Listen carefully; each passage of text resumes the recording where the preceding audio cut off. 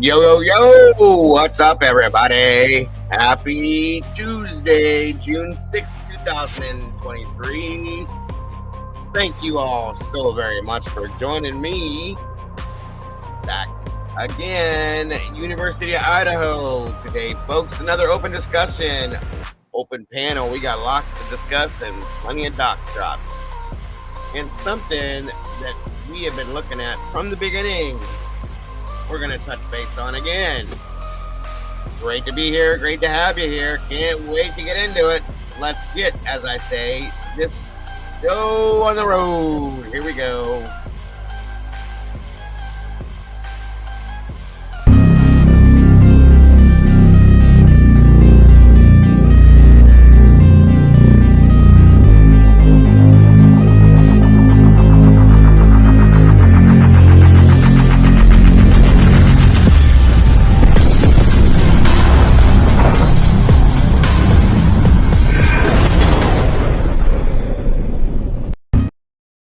Hey, what's up, everybody? Good to be here. Good to see you all. Thanks for joining me today. Once again, back to the grind. Great to be here with you guys, though, so very much. So let's see what's going on, everybody. Hope you're having a great start to your day. I hope you all had a great night last night and a great rest of your day, as always. A good morning, a good afternoon, good evening, good night, whatever it is. I hope it's good for you because it's good for me. Great to see you guys. Thanks for joining me today. We got 87 amazing people in here, guys. Please do me a favor, please, if you would. On your way in the door, please leave me some DNA on that like button. Get us into that algorithm. Share this out to anybody you think would want to hear my voice today. I appreciate that. And don't forget to leave me some comments after the show. Good, bad, ugly, whatever it is. Let me know what you think, please. I appreciate that so very much. So let's see who decided to join us today. All right, we got Mr. Gordon Shumways in the house. Great to see you, bro. Miss Casey, thank you for joining us. Daisy Dead, always happy to see you. Our lovely Miss Heather's in the house. Good to have you, sis. Mrs. M, always happy to see you. No Change, what's up, what's up? Great to have you. Salty, same here. Party of Fives in the house. Good to have you. Thanks for joining us. Miss Anna Flavia Constantino, always happy. Mandy Joe, good to see you. Thanks for joining us today, my dear. We're going to talk about that. Lance, my brother, what's up? Tara Lee, great to have you. Dawn Kelch, welcome back. Great seeing you. Miss Carolyn, always happy to see you, my dear. Let me see. Miss Sherry's in the house. Wisdom speaks. Yes, she does. Let's see. Margaret Hofer, always happy to have you. Great to see you today. Let me see. Anybody else? Did I miss anybody? If I did, just smack me around a little bit, guys. I don't think I did, but I'm checking. Lisa Barr, great to have you. Good to see you. Let me see. Quartz and Cole, welcome back. Always happy to have you. Austin Ferris, brother, good to see you, son. Ain't been a minute, but good to see ya. Salty's in the house. Always happy to have you here. Did I miss anyone? I'm looking. Oh, wow. Yeah, because the numbers just jumped. Sweet and Salty, I think I did see you down here at the bottom. Good Lord. It's just going and going. Guys, don't forget to let me know if the chat starts to go so super fast you can't handle it. Let me know. I'll slow it down. All things Silver's in the house. I knew I'd seen you in here. Thank you so much for joining us today. There's that weird Dago guy in here again. I don't know why he keeps hanging out. It is what it is. Miss Bonnie Bailey, happy to have you. Happy to see you. Thanks for joining us. I think. Did I actually get it? Finally, let me see. And no, there's more at the bottom. All right. Wilma, good afternoon. Good to see you. Vix Logic in the house. Good to have you. No one. Good to have you, no one. Suzanne B, welcome. Bread to kill you all. Thanks for joining us. Mama Bear's in the chat today, guys. She is not going to be joining us today. She's out in the real world today, living life. V. Louise Arthur, thanks for joining us. Natalie B, my dear, thanks for being here. I appreciate you so very much. Dorian Castan. I'm so sorry. I hate butchering people's names. Dorian Costante, I think. Anyway, welcome. Good to have you. Rhea Baldock, good to see you. Kels, good to have you here. Thanks for joining us. Sophie, always happy to have you. Susan Seidel, good to see you. Miss Sylvia's in the house, self-aware. Good to see ya. Good to see ya. Oh, there's my brother Mikey. Always happy to have him around.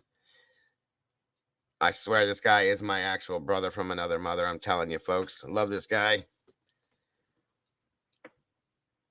Now we just need... Where's the rest of our peeps at? Mojo's in the house. Good to see ya. And Mandy Joe, I love you, dear, for sticking up for me. You don't have to do that, but I do appreciate that so very much. I do. More than you know. I'm working on it, Mojo. I got to get into a doctor, that's all.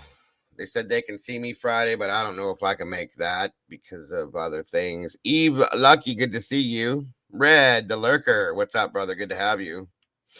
Evie Marie, my dear, thanks for joining us. Kimmy Q, yes, good to have you. We got 150 amazing people here with 59 likes. Come on, guys, let's make a match. Make it match. Please show me some love and hit that like button if you would. Please, I appreciate you. I know you guys can do it. Let's break 100, get out in the algorithm, and get the flowing, folks. Please, if we can. You too, Mikey. Peaches 81. Great to see you. Miss Luke Bonina. Great to have you here.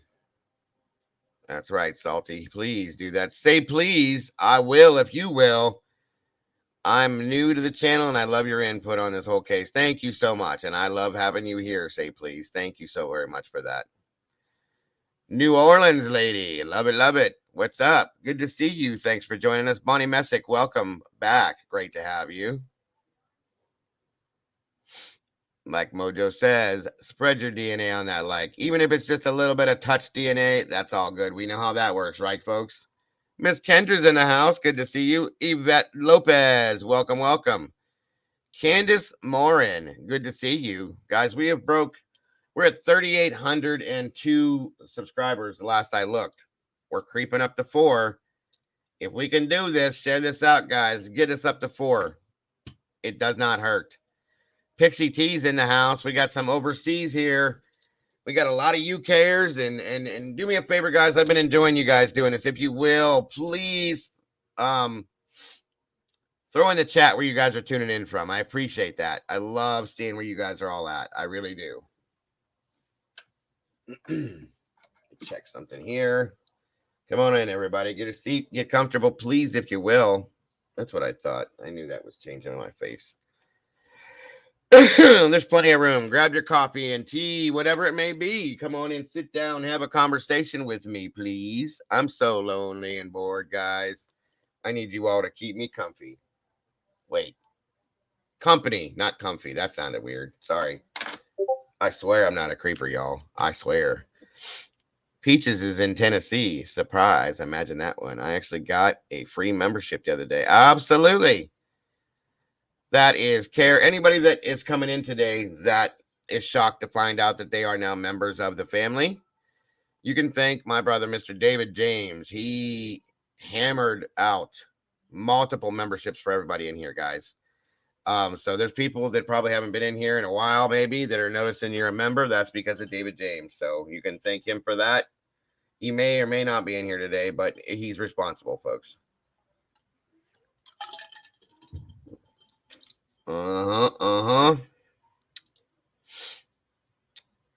Noni's in the house. Jackie at Happy with a twist. Whoa. Jackie at Happy with a twist. Acrylic Pores Plus. I'm going to call you Jackie if that's okay with you. That's a lot. But welcome, Jackie. It's great to have you here. Dana's in the house. Good to have you. Melon, welcome to you and welcome to the club. Welcome to the family. Welcome to the sauce. Forget about it, guys. It's a fugazi. We got all these meatballs floating around in the sauce with us today. I am super excited to have you all in the family. What's up, Justice? Good to see you. Miss Kim Marin, my dear, welcome. Good to have you. Jen, awesome to have you. We got all sorts of peeps from all over the place, guys. All right, good, Jackie. I'm glad. That's a long name. And please, guys, don't ever be offended if I don't call you by your full name because it's a lot to talk about and a lot to say sometimes. So if I shorten your name down, that's why I did it, guys. There's no disrespect intended. That's just to save me some breath, and you guys having to hear my irritating ass voice. So, Samantha Terry's in the house. Good to have you. Are you saucy today, Mandy? Mandy says she's saucy today. I hope you're all saucy because we got some sauce to spill. Canadian cat lady, meow meow. Good to see you. Auburn Nex, great to have you here. Only my full name. All right, Miss Anna Flavia Constantino. That's what it is. Child of God, welcome. Great to have you here. The Doozer Do. Good morning from Northwest Washington to you. Central Wisconsin in the house. Awesome. Good to see you, Jen. Mandy's always saucy. You ain't lying, Heather. Saucy, saucy, saucy. Suzanne B is stirring the sauce today. Chick Antiques in the house. Good to see you. Absolutely. Thank you so much, Miss Carolyn. Welcome to all to the True Crime Cafe live with the Dago. It's great to have you here, guys. It really is. I may not be feeling great, but every time I come in with you guys, I feel awesome because that's what you guys do. Oh, there she is. Van Life's in the house. I hope you're doing better today, my dear. Welcome, welcome. Great to have you here. Kimberly, great to see you. Hello, my favorite KC. It's great to see you. You're all my favorites. Wilma, tuning in from Canada. Awesome. Miss Heather Fitzgerald's in the house. Great to have you here. Thank you, Heather. By the way, I ran a late stream last night, guys. There's some very distressing information I found out yesterday. Really bugged me. So I went live after my live stream for it due to the fact that I come to find out I live in Ohio, as most of you all know. Lisa Thompson, great to see you. Excuse me. And I found out that it came to my attention, I should say, that 27 children here in Cleveland, Ohio went missing in the span of 14 days, you guys. Thank you so much, Miss Brandy. There she is. Brandy's in the house.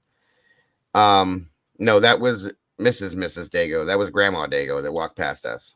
Actually, that was Mrs. Dago's mom. Mama Dago, she pops in here again and now and again. But that was Mrs. Dago's mom that walked past. Again, guys, for those of you that don't know this is a fully crowdfunded channel. That's what keeps me coming to you guys every single solitary day. I do put these links up for that, PayPal, Cash App, and the Venmo, because that is how I pay the bills to keep coming to you guys on a daily basis. And I'm giving you guys a heads up. I appreciate super chats and super stickers and all that as well. I do not get that for another month, and they do take a percentage out of that. These apps here, I get that immediately, and they don't take anything out of that. So it's up to you, however you choose to do it. It's appreciated either way if you choose to donate to support the channel, guys. I appreciate that. Again, thank you, Ms. Heather. If you guys have any questions in regards to that, and don't feel that you have to do it, folks. It's just that's how I run things. So let you know. There they are. K Joe's in the house. Good to see you. Always a great crowd. And there we go. We're off to a start. Miss Tara Lee gifted 5 True Crime Cafe memberships. Thank you so very much, Miss Tara Lee. We got Area 51 in the house. Or I'm sorry, Aries 51 was gifted one. Miss Candace Morin. Diane Draper was gifted a membership as well. RS was gifted a membership. I think that's it. Good to see you, Michael Rondo. Hold on a minute, guys. Congrats to all you. Rachel Smith, good to see you. Thanks for joining us today, my dear. Let me get that set up and rolling. It's a Firefly. What's up? What's up? Good to see you.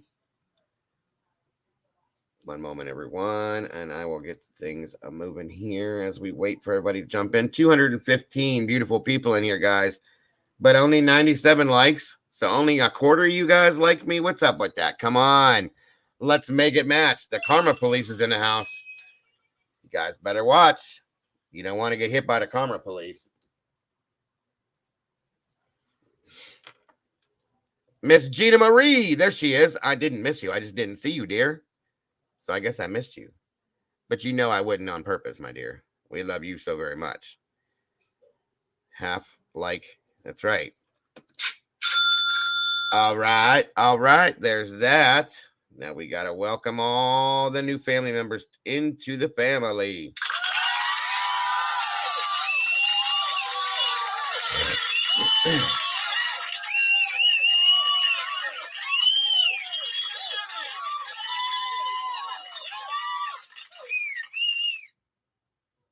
Absolutely. Thank you guys for joining us. Thank you for becoming part of this awesome family and this amazing community, folks. I love you guys to death. Katie Perrin, welcome. Cora 263, happy Tuesday to you. Let me see. Did I miss you? Virgil, my brother. Thank you so very much for that. Once again, the first super chat of the day. Super sticker, my apologies. Super sticker. I appreciate that so very much, my friend. It does help things move along. Miss Tiffany, is Miss Tiffany in the house? Did I see her? Did I see her? Did I see her? Welcome to everyone. Say please if you want to gift a membership, tap the money symbol. Thank you so much, Samantha. I appreciate that. Some people don't get it, but I know you do. Rumsey's in the house. Good to see you, Rumsey. Again, guys, if I ever mispronounce your name, please smack me around a little bit. Say, hey, that ain't how you say it. Come on, Dago, do it right, because I do not want to ever insult anyone. So again, Margaret, oh no, we got okay. Thank you guys for joining me on that secondary stream last night. Did you get the word out about the missing children? 27 missing kids in 14 days. I just don't get it. Hey, is that Rory's in the house? Thou shalt not kill. Welcome, brother. Good to have you here. Thanks for joining us today. Expecting you call. Okay. Did you message me, bud? Because I didn't see it. If you did, I'm sorry. Hold on a minute here. Let me double check something here. If it was an unknown number, I don't see. Did you email me, Rory, or did you send a message? Welcome, Mystical Bandit. Good to have you here. Miss Vicky, great to see you. Lark from the Pacific Northwest, expecting you call. They go, okay. I don't see it, bud. You are welcome. I did message you 3. Oh. I'm sorry, brother. I don't see it. I get so many messages. I'll have to go looking for it, but I will give you a call once we get through this, Rory. I promise you. I want to have a conversation with you. Much respect, by the way, my friend. I wanted to let you know I do respect what you've been doing, feet on the ground, and the courage that you have going out doing what you're doing, brother. 100%. And thank you for putting forth the here. I'll give you my email right now in chat, bud. Here you go.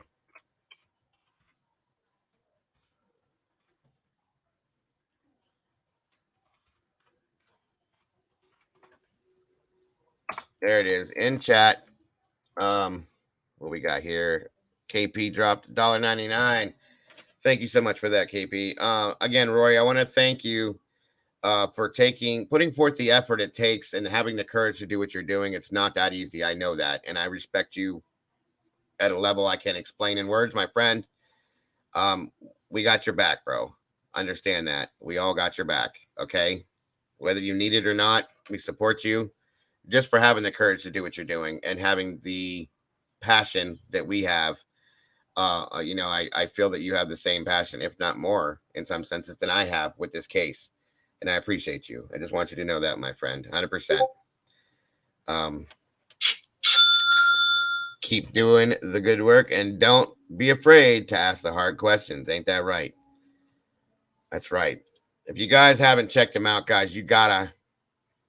Oh, all right. Hold on a minute, but I probably should slow the chat down.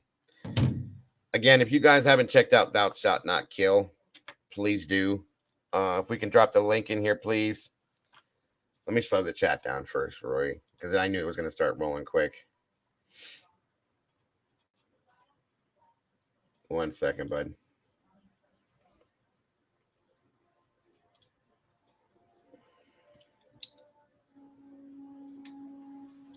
Okay. And by the way, I am doing an open panel today, along with the open discussion. Just so you know, Rory, you're welcome to jump up on panel if you'd like to jump up and have a conversation. I'm down for it 100%. I'd love to do it, actually. So let me know if you're open and willing. I'll drop the link for you, and we can bring you on up, sir. Thank you, Miss Heather. There's the link, guys. If you haven't checked out Thou Shalt Not Kill, True Crime, there's the link on screen. Check him out. Show the love. He deserves it, guys. He puts the work in. He's got the passion. He does it, and he's doing it, folks, as we speak. Okay, show the love. Check out the channel. Jump over there. Subscribe to him. Check out his videos. It's awesome stuff, guys. It really is. Much respect for this guy. Make it less than a minute. Okay, sorry, Heather. It's still not happening. All right, Roy. I promise you, I'm putting it in. Heather, can you drop the email address while I slow this down, please? She told me that the other day, and I didn't even think about it. I should have done it. All right, guys, we're at 30 seconds. That should help out a little bit. There we go. And again, guys, please check out Thou Shalt Not Kill True Crime. Show the love. Much respect, brother. Much respect. Thank you. There is, right there, bud, on screen, mayoris74@gmail.com. There is the email, my friend. All right, guys. Thank you so very much. That's right. That's right. Understand that. We support. We all need to support each other in this community, folks. All of us. And we do. Okay? We do. That's a good point. Van Life has been having some issues. We love you, Van Life. Understand that. Okay. Not everybody may agree. Okay. And that's what my channel, just so everybody knows that's new coming in here. Not everybody may agree with everybody's theories, guys. And it's okay. It's okay. We don't have to. We're adults. Understand that. Okay. Just because one of you has a certain theory about something or a certain opinion about something, and I have a different one, I'm not going to damn you because of that. Okay. You're not going to get disrespected because of that. That's not how this works. We can agree to disagree on something and at the end shake hands and walk away, because that's what we need in this large community that has erupted. Okay. Because of these cases, folks. And it's not just the Idaho case. It's all these cases. Okay. We have to work together as a community. All of these channels, Drunk Turkey, Publicly Buzzed, Lana, Truth and Transparency, Thou Shalt Not Kill, our channel, Jules's channel. We all support each other to make things happen, guys, because we all, in the end, most of us, all the names that I have named, okay, at least that I know of, want the same end result. We want true justice for these kids and their families and the people that are responsible to take accountability for it, folks. Whoever that may be, Brian Koberger, this person, that person, whoever it is. End of story. That is what this is all about. That is why we do what we do. Nothing more, nothing less. And I want you to know, Van, like I said, not everybody may agree with your theories, your opinions, whatever you feel, but we love you, kid. We really do. because you put in a lot of hard work. I do. I do. I respect you. I appreciate you. You put in a lot of hard work. You have a passion for this, like I do, like Rory does, like I believe even Evil CJ. I welcome him too. All of this stuff, guys, it's a passion because we want the same end result. So don't get down on yourself, man. You're gonna have bad days. You gotta have a thick skin with this. I'm an emotional person too, hun. So don't feel bad. I get it. Okay. You keep doing what you're doing. You keep doing what you're doing. We got your back. Don't worry about trolls or anybody that's not in this for the right reasons. Whatever you want to call it. You keep doing what you're doing. You're doing things the right way. You're not hurting anybody. You're not trying to hurt anybody. So you do what you got to do. We love you. We got your back. You keep doing it, okay? I mean, coming from me, that probably doesn't mean much of anything because I'm just who I am. But understand that there's a ton of people that support you. Again, we don't always have to agree with what you think. But the one thing we do agree with is that you have the same passion that we do, Van, and we love you for it. So keep doing what you're doing.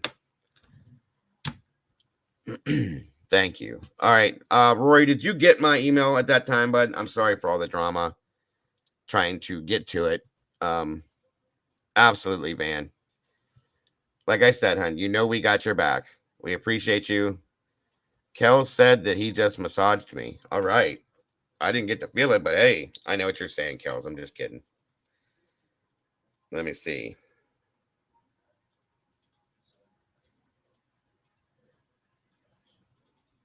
You sent me an email, bud?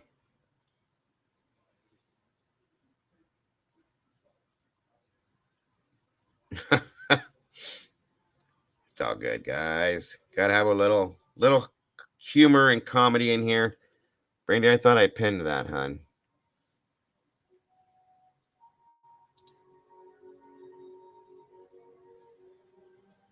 Oh, it is pinned. Okay. It's just rolling. Sorry.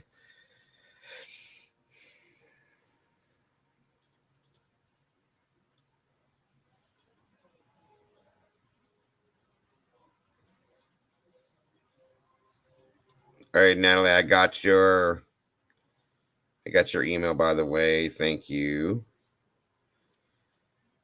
I did not get an email from Rory at this point. Thank you again, Miss Heather. I'll wait on it. Welcome, Lynn69. Good to see you.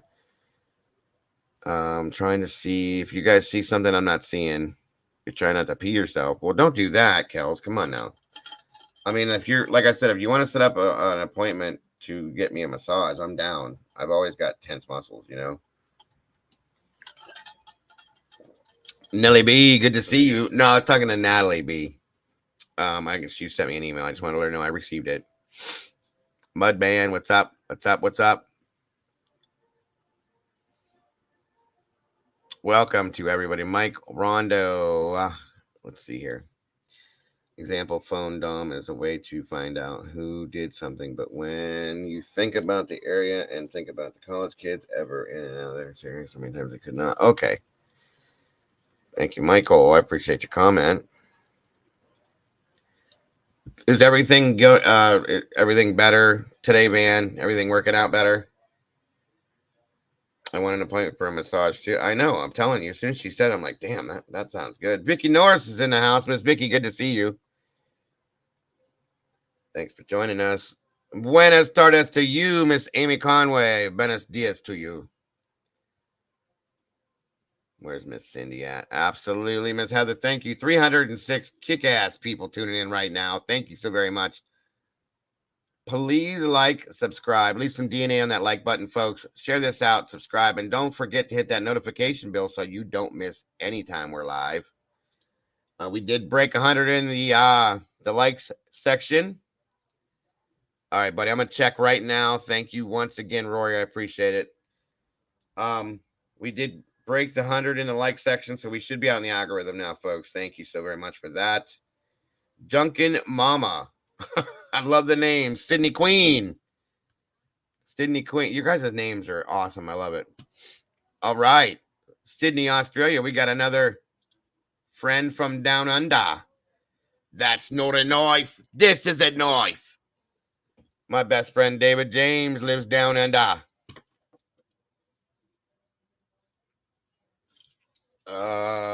Okay. Let me check it here. Make sure I got it. There it is. Okay. All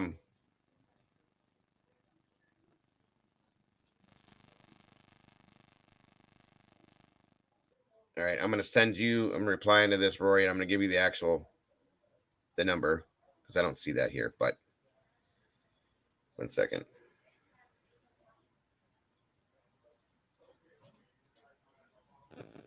All right. What am I doing here? Good Lord, Dago, get your stuff together.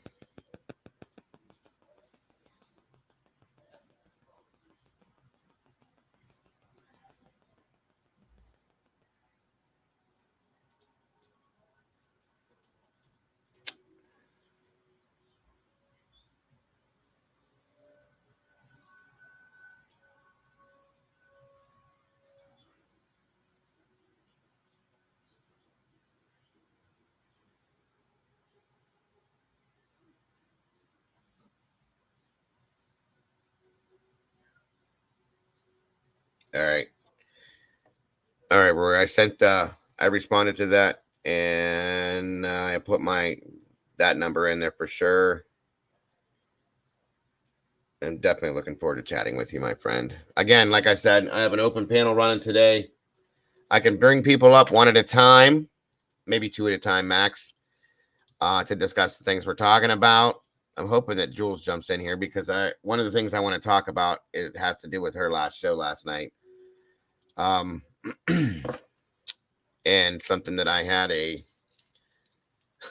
something I talked about way long time ago, surprisingly enough. What did you say there, Mandy Joe? People who have platforms have a responsibility to the listeners. If you are going to be a channel that fuels wild speculation, you need to remember, you know what? Thank you, Mandy. You need to remember there are 4 dead kids and broken families. Amen to that one, sweetheart. That's the biggest thing right there. We got to. That's why I try to keep it factual, folks. Nothing against wild speculation. That's part of this, guys. It's part of social media. I get it. But we always got to take into account those families that are heartbroken and those kids that are gone. And that's the way I think about it on a daily basis. Thank you for that, Mandy. I appreciate that so very much. Again, folks, I wanted to thank you all that joined me last night in regards to my third stream yesterday because I wanted to put the awareness out there that we have 27 missing children in 14 days in the city of Cleveland, Ohio, folks. I don't get it. So, and the police they're not doing anything. So I just wanted to put that out. I appreciate you guys for doing that, sharing that out. Keep it rolling, folks. We got to do something about this. Congratulations and welcome to all the new members. Thank you for that, Mojo. Nelly B, great to have you. Absolutely. That's a good point. Question everything. Thank you, Mama. Yes, welcome to all of you. Yes, that is too close to home for me.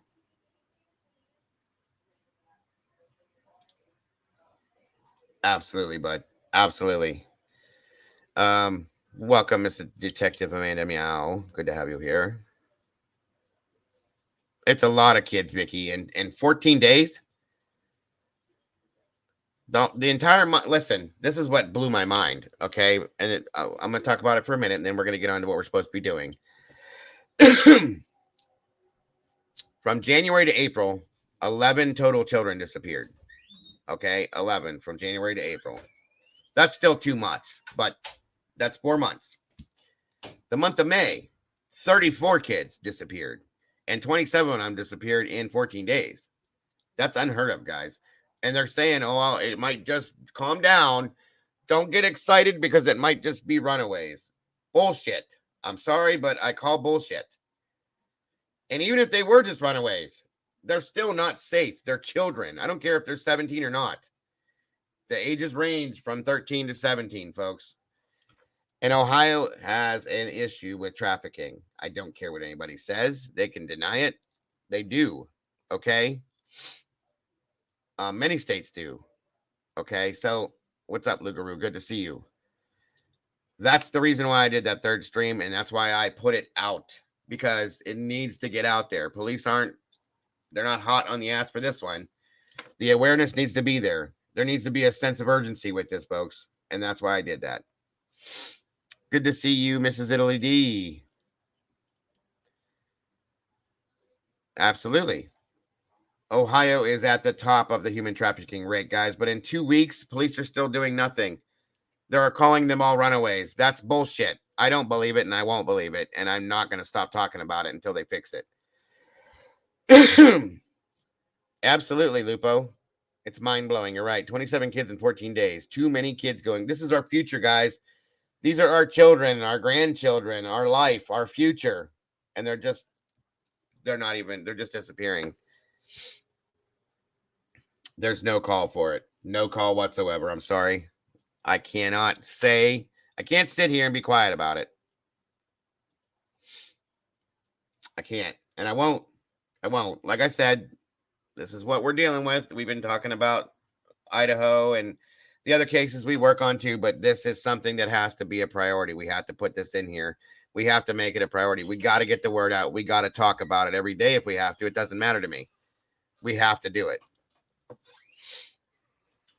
Yes, it does, Lance. I agree. Ohio is not the heart of it all, as they used to call it. It's the shithole of it all.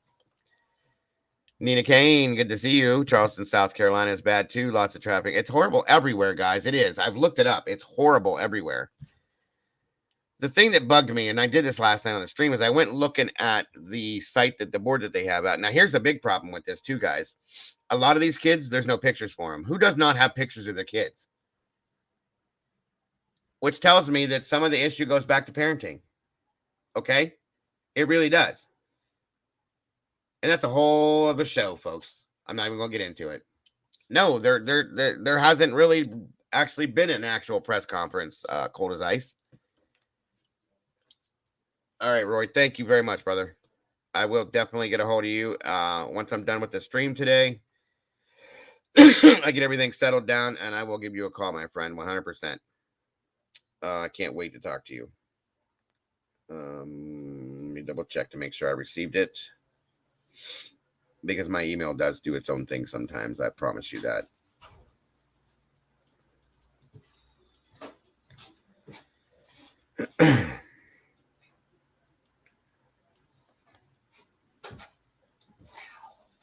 And that's the problem. I found this out yesterday. Heather said she did message me or emailed me, and I didn't get it because I have so many emails coming through. My apologies, but sounds good. Bingo. Okay. I will. I have phone issues sometimes, Rory, and that could be what it was. But thank you for that. I appreciate it, and I will be getting in contact with you shortly after I end my stream for today. Again, thank you, and I cannot wait to talk with you, my friend. Have a great one. All right. All right. There goes Mrs. Dago, for those of you that asked, right behind me. She's out doing she's on vacation, guys. And she's got a stay-at-home vacation for 10 days, and she's out doing everything she wants to do that she doesn't get to do. Welcome, D. Smalls. All right, brother. Once again, thank you very much, and thank you for what you do. We do support you 100%.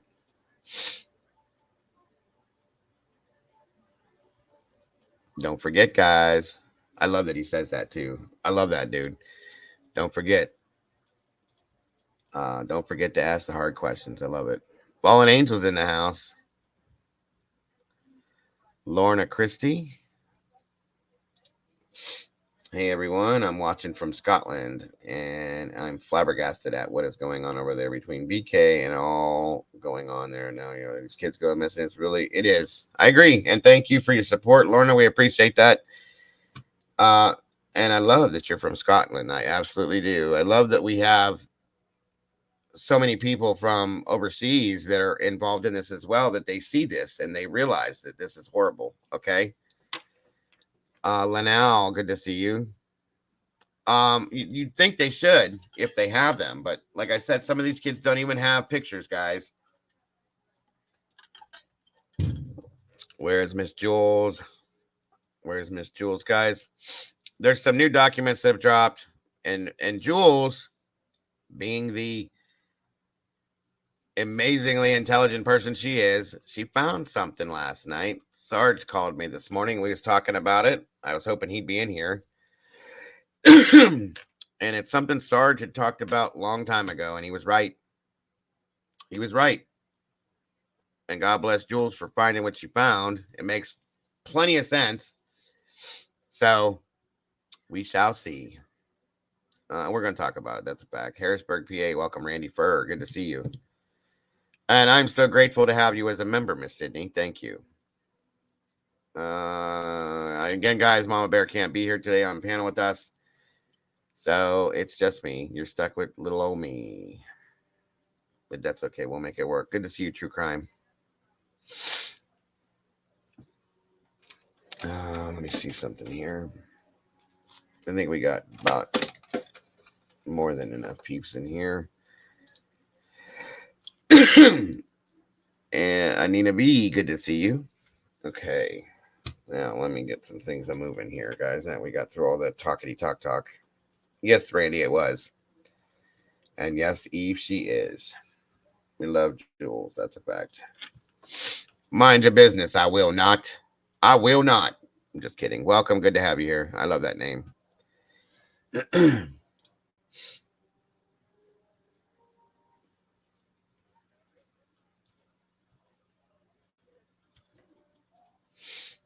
Oh, I know. I do. I agree with you, No Chains. I do too. We go out there all the time.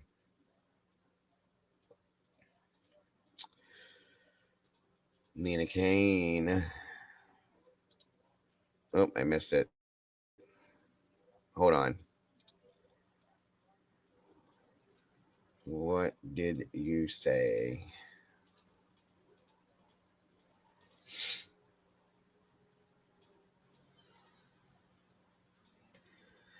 Good Lord, alien. That's insane. You gotta be careful out there. That's crazy.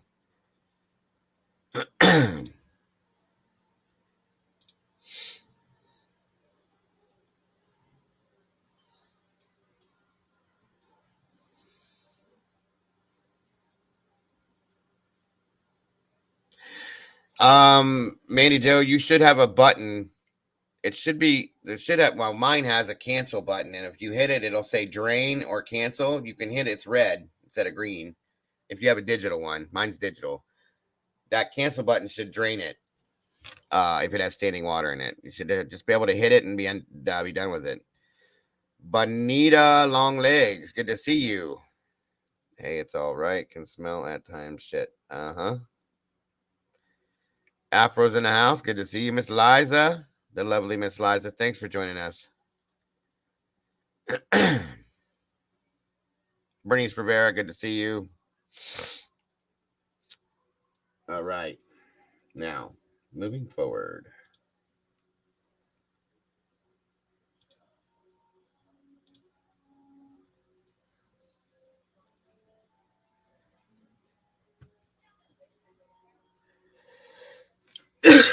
Lord.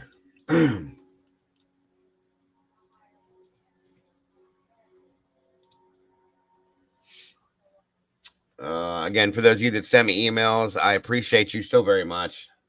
I am trying to get through them as fast as I can. Okay.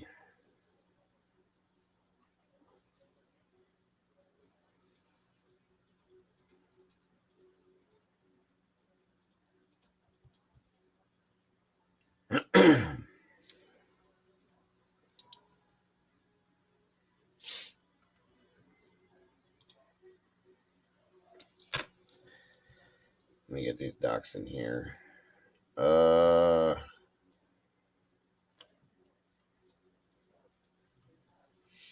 One moment, guys. Okay, we're June now. Did I miss it? Good Lord. Hold on.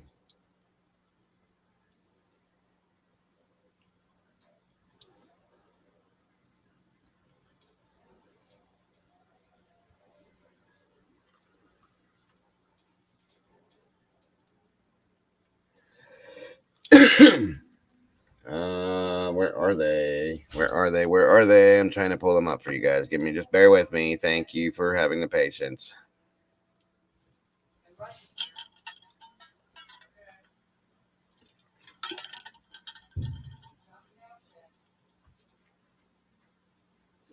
Excuse me. Oh, okay. I'll go back and check it out, Alien. I'm sorry. Let me get these documents uploaded here real quick, folks, so that I can show them to you. I was running late today. I had some stuff going on, and I didn't get a chance to get them like I wanted to.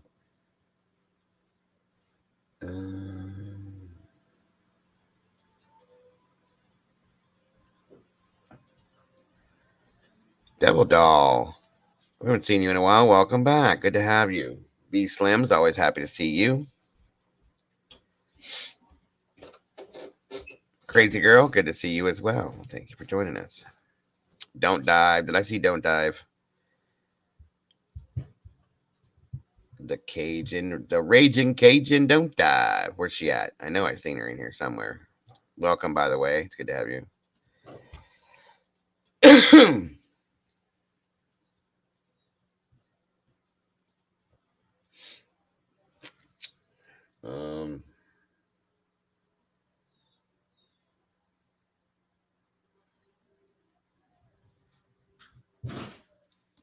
Where the hell is it? I'm getting there, guys. I promise you I'm trying to.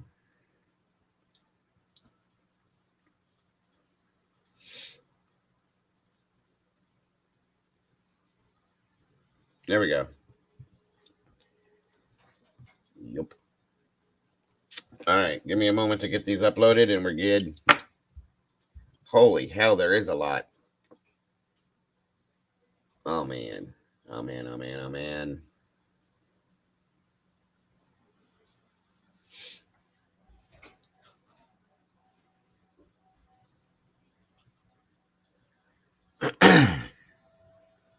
Welcome, Stevie. Audrey Cakes, good to see you. April, good to have you. Jules was on it. There you go. Yep. Yeah, I got it. So the first thing we're gonna do, I got these. I can just go to them when I need to.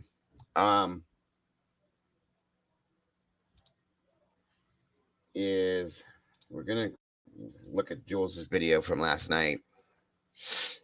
Julie Dunn, good to see you. And we're gonna talk about that. We're gonna talk about something we've been talking about. Thank you so very. Are you talking to me, Van Life, or somebody else in chat? If you're talking to me, thank you so very much. I appreciate that. Thank you so much, Miss Bonnie Messick. I appreciate you. And that's a fact. That's the way it has to be. It has to be.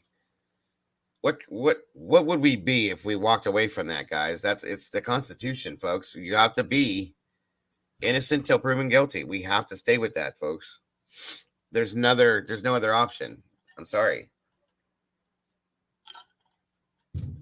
There just isn't, in my opinion. I'm sorry. For anybody that disagrees with me, it's okay, but that's how I feel. All right. What the heck was I doing? Oh, I know what I was doing. Sorry. Miss Bonnie Messick, once again, thank you. Dez, we got a new member in the house, folks. New meatball. Thank you so much, Bonnie. I appreciate you so very much.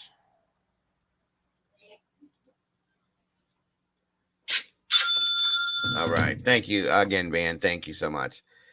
And Des, thank you for becoming a member. We are so appreciative of you.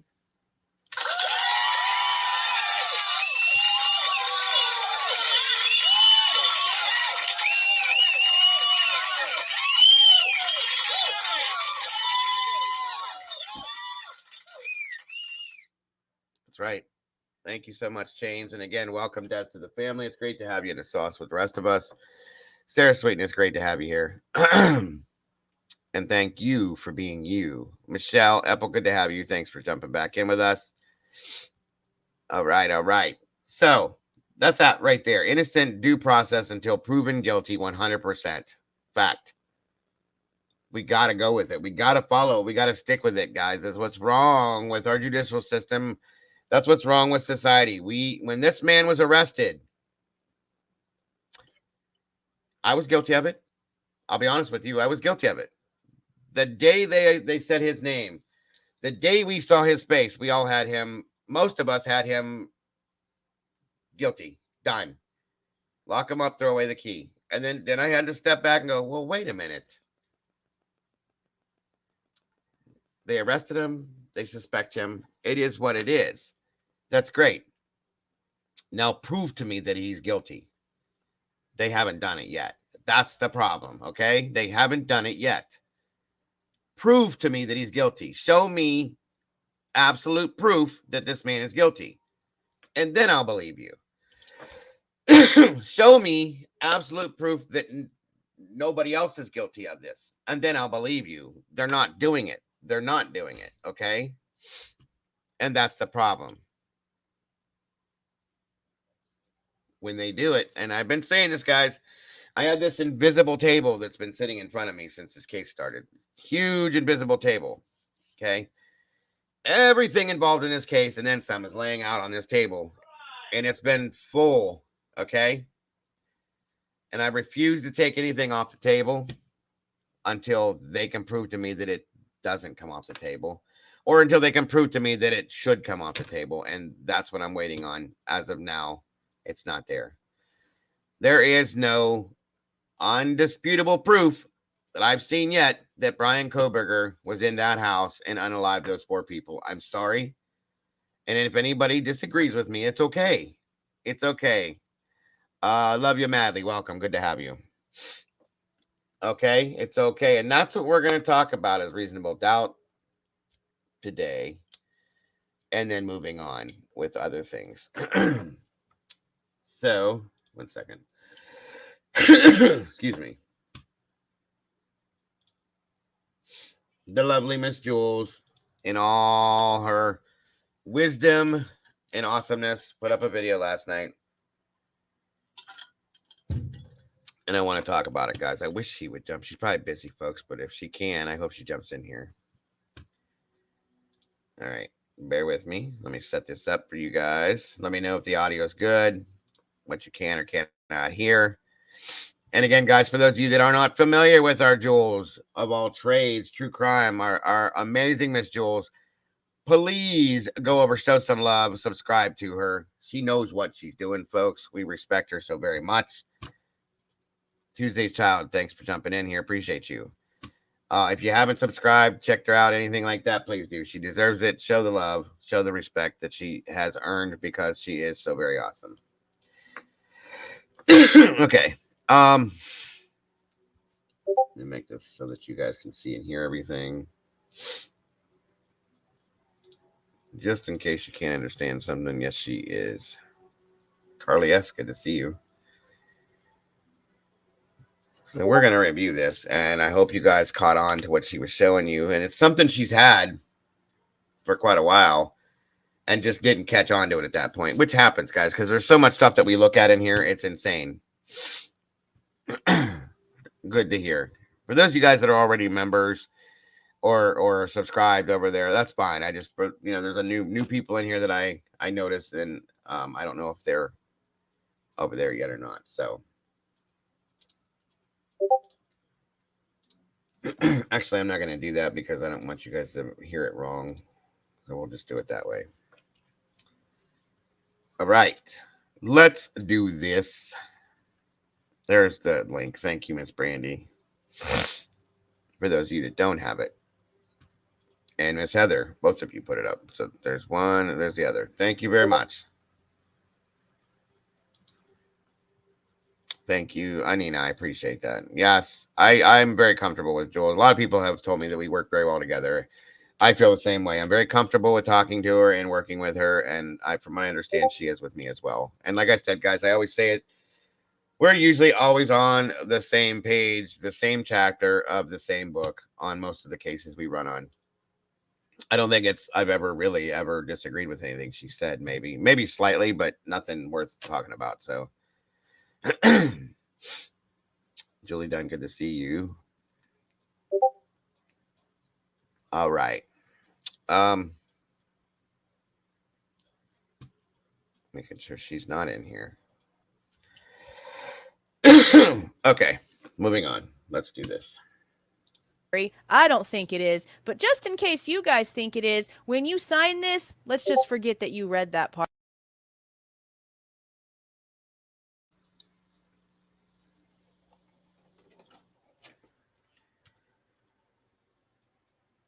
Okay? Are you serious right now? Hey, this could be exculpatory. I don't think it is, but just in case you guys think it is, when you sign this, let's just forget that you read that part, okay? Are you serious right now?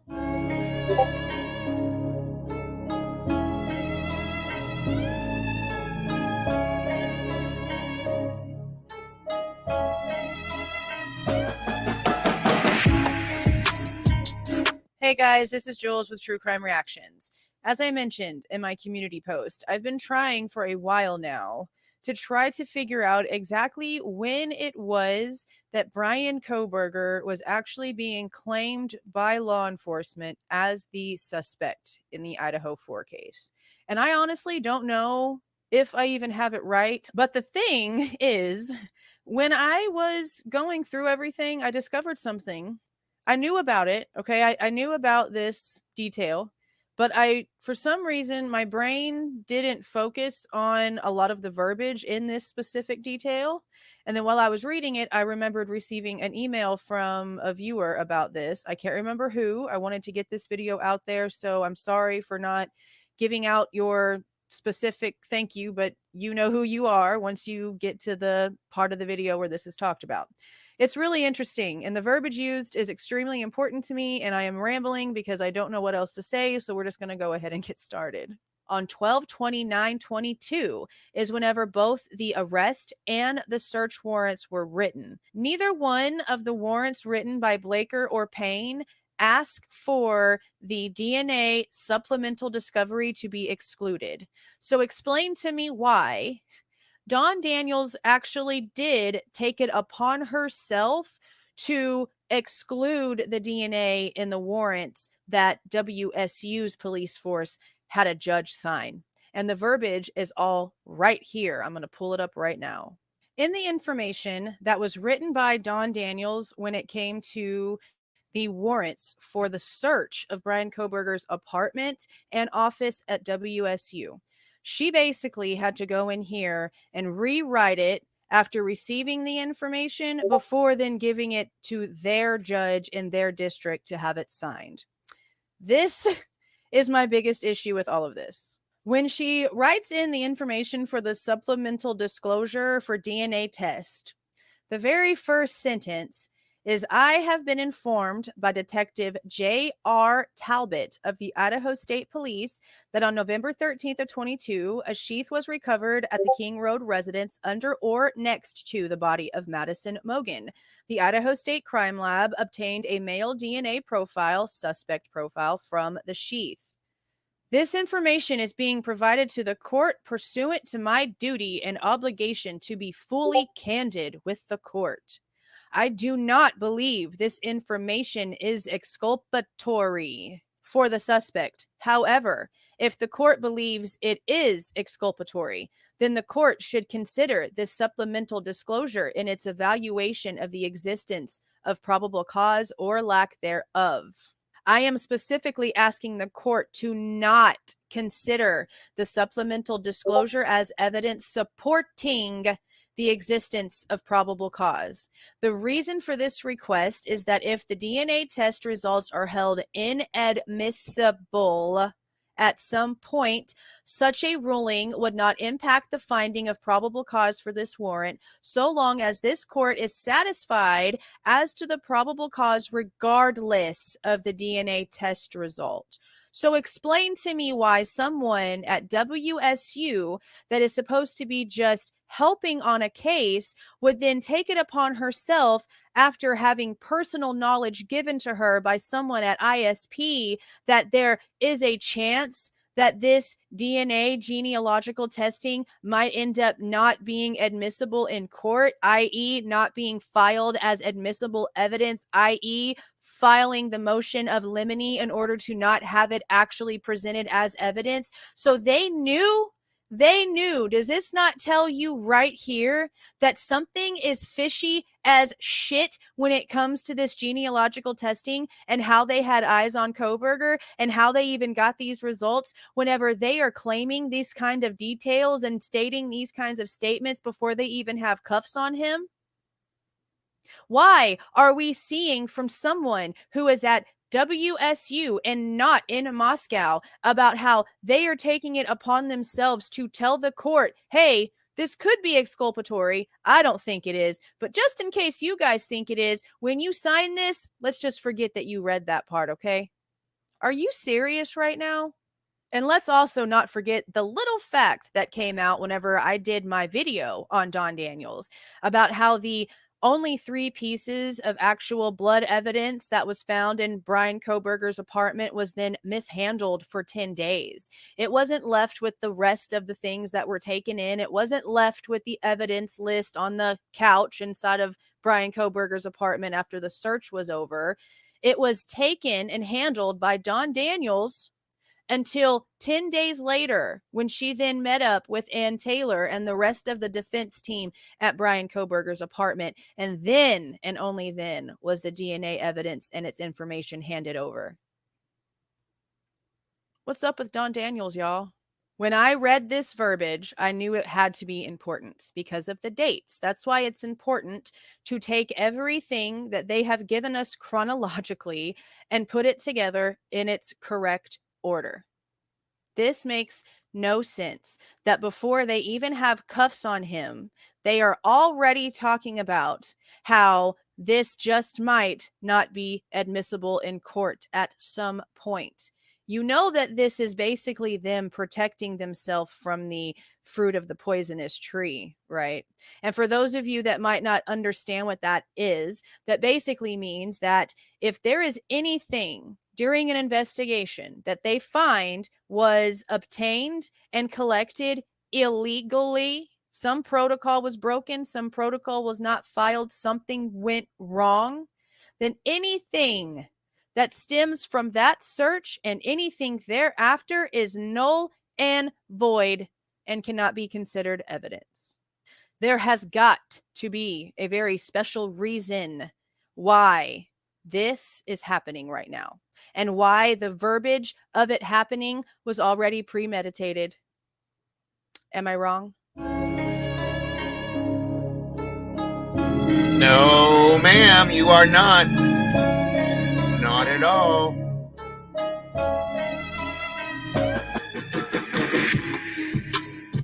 How is that, folks? How about that? Surprise, surprise, surprise. I'm not. Not at all. Not at all. Thank you, Miss Heather. Not at all. Unbelievable, you guys. 100% Firefly. This is why we love Jules.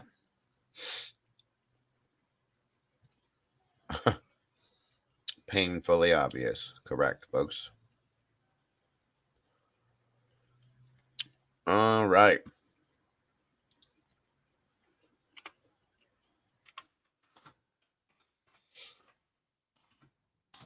What's up, Don Daniels? Now,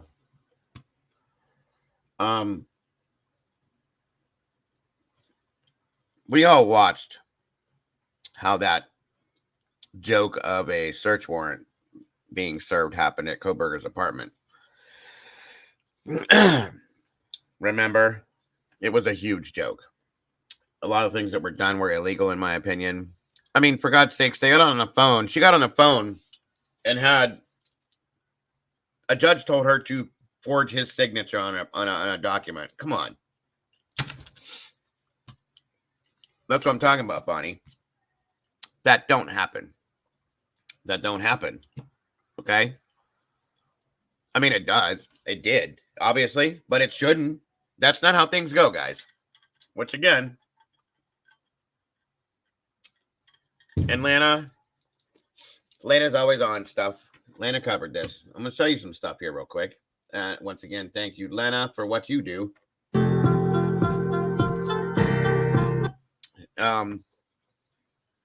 Oh my God, Bernice, that's an understatement. The understatement of the year. Here we go. I want to show you guys something. Subscribers only to chat. Friday.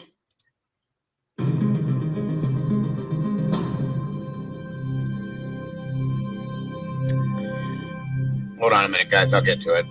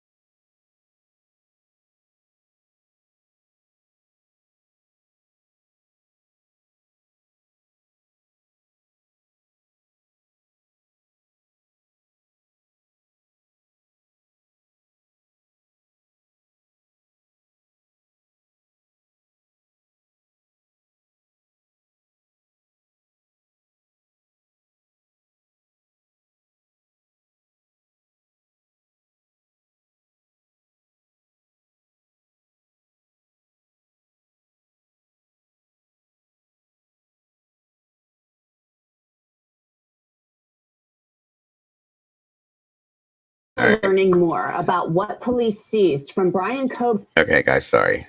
I'll go back to the other one. What's up, Vincent Cook? Good to see you.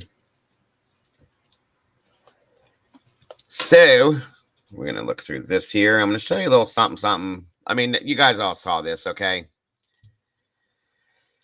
It is what it is.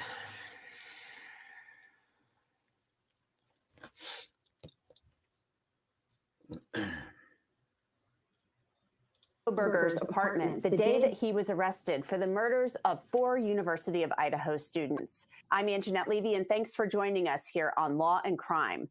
The search warrant for Brian Kohberger's apartment in Pullman, Washington was unsealed just a short time ago.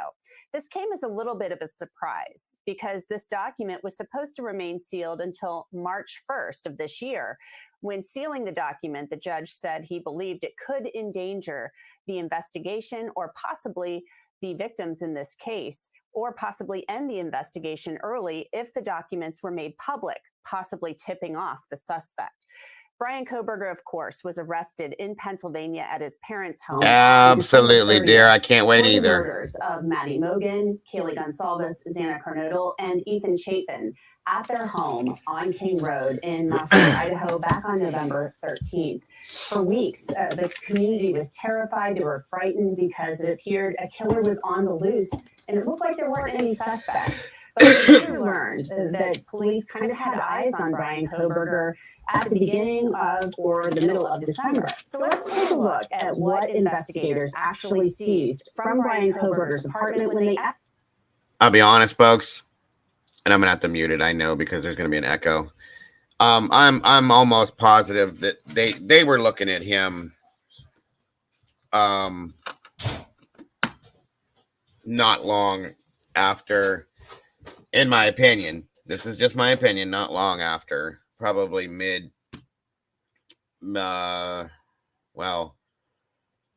towards the end of November. I'll just put it that way. That's just my opinion, and you can use it for what you would like, but that's my thought. So I'll just go with that.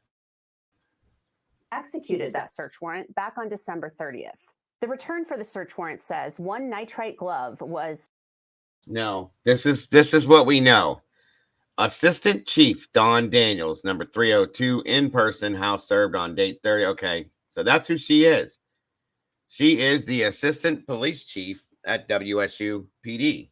Okay, interesting. Moving on. Seized along with a Walmart receipt with one Dickies tag, 2 Marshall's receipts, a dust container from a Bissell Power Force vacuum, 8 possible hair strands, 1 Fire TV stick with cord and plug, 1 possible animal hair strand, and other possible hairs, and a possible hair strand, 1 computer. I'm going to throw something out there for you guys. You take it for what it is, and it's not a factual thing for those of you talking about this Elantra, okay? What I'm getting ready to say is not fact. It's not even really theory. It's a something that's in the back of my mind and has been based on things I've seen and things I was looking at, okay? But I want you guys, if you got some extra time, to go look up a Tesla. Go look up a white Tesla. We'll just say, 2021, 2020, whatever you want to call it, whatever. Welcome, Leslie. That's me. Go look it up, guys. Just do me a favor and go look it up. That's all I'm saying. Just out of curiosity, please do. When you get a chance. I mean, you don't have to do it right now. Just saying, when you get a chance. Tower, 1 collection of a dark red spot was taken. That was collected without testing, we believe, for presumptive blood. 2 cuttings from uncased pillows of reddish or brown stains. It says the larger stain was... Okay, Sylvia. She says I have. And so you know why I asked you to do that, right, Sylvia? Here's the thing, folks. My neighbor where I live has a white Tesla. Interestingly enough. And I got to get a real good look at it, okay? Just go look it up is all I'm saying. And like I said, guys, this is just a thought, not a theory, not an opinion. Well, it is kind of an opinion, but not a factual statement or anything like that. This is all pure speculation, okay? I just want you guys to go look at it. That's all I'm saying. Tested. And finally, 2 top and bottom of mattress covered package separately, both labeled C, and that there were multiple stains, and one of them was tested. So we believe it's possible that some of these reddish brown stains, or at least one of them, could have contained blood. It doesn't explicitly state that. When applying for this search warrant, police said they were interested in anything in that apartment, including a knife or a sheath. We know from this that a knife was not located, and the sheath was actually found under the body or near the body of Maddie Mogan, according to other documents that have been filed in this case. Now, they've also said they were looking for any electronic evidence connecting Brian Kohberger to the victims in this case, including the 2 surviving roommates. We don't know what Brian Kohberger's possible connection could be to any of these victims. The attorney for Kaylee Gonsalves's family had told me that Kaylee did not know Brian Kohberger, but he couldn't speak for the other victims in this case.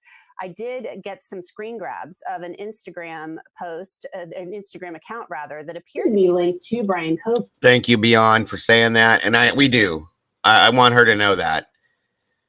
I felt horrible last night. There was nothing I could do to help her. She called me And I told her to call the police because there's nothing I could do.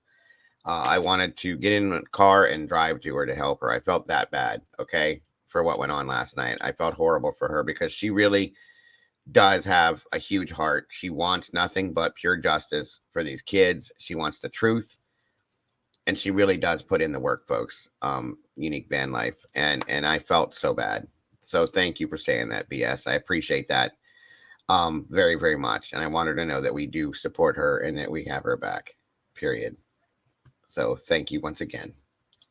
Burger on the day of his arrest, and that account was following both Kaylee Gonsalves and Maddie Mogan. The account was later deleted. We will continue to follow this story and bring you any new information. For Law and Crime, I'm Anjanette Levy. Okay. So anyway, now, where do we go? Give me a second here.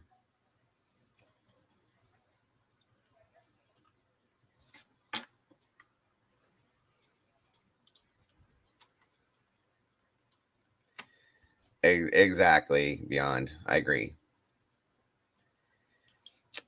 Unique van life is so sweet, and the true crime community is like out of control, nasty sometimes. Trust me, and I do know that. Believe me, I know. And you got to just try to ignore it. And like I said, and we do appreciate you, hon. So don't think you're alone, because you're not at all. There he is. Sarge is in the house. Just the facts, ma'am. Sergeant Friday. What's up, brother? Good to have you here.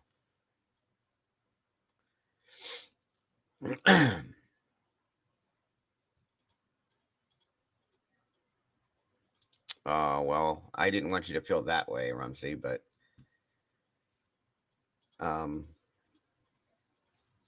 thank you. I appreciate that. I appreciate the people that care, that really do care, guys. I really do. Because it tells me that there still are good people out there, and that's important to me. Very important to me.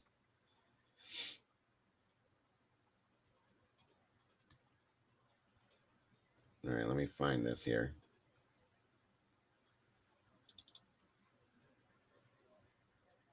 I'm working on it.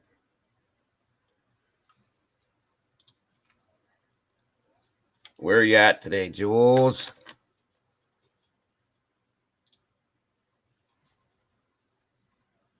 It didn't, hun. It didn't at all, and it doesn't. Don't think that at all. I just want you to understand. I'm making a point about talking about it so much. It's not taking over my channel. It's not taking over my topic. Okay. And they know it's my channel. They're here because it's my channel. But you need to know that you're not by yourself, that you're not alone, that, nobody's against you. Well, I mean, we're not against you, I should say. Nobody wants to hurt you, hon, because you do have a truly good heart. And,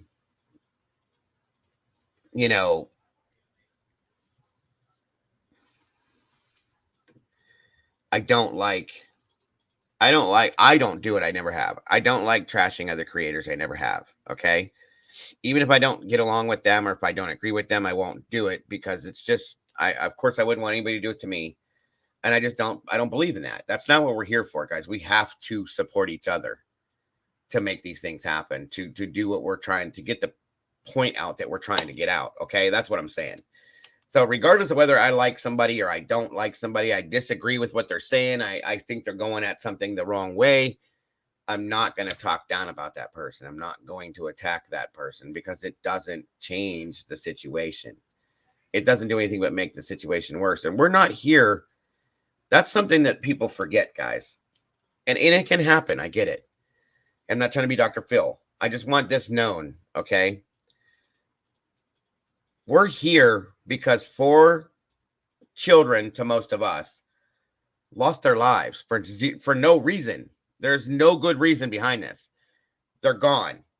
They didn't even get to start a life, and they're gone. Okay. And 4 families have to live with that for the rest of their lives. That's why we're here. We're not here because, Van Life is trying to get her stuff out before me, or I'm trying to get my stuff out before opinionated idiot, or I'm trying to go on Drunk Turkey Show to make this point, or Jules is trying to make that. We're not doing that, guys. We are here, all of us, and I mean all of us, to do the same thing, and that's to bring true justice to the legacy of those kids and the memory of those kids, and to get true justice for those kids' families. End of story. Nothing more and nothing less. That's what it's all about in the very end.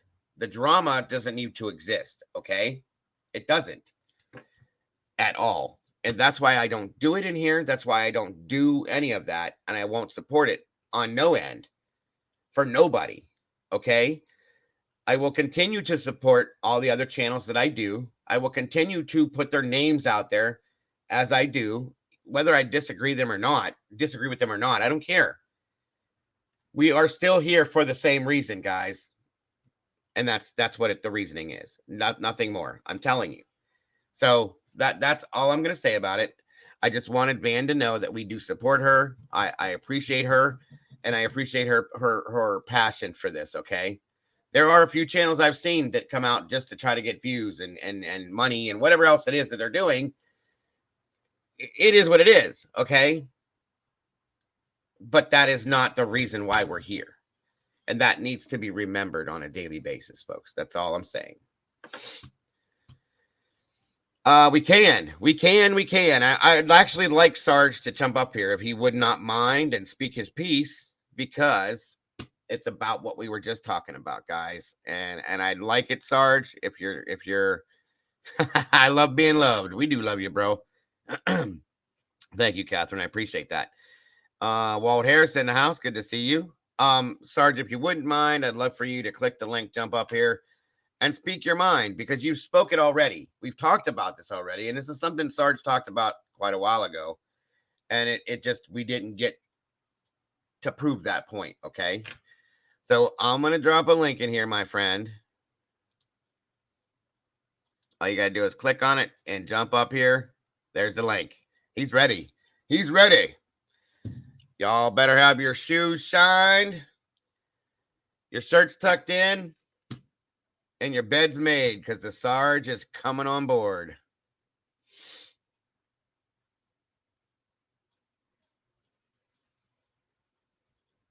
Dago on. I love that. Dago on YouTube has both the Jerry Springers and the Barbara Walters. Amen to that. The link is in chat, Sarge, if you see it. This chat might be moving a little quick, but it should be. It's in between Salty and the Bitchy Bookworm, if you can see it, bud.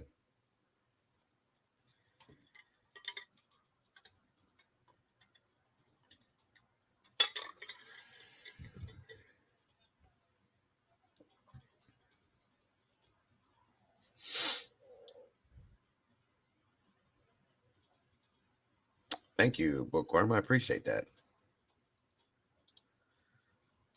Anina V, thank you again so very much. I appreciate the super chat.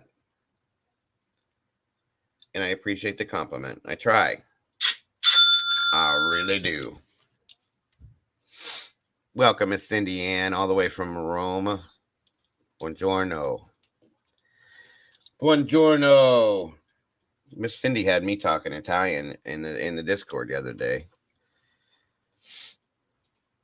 Uh-oh. Miss Brooke Nickel, welcome to the family. You're in the queue? I don't see you back here, Sarge. You should be backstage by now.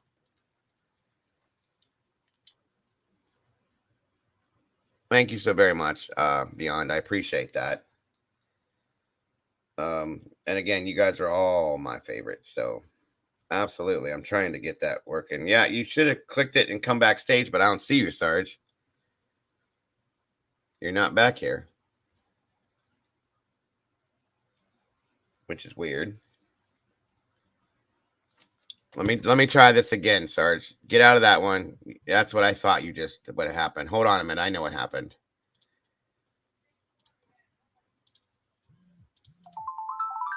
All right, there's a new link in chat right now. right underneath Brook Nickel. Try that one, Sarge. I don't know. This does this occasionally. I'm sorry about that. No disrespect intended. Like I said, guys, make sure you got your shirts tucked in, your shoes shined. The Sarge is on deck. Can you hear me, brother? I can hear you. Can you hear me? Absolutely. Hold on a minute. Let me get this shut down. I can. Can you hear me? Yes, I can. Yes, I can. Welcome, my friend. How are you doing today? Can you hear me? I can, and we have just a little bit of lag, I think. Okay. That's all right. It happens from time to time. No worries. I'm just asking how you're doing today.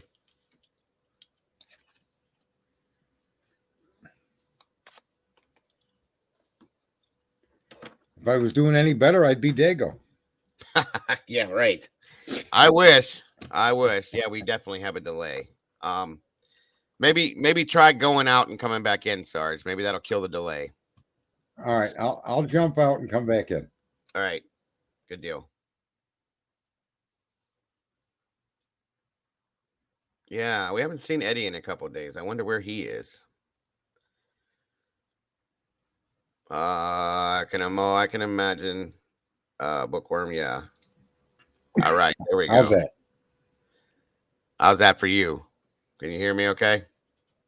Yes, I can. Awesome. That's way better. Okay. All right. The stage is yours. Okay, so for ever since ever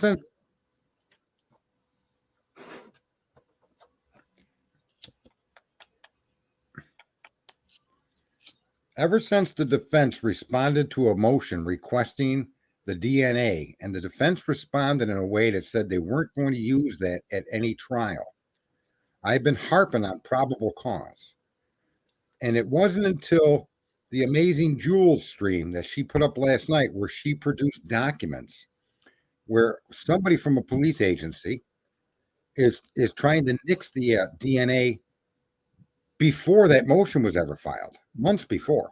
Right. That DNA they tried to cover for that, I think on the same day they actually arrested the guy. Yeah. Okay.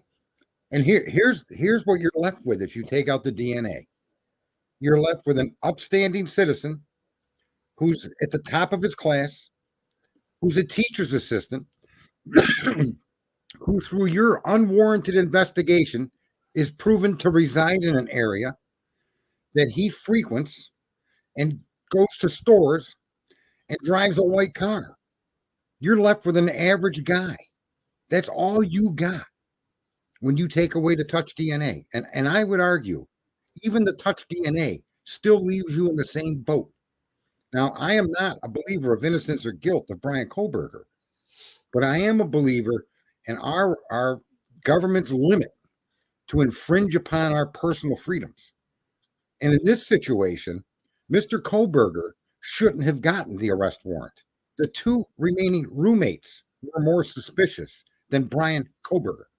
Those people should have been brought for arrest warrants, in my opinion. And I'm not saying they did anything either, but their answers and their behavior is so suspicious that you have to question them as suspects, not eliminate them. Brian Kohlberger, on the other hand, has been somehow included because he happens to have a white car. Really? And my understanding is their search warrant produced a knife in a sheath in his presence, in his home, right? And it showed that he bought a knife and there's receipts for it. So it shows that Mr. Kohlberger should never have been touched. To say that he's innocent, I can't say that. It's not my place. But based on the facts that we've all been exposed to, and then thanks for Jules doing that last night, because that made me realize I was pretty much spot on the whole time, stating that touch DNA is useless because touch DNA, unlike blood or saliva or hair or a lost finger, that stuff can only end up in a situation where you can't lose your blood in your car and end up 4 miles away in somebody's knife. Okay. Don't work like that. That's right. But you can lose 500 million microscopic skin cells a day. That's 5,700 of them an hour. And Yep. come in contact with a complete stranger that transfers your skin cells to something else, be it a countertop, a knife sheath, a gun, a steering wheel. That kind of DNA is not accurate to provide information about somebody's location simply because touch DNA is transferable. However, if touch DNA is found in multiple parts of the crime scene, you can conclude that the man was in that house. And if any of the touch DNA is found as part of a crime scene, along with multiple samples from the residents, you can then conclude he was part of that crime. But they have none of that. Not only do they have none of that, but they didn't even their warrant, their application to arrest this guy, did they even say the knife wounds came from a knife that would be accommodated by that chief. Hold They that said thought. nothing about the murder weapon. Hold that thought, Sarge. So in just for a my second. personal opinion, and I've got a criminal history where I've beaten charges many times. That look at, I committed the crime. I'm ashamed to say it, but I did it. We But all I been beat the charges before they ever became charges because the government's limits on what they're allowed to do to obtain evidence to convict you. You right. can't just make crap up. You can't assume because his phone was off, he was in that house killing people. What you can get from that is if you can track his cell phone data all the way back to June and show him in that neighborhood all of that time, then you can conclude that he's a frequenter of that neighborhood in that area and those businesses. That's it. He's not a killer. And the fact that his phone was off before and long after the crime was committed doesn't suggest that he was turned it off to kill people. It simply says the battery went dead. Okay? Or he he went to was sleep. He sleeping. turned it off. Or he It was says sleeping. anything except I killed somebody. That's And right. based on that, the blurry car photo and then the argument that he was a cell phone ping. Those are not enough for a probable cause warrant No. at all. Not even close. All right, I'll give you back your show for a minute there, Dago. No worries. No worries. No worries. And I thank you. And like I said, I just wanted to hold that thought there for a second because again, everything we've been told is based on, well, maybe, or kinda, it might be, it could be, I don't know. Bullshit. I'm done with that. Okay. Here's the thing.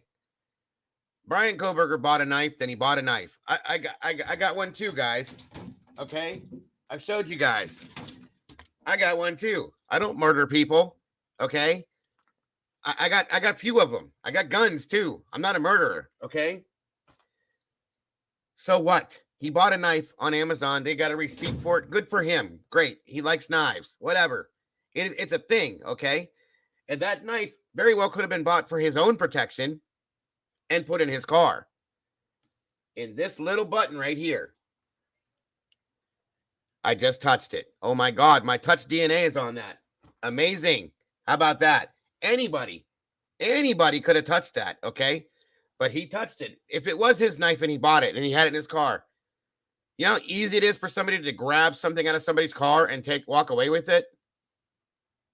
It's so easy, guys. So that tells me that anybody that came in contact with Brian Koberger or his car is possibly the killer. Okay? Because anybody could have grabbed that knife from that man's car and walked away with it. Okay? But no, they want us to believe, they're drilling into our minds that Brian Christopher Koberger is the murderer because he bought a knife on Amazon.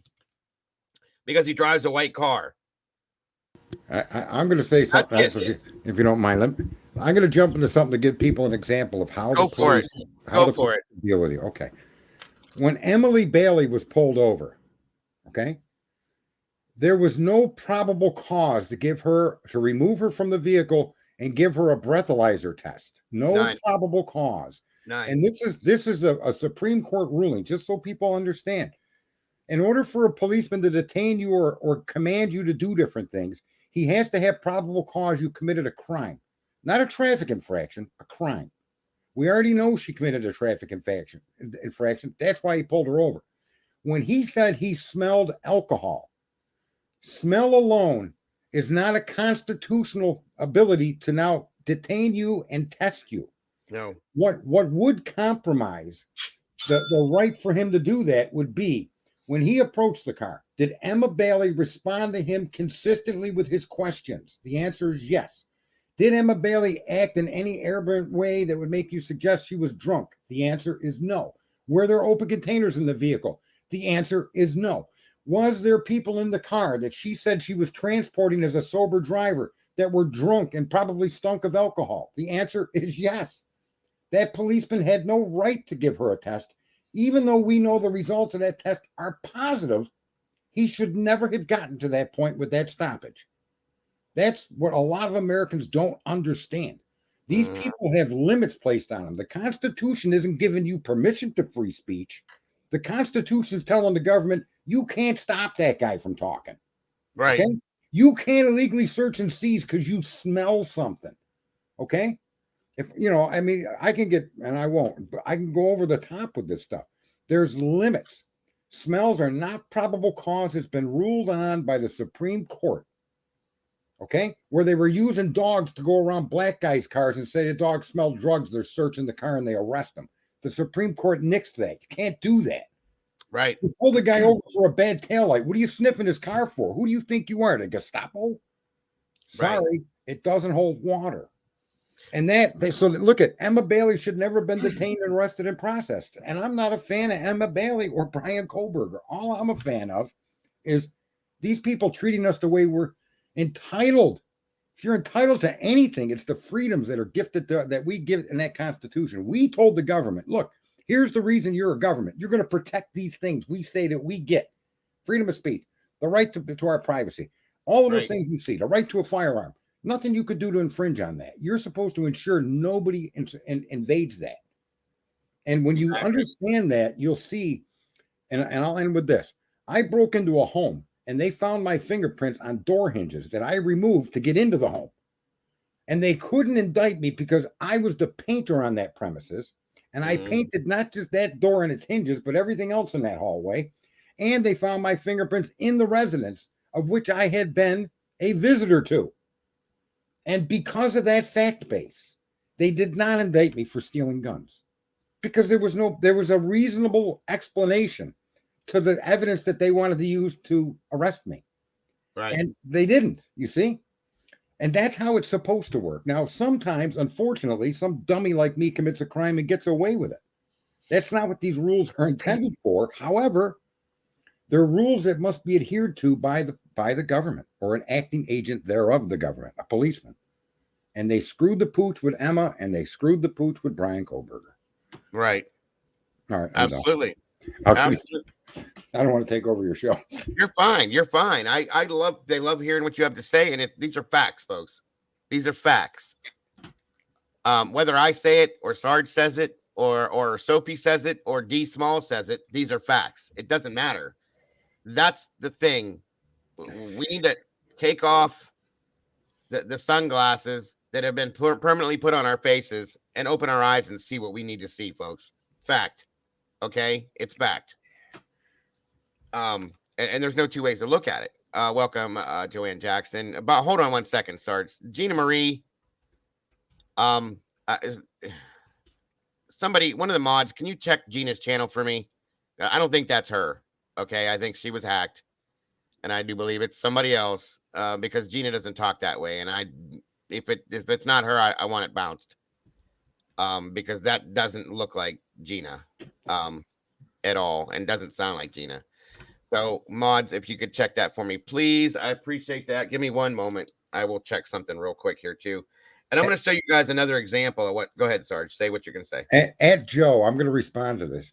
Try that as a young black man. Won't work. I am the last one to race bait. Now, let me just fill you in on something.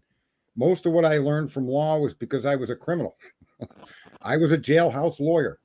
And while I was in jail in our county lockup, a man that I played chess with every day was arrested for possession of a firearm. And he was on parole and they were violating him. He let me read his case.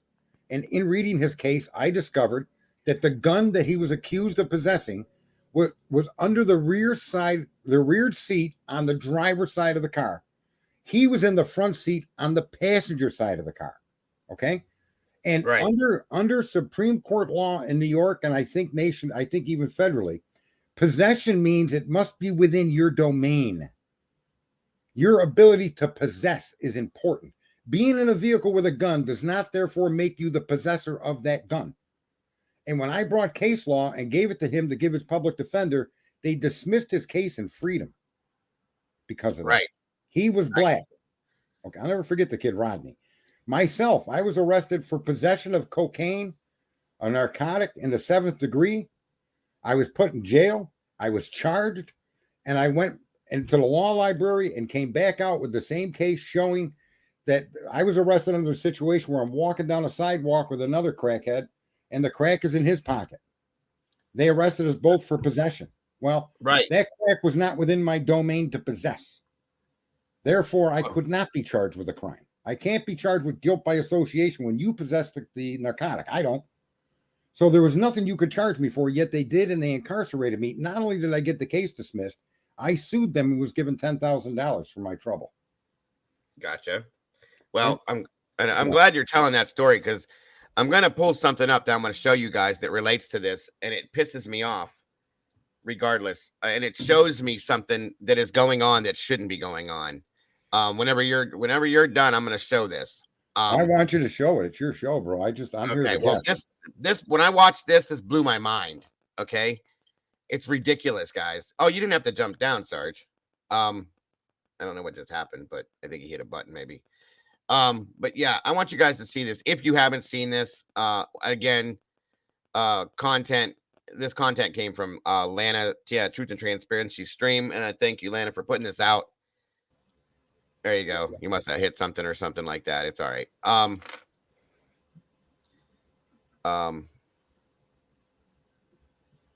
1 second here. 1 second here. All right. Now, Truth and Transparency put this video out a few days ago. Actually, it was, I think it was the day before yesterday. So this video that we're about to watch, folks, this came out.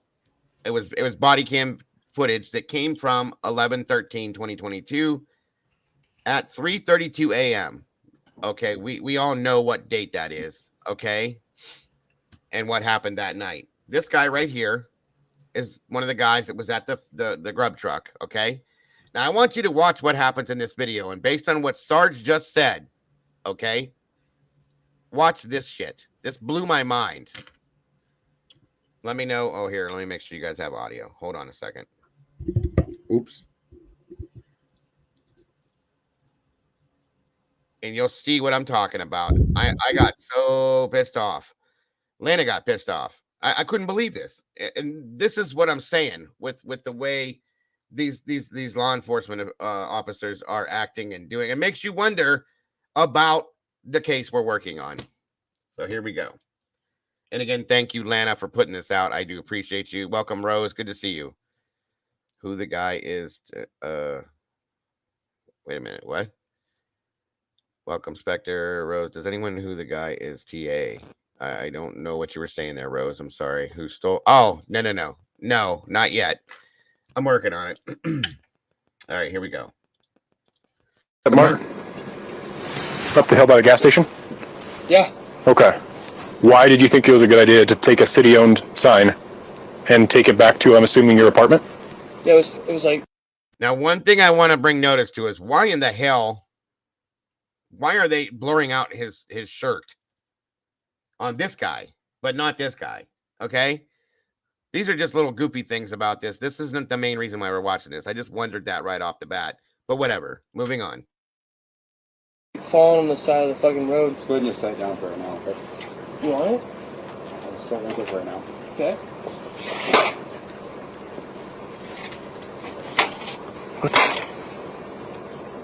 You got ID on you? I do. You got them, yes? You got ID? I also don't, and I literally just was meeting him halfway. I wasn't there. I met him like halfway there. So. What was your goal? What was your end game? Are you talking to me or? With the sign. That's McDonald. You're walking back? Back where? To here. David. Do you understand? I'm going to be honest with you on this. Right? Sure. I brought it back here. That's what I was trying to do. Okay. Yep. Gotcha. So that is theft? Yep. Okay. And for what purpose? None. Okay. Yeah. Okay. So you saw it was knocked over? Knocked over. Or you just picked it up and grabbed it just because? Knocked over. Okay. So you thought it'd be a good idea to just take city property, take it back to your apartment, store it inside? Just gonna bring it back. Yep. Okay. Yep. Okay. And what's your relation to this situation? No, I'm roomive. I just went to go walk and meet him because he said he was coming back. So I was like, I'll go meet up with him. Okay. Did you say I had a sign with him? When I got there, yeah. The beeping is the body cam. It's an alert that they have that beeps like that every so often for anybody that was asking. Sorry. All right. Let me get your info, my man. What's your last name? Villa, Villa. First name? Hayden, Hayden. I have no intention of taking you to jail. Middle initial? D. I wasn't trying to do anything. What happened to your head? I was. This? Oh, dude, weeks ago. Oh, really? Oh, dude, I swear to God, that was 3 weeks ago. Swear on my life. You're good. Date of birth? Yep. Now I told you guys there's a couple little things about this that kind of unnerved me a little bit. Like why is that such a big deal? He's got to say, I swear to God, a couple weeks ago, whatever. I'm not jumping on this guy. I'm showing you the issue. The biggest issue I have with this is based on something Sarge was talking about and something that I said again, but that just seemed like he paid a little too much attention to himself about that bump on his face. So I don't know. It's weird. But this over here is this whole thing that's about to happen blew my mind. So hold on. 2001. Oh, so you are 21. Oh, yeah. Okay. Yeah, I'm 21. I wasn't. You got a driver's license? Not on me, dude. What's in general? You have a driver's license? Yeah. What state's it through? Idaho. Idaho. Okay. No, I literally just, he told me to come back. I went and met up with him, just walking back because I like to walk around at night. Like, but you knew you had to sign with him? 21? Once I got there, yeah. And I got there, I was like, what the fuck? And he's like, oh, I just grabbed this. Like, okay, I'm not going to argue with it. Like, you were okay with that? Okay, but I'm not going to be like, yo, like. You didn't say no to it, though. Yeah, but like, what do you want me to do? Like, you think I'm going to be like, oh, fucking go. Now, this right here, okay? This cop saw the guy walking. He picked up the sign. These are young guys, okay? I did this shit when I stole stop signs, put in my room, things like that, okay? Now, they stopped him, okay? These are the same guys that were over by the band field doing their thing, doing what they're doing, stopping people, asking questions, doing this, doing that, right? They're asking the guy, this is the guy in the yellow sweater that walked over and met this guy who took the sign initially, okay? He saw the sign, he picked it up, he was going to bring it back to his apartment, whatever. Okay, it is what it is. The point behind this is now he's questioning him. Well, you saw him with the sign, you meant to meet him, blah, blah, blah. Why didn't, like, he's basically saying, you're okay with this? Like, and he wants to charge this guy for accessory to theft. What the hell is the point behind this? I don't understand. Like, there's so many other things that could be going on, which there is something going on right at this moment, folks, that could be being heard, that could have had some attention paid to it. And no, we're worried about this kind of shit, trying to charge this Hayden guy with accessory to whatever this guy did. And the thing is and Lena makes the point with this. They never went forward with this, guys. Nothing was ever charged. There was nothing ever done. Are you kidding me? This doesn't make any sense to me. And they take so long to go through this to not even prosecute. It's ridiculous. It's okay, Gina. I understand. I was just making sure it was you. So don't worry about it, though. You're all right. Moving forward, though, I'm sorry I stopped it, but I have to say this because based on what Sarge was talking about, this goes into that bucket, folks. It's the same type of scenario. It really is. It doesn't make any damn sense. Put that back. He didn't know that I had it until he saw me there. But once he saw you with it, he had no issue with you. You had no issue with him taking city property? Dude, I didn't think, if you think I thought that much of it, I didn't think that much into it. I literally would just went and met up with the kid. I mean, whether it's a sign, whether it's, speed limit sign, mild poster sign. No, I get that. It's not yours. It costs money and you're taking it from somebody else. In this case, the city of Moscow. I didn't touch it. I didn't even think about the fact that he touched it. I literally just said, what is that? And he just said, oh, I just grabbed it. I was like, okay. I was like, that's not my deal. Okay. Do you live here? Yeah. Or you? And that's the other thing, guys, is this is not even a a officer that is on Moscow PD or Washington PD. So I'm gonna let this play, and I'll be right back with you guys. I gotta run off here for a second. I'll be right back.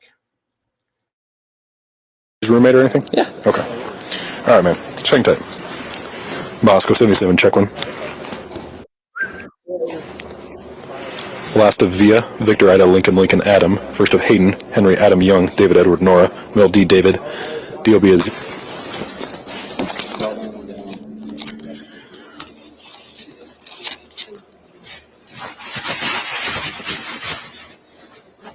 I get it. You're gonna look at me like that. I get why you get like I get the whole deal. I just Okay. How much you guys had to drink tonight? Me personally, I went to the bar. I just came back here. I've been back here for a couple hours. I haven't even drank for a while. Copy. Okay. I can smell the alcohol in you, and I'm assuming he's been drinking as well. I would imagine. I was at a different bar. Okay. But where were you at? I was at Corner Club for a while. Went to Mangles and then came back here. Okay. Sounds good. But no, I got back a while ago. I was playing video games, and he's like, "Oh, I'm coming back." So I was like, "I'll go meet up with him." I have not drank since I got back to the apartment. Okay. Sounds good. Well, since he was the one with the sign, and see what Officer Tesdall wants to do.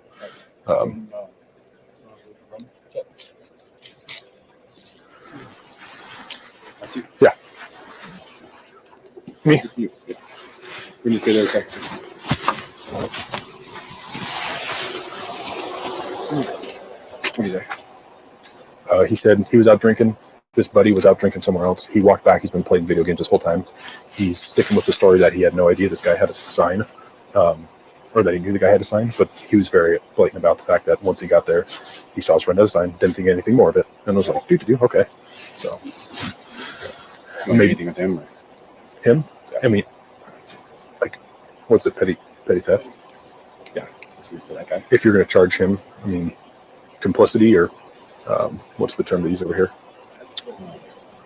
Accomplice. So he basically didn't assist him in taking it, but he also made no effort to stop him. I think it's pretty weak in terms of charging him. But that being said, with him admitting he picked it up, took him, I don't think I'd do anything with this guy over here. I'd probably cut him. Yeah. If they were walking together and both grabbed it and both took off, I'd go a different route. But with him walking up him and being like, we're walking back. Well, if you don't get him this, I'll get this guy. Okay. Hayden is, yeah. Is your guy 21?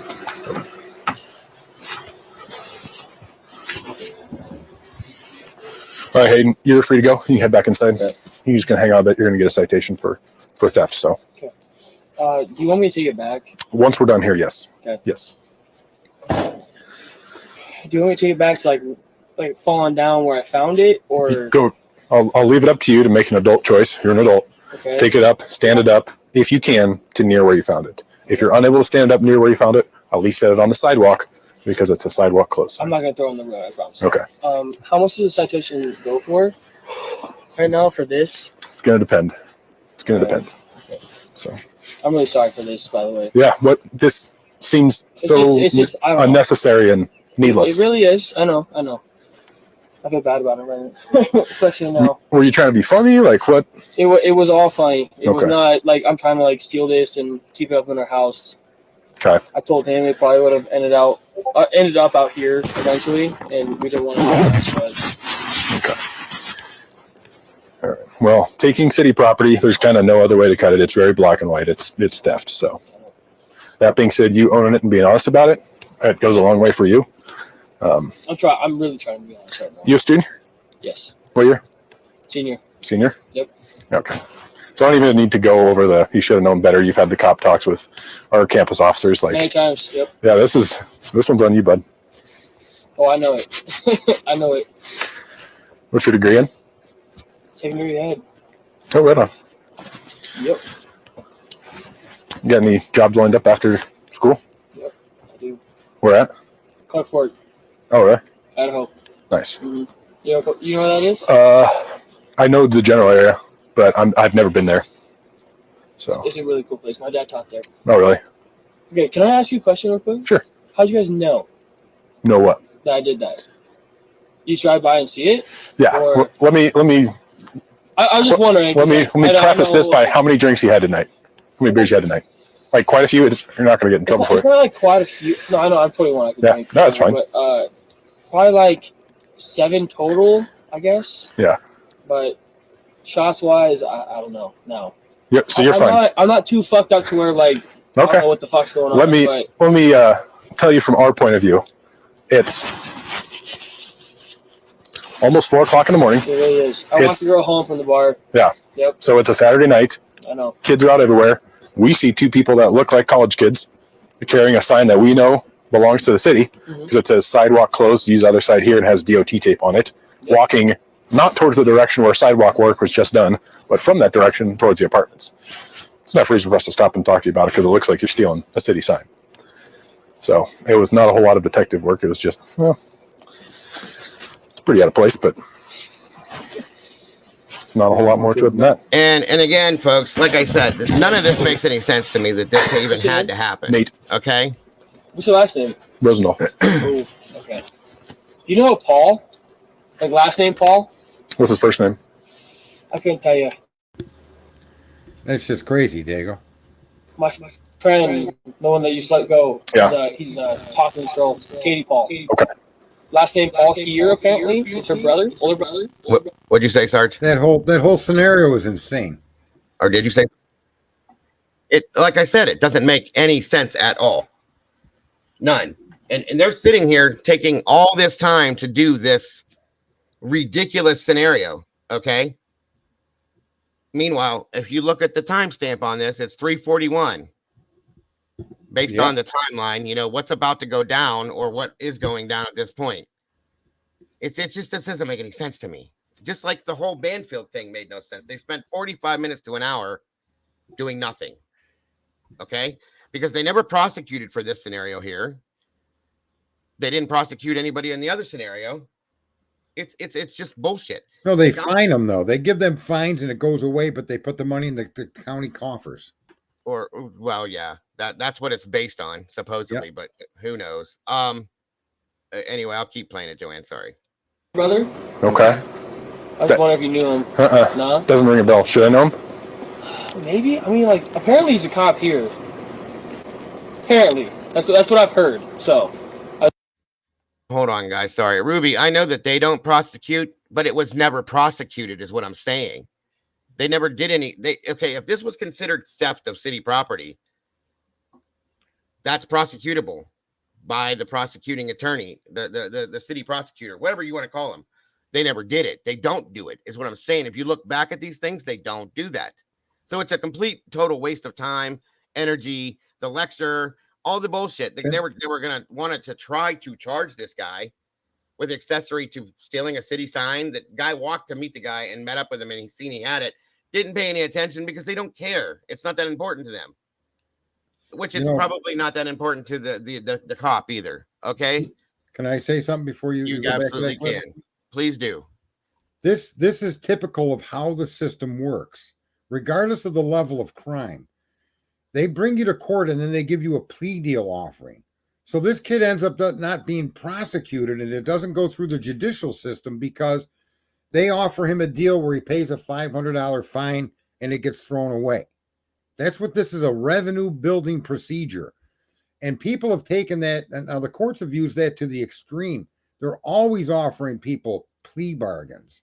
You know, if you watch like I do, you watch these crime TV shows and they convict the guy for murder in the second degree when he went in the house and chopped somebody up. If that isn't enough evidence to get murder in the first degree and a death penalty, then you're not doing your job, right? But the plea bargaining is why I think 98% of all criminal cases are plea bargained, and people end up in prison and in jail. Most of them shouldn't. And even those that should have, like me, if they follow the rules are there to protect you. That's the whole point. It's to protect you from government overreach. And this kid, of course, didn't go to court. But if he would have argued against it, he could have forced them to take him to court. Absolutely. But, that's what Mr. Koberger did when he stood his ground. And he wouldn't plead when they brought him into the courtroom for his arraignment. He wouldn't plead, so they had to set up a preliminary hearing. Then he was going to question the arrest itself as to whether the government had the right to charge him with a crime of murder and 4 counts in burglary based on whatever information they collected. and then they jerked him around and they ran around the corner with a grand jury. Koberger was following the rules. So yeah, exactly.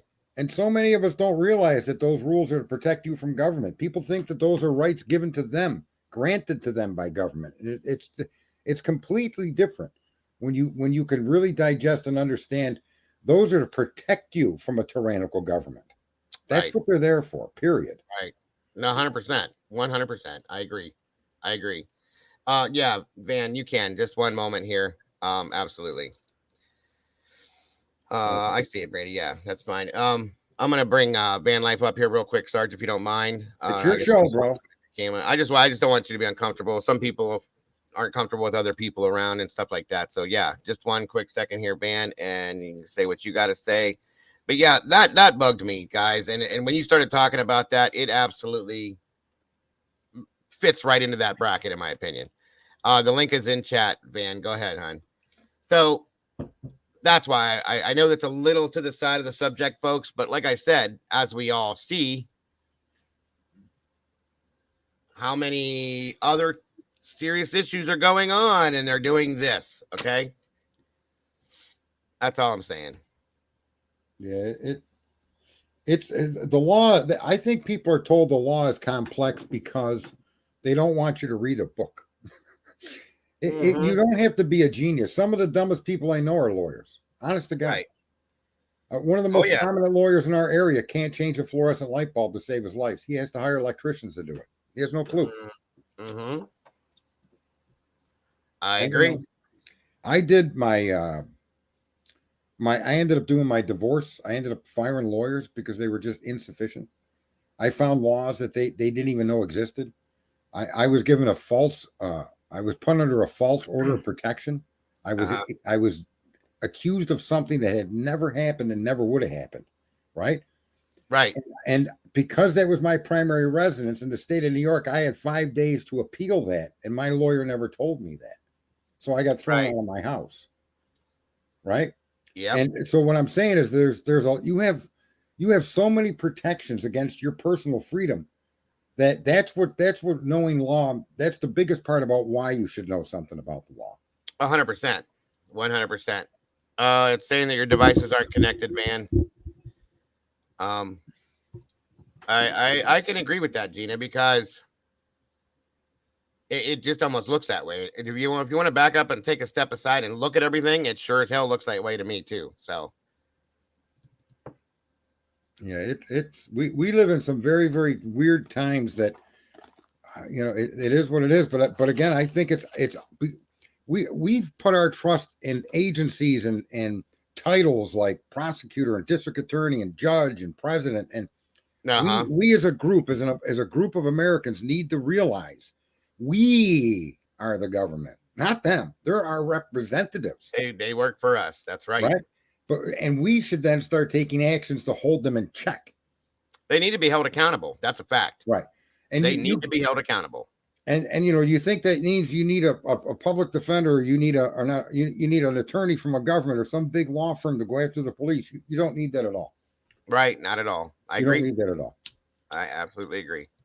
Especially if a lot of the same people are like I've seen recently in the news a lot of cases where small towns are setting up speed traps and ticketing people just to raise revenue, and they're hiring more cops that cost more money to write more tickets to generate.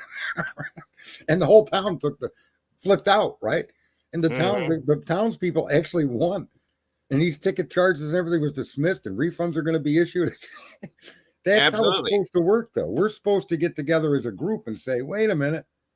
Quit selling my personal data. I bought your cell phone. That doesn't give you a right to every iota of my life. Right. Right. I'm not buying that cell phone. Millions of us should say, we're not buying your cell phone if you think you're going to take and track me everywhere I go. No. That's why everything happens the way it does, because we just falter to it and say, okay, do what you got to do, because they know that we need and want certain things in our lives, and they know that that's how they can get with us. So and we go ahead. That's it. Van, honey, it's saying that your devices are not connected. Therefore, I can't click on it to bring you up. So something needs to, your microphone or your camera's not connected or something. I don't know, but you got to set that up first. But yeah, I agree with you on that, Sarge. Well, how much more? The last time Americans really acted in unison against the government was when we founded this country. And then we designed rules that government was never to violate. They were to enshrine.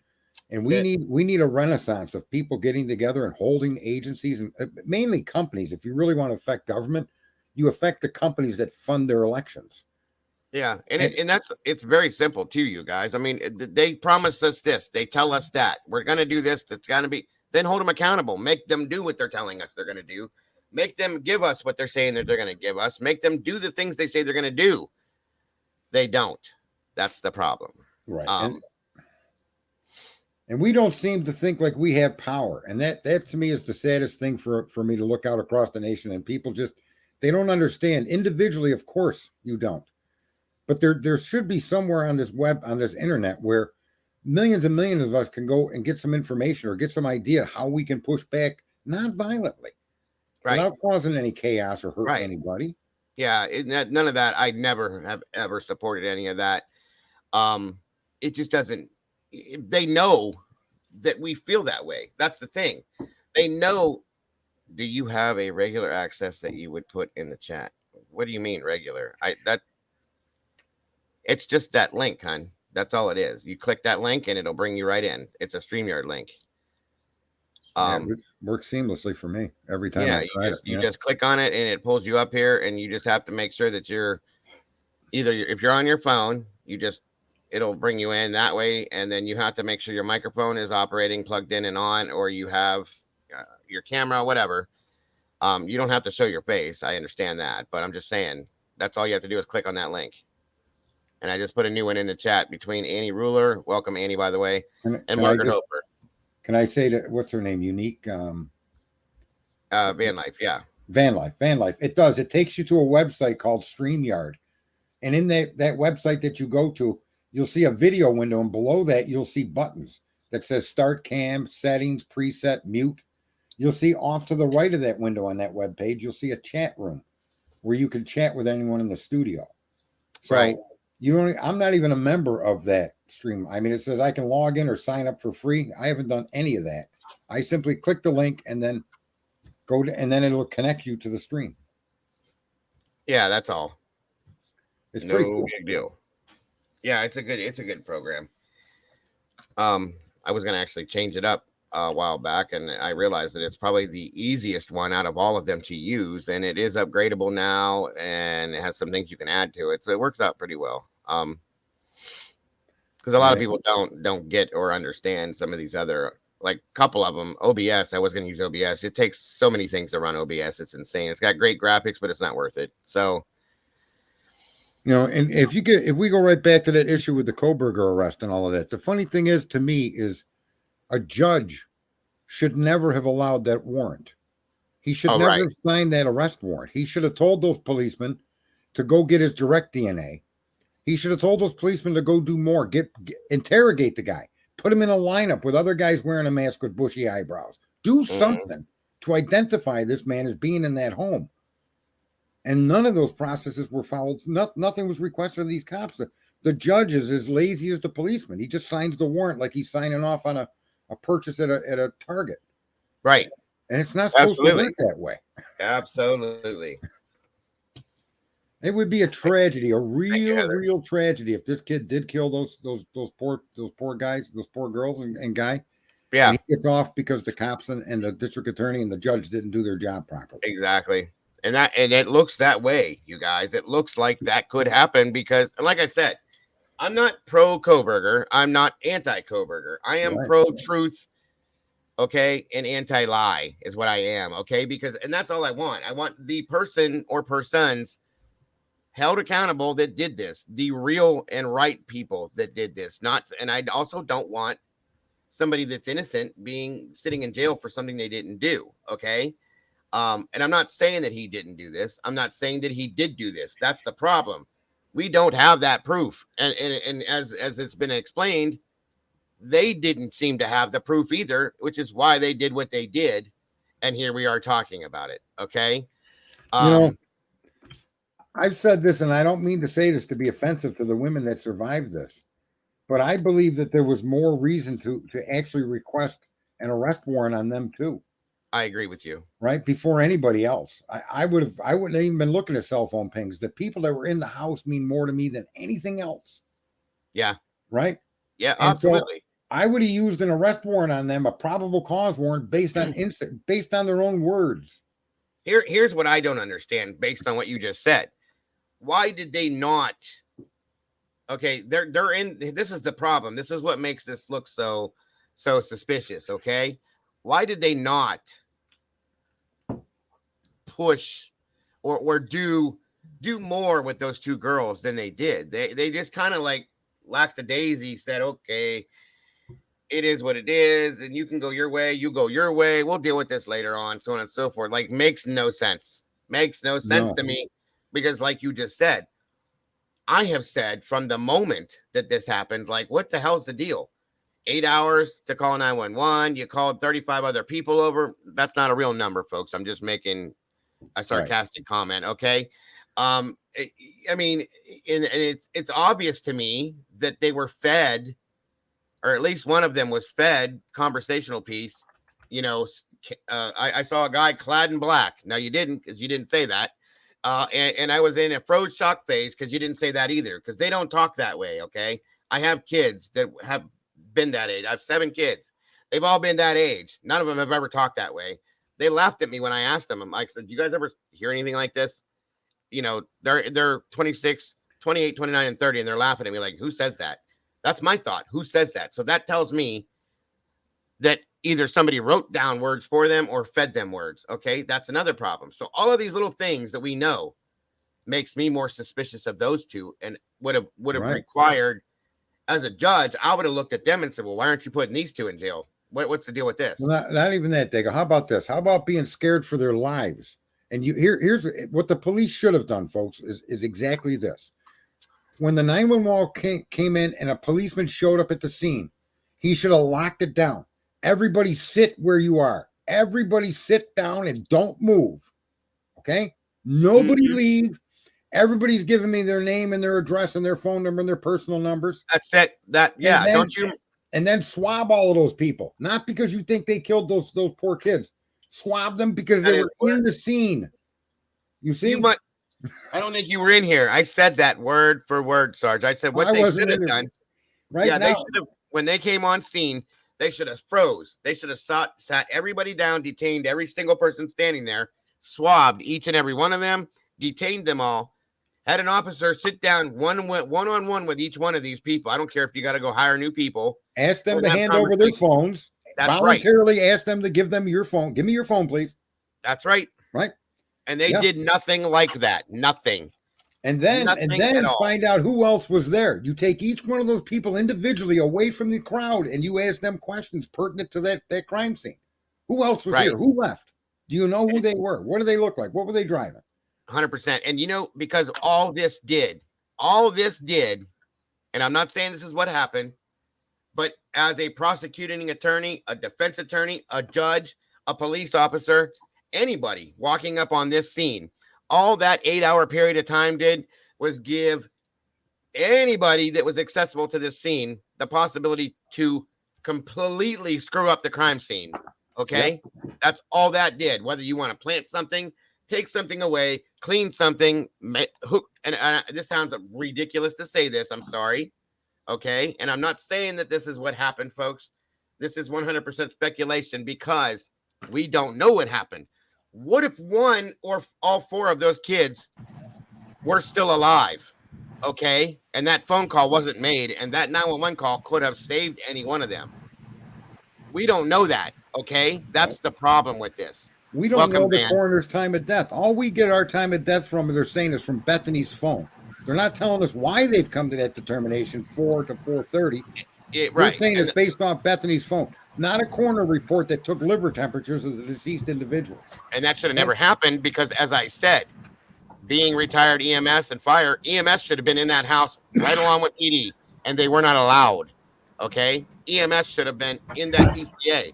They should have had professionals calling the time of death before the coroner got there 8 hours later. Right. Okay? And that never happened. And that's what is such a problem for me with this. And why Bethany's phone and not a victim? That doesn't make any sense. That doesn't make sense at all. Nope. That should have never been trusted off of Bethany's phone. That's another problem I have. RI housewife, that's what it is in the PCA and the accusing documents. The time of death, the deceased is between 4 and 4:25 a.m. based on Bethany's phone. Yeah. Based on information collected from her phone, which, see, here's what I'm saying. I don't think those young girls should have been arrested, but those young girls should have been treated as suspects and or potential future victims. But nothing other than those two things. They should have been pulled into custody to be protected at the very least, but more importantly, as suspects or witnesses that need protecting. They should have been pulled from that scene and put the cop cars brought right to the station. They didn't do that. Exactly. Any other crime scene I've been on personally or seen in the news or anything like that, guys, that's how that's done. Right. You automatically will take the people that are right there. They are considered a suspect. Everyone's a suspect until they're not a suspect. You put them all in separate cars. You put them all in different rooms. You separate everybody. So there could be no cross-contamination or collusion. That's right. And that is absolutely right. And you know, those young girls, their story is so convoluted, at least DMs, that one would have to naturally consider her potentially involved. It's horrible to say. 100%. But I promise everybody this. If those roommates were men, what I'm saying to you they should have done probably would have been done for the most part. Maybe not locking everybody down, but they would have dragged those two dudes in that house with 4 dead bodies to the police station and handcuffed them and then questioned them. Right. But because they're two young, innocent-looking girls, blonde, white-haired, it's almost like we live in Nazi Germany. Where are the blue eyes? You know what I mean? Come on, bro. Take those women downtown and figure out what's going on. I don't care how pretty they are or how pretty they're not. They're in the scene. That's it. 2 Barbie dolls. You can't bother with them because they're 2 Barbie dolls. So I agree with that one. Welcome, Van. Good to have you. Can you hear me? Yes, I can. Can you hear me? Yes, ma'am. Sorry it took so long to get to you. I apologize. That's fine. I was being patient. That's all right. What can I do for you today? Okay. So it's good that you have STG in here. All right. So now I don't know if anybody will agree with me. This is all making sure everybody knows this is my opinion, not facts, even if it sounds like it's going to be facts. Okay. These officers, if you notice, every single thing they did since the beginning of the year of August, they've not been called to do any of what they're doing. They're driving around and they're looking for it. Am I wrong? Say that again. Ever since August, beginning of the school year, they have been driving around looking for the issues. They weren't called for anything. So I have the full cam when they went to this one house about the noise complaint. Okay, they said there was a call, but they walked their happy behind all the way to the 1122 King Road to go and harass Kaylee. So that's the start. With these guys, there was no call.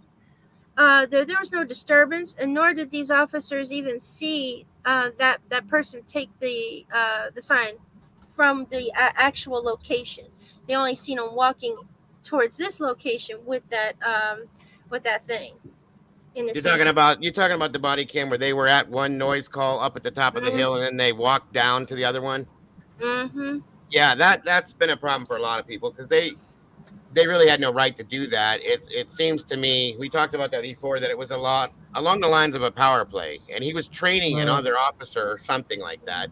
If you hear a noise disturbance as a policeman, you actually are compelled. If you see a crime as a cop or a potential violation of a code, you have to act on that. There's nothing unusual about that or criminal. That's their job, right? Right.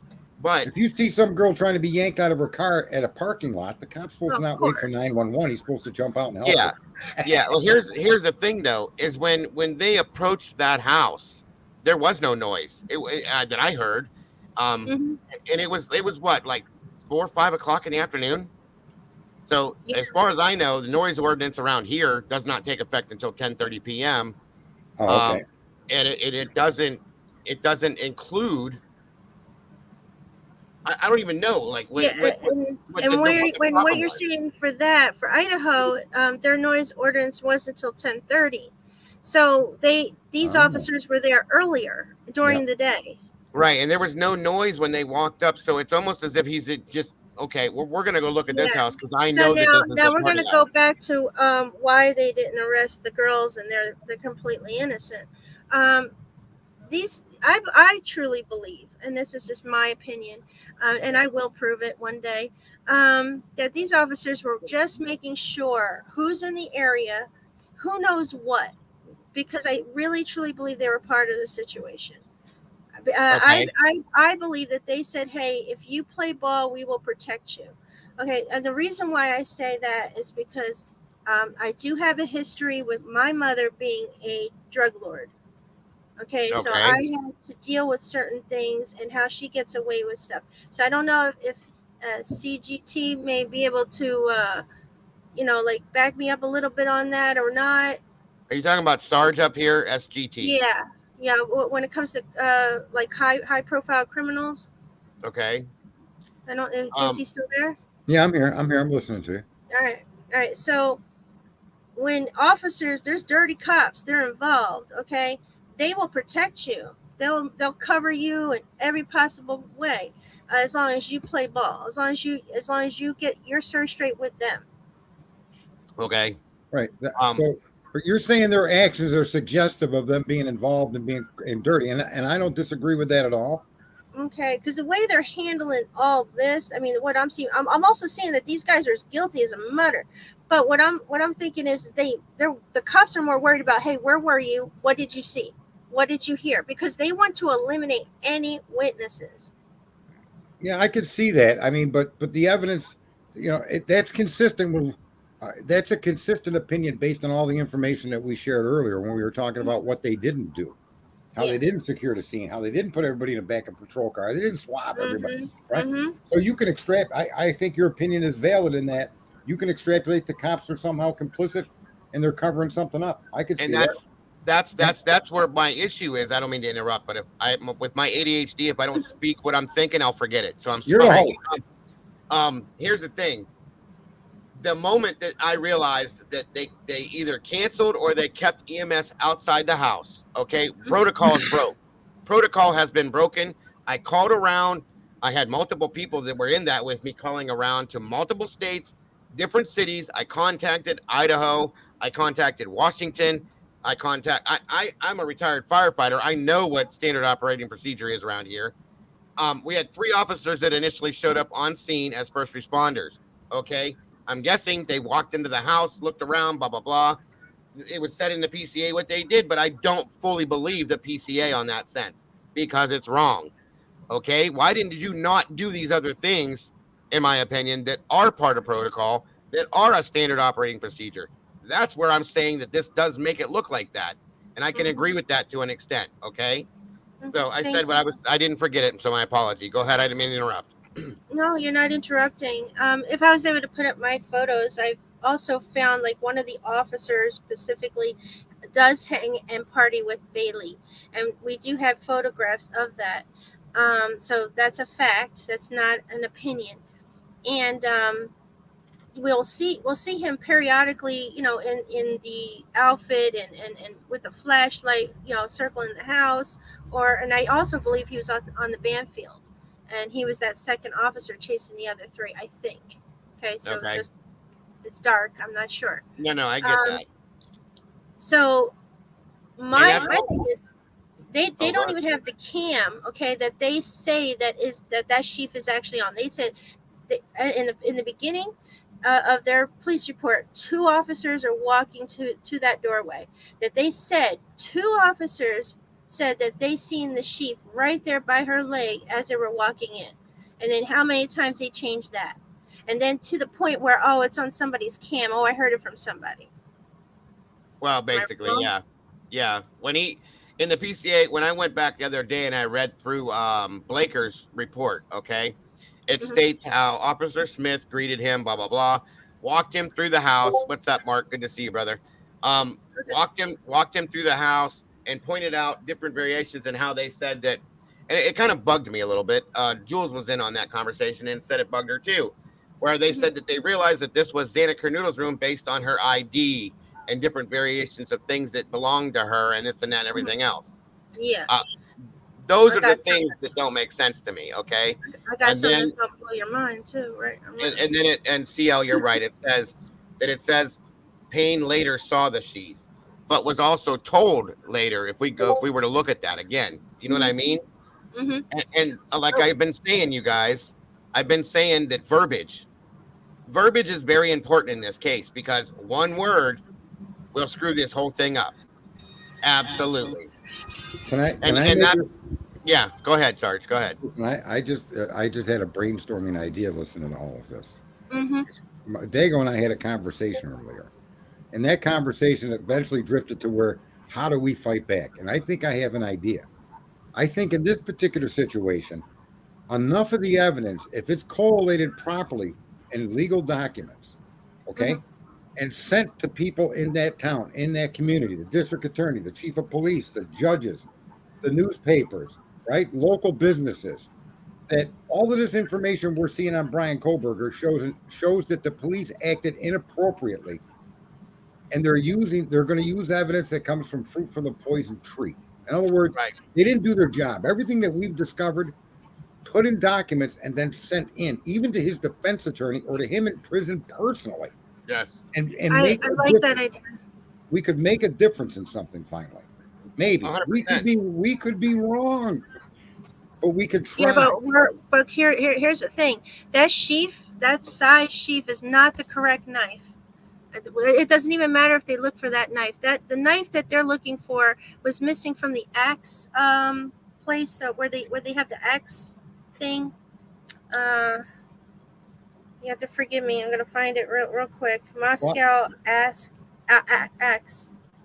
Sorry. I don't think they've ever told us what the murder weapon was Yeah, or any description of it. yeah. Well, they explain exactly how the blood force trauma was.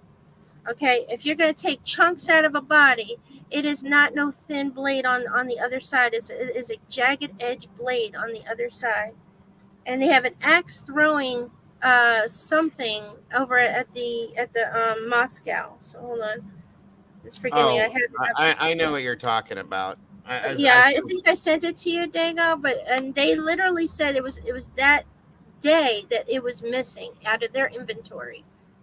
Okay. Well, I mean, but here's the thing, though, and this is something that's important, and I'm saying this to everybody, Van, and it is very important to understand this. And I'm not saying that you don't, okay?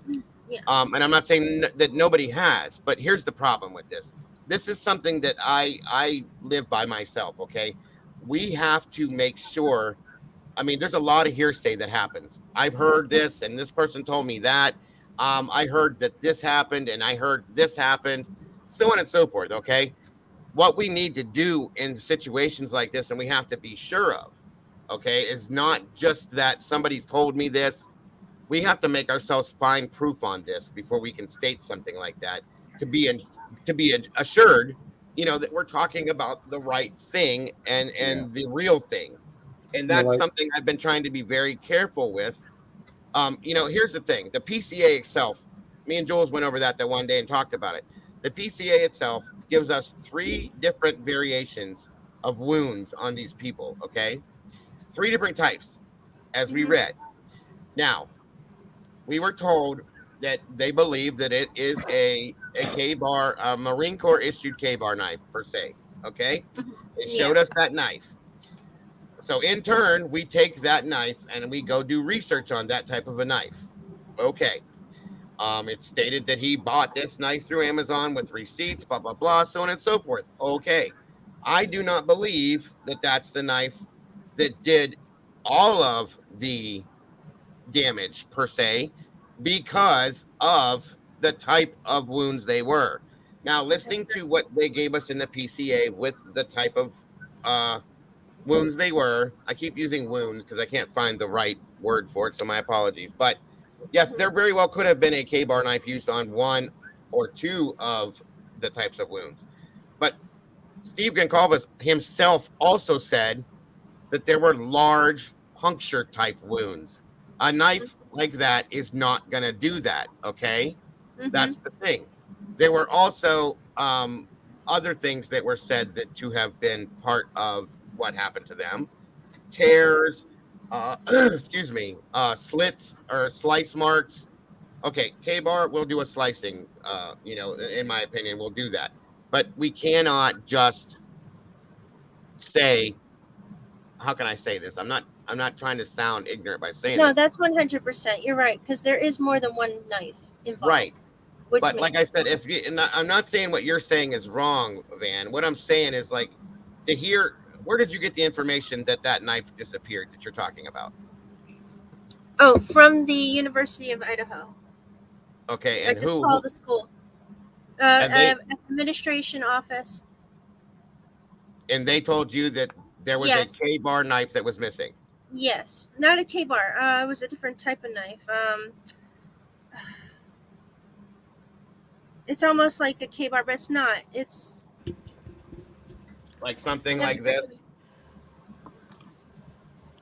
It's like that, but it's jagged edge on the top. It's not nice and thin. So it has It's a serrated not thin. side. It has Yes. serrated. Okay, but then also if we go back and remember, it was stated clearly that it was a type of knife that didn't have serrated edges on it, correct? Yes. Okay.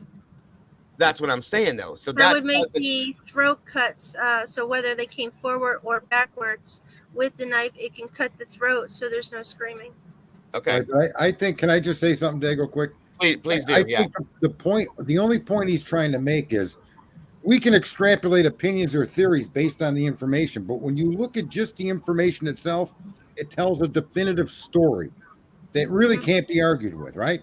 Right. We know they didn't secure the scene. We know that Brian was arrested. They searched and found the knife that he bought on Amazon. We know that to be true. So what he's saying is the conclusion that the knife used to kill them was stolen from the college or anywhere else. We can't really we can make that idea, but we can't really support it with fact. Yes. True. That's all he's saying. That's all the only point he's trying to make. I'm Not only discounting saying your theory. Your theory could be right, but it doesn't get supported with actual facts released to the public. Right. And I'm only saying that to protect you, because I've seen that some people do attack you per se because they want you're saying something that they don't agree with, so on and so forth. And if you come out with something that has been based on a factual piece of information, then there's no reason for anybody to attack you. You know what I mean? Yes. So I'm trying to give you that tool to help to protect yourself is all I'm saying. That's all. No, I appreciate that, because I come across a little bit more like as if I know when I really don't. It's just an opinion. That's why I try to say that as much as possible. Right. And that's the one thing is if you have an opinion, that's great. I get it. And I want that. I want people to have their opinions. I want people to have their theories and their ideals about this, okay? But you have to ensure that you're putting it out there as like, this is what I think. I don't really know, but I think this is what it could be. Well, can I say that all of these theories, just so you know, are actual what you would use to provide reasonable doubt. So that's what I was saying before. If we all got together and we, even if we had to each put up a couple bucks to get someone to collate this into a legal form some way, we would then submit an opinion like yours to explain, look, at these wounds were inconsistent through all four bodies, suggesting different weapons were used. One of them could have come from the one stolen from the university. Exactly. Right? Exactly. And then my only other issue, not to interrupt, again, be opinion or idea, no facts. I noticed that Xana had to get her locks fixed constantly.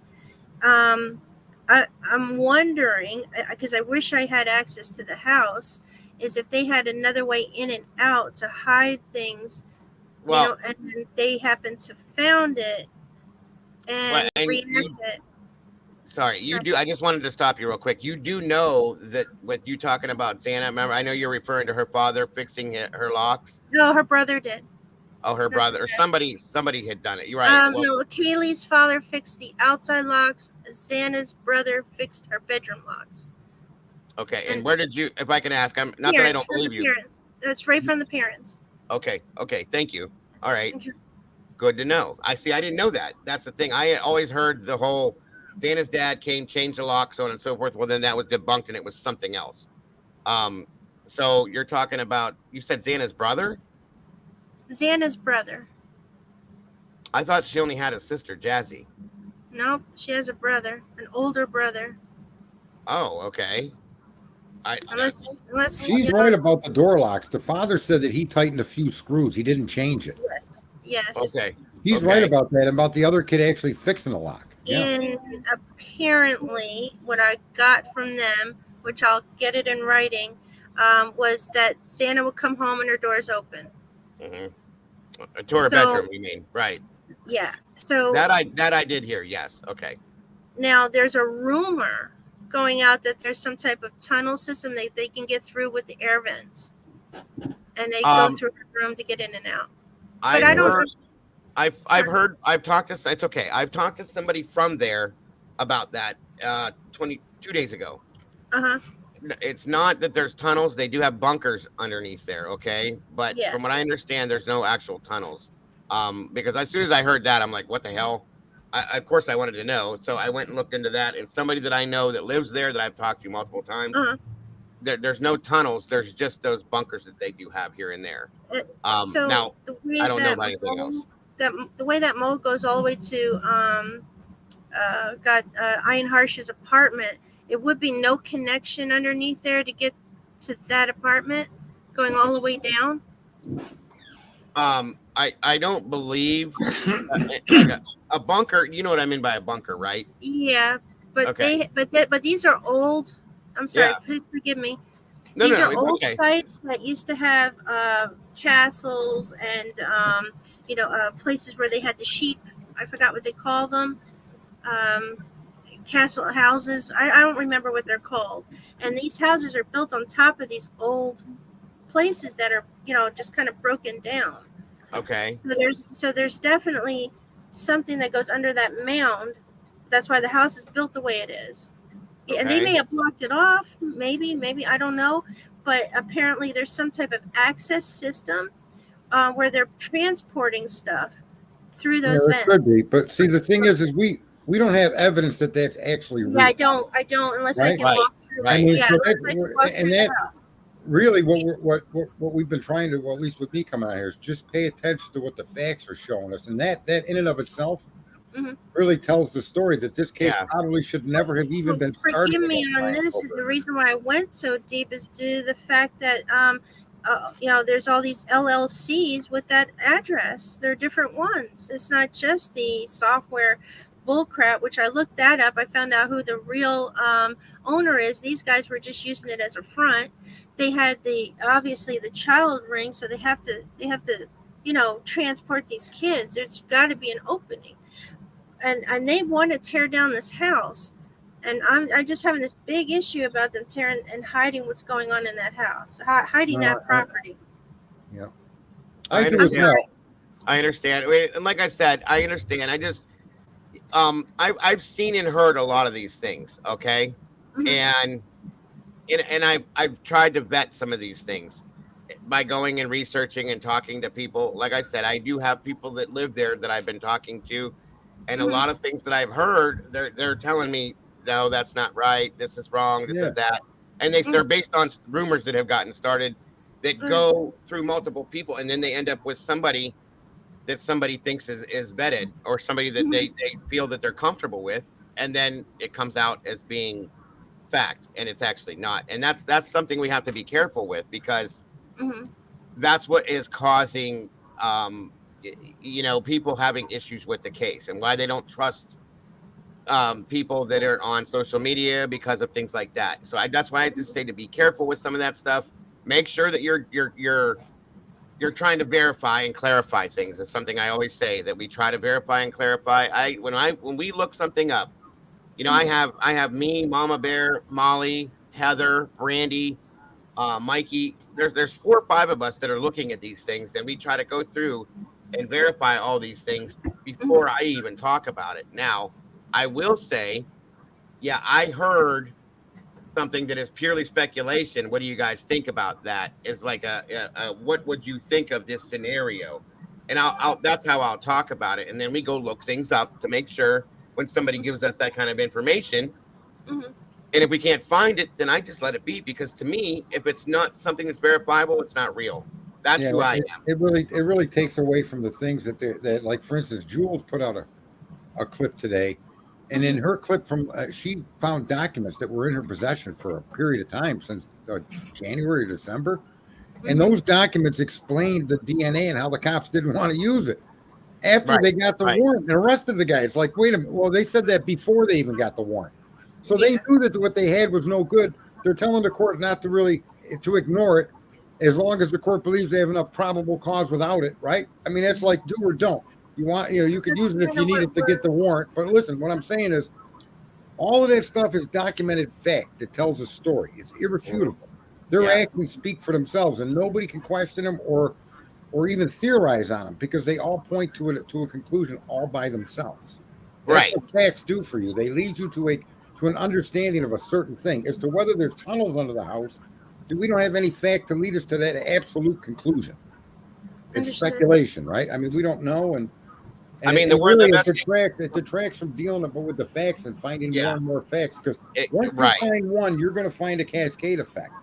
Yes, and that's the thing, is that the only way we could actually vet something like that, hon, is by getting some type of a blueprint or be there and go look at it. You know what I mean? Yeah, get a shovel and go there. And I'm sorry about my inquiry, and thank you guys for your advice. No, you're right, 100%. Listen, it's just don't apologize. I'm following the drugs coming in and through these particular areas, and I'm trying to figure out how they would hide it, how they would distribute it, and about all these fake LLCs that are at regular home addresses. I found it like all the way from Texas, all the way up, coming from the south during the beginning of Biden's presidency. I'll be honest with you.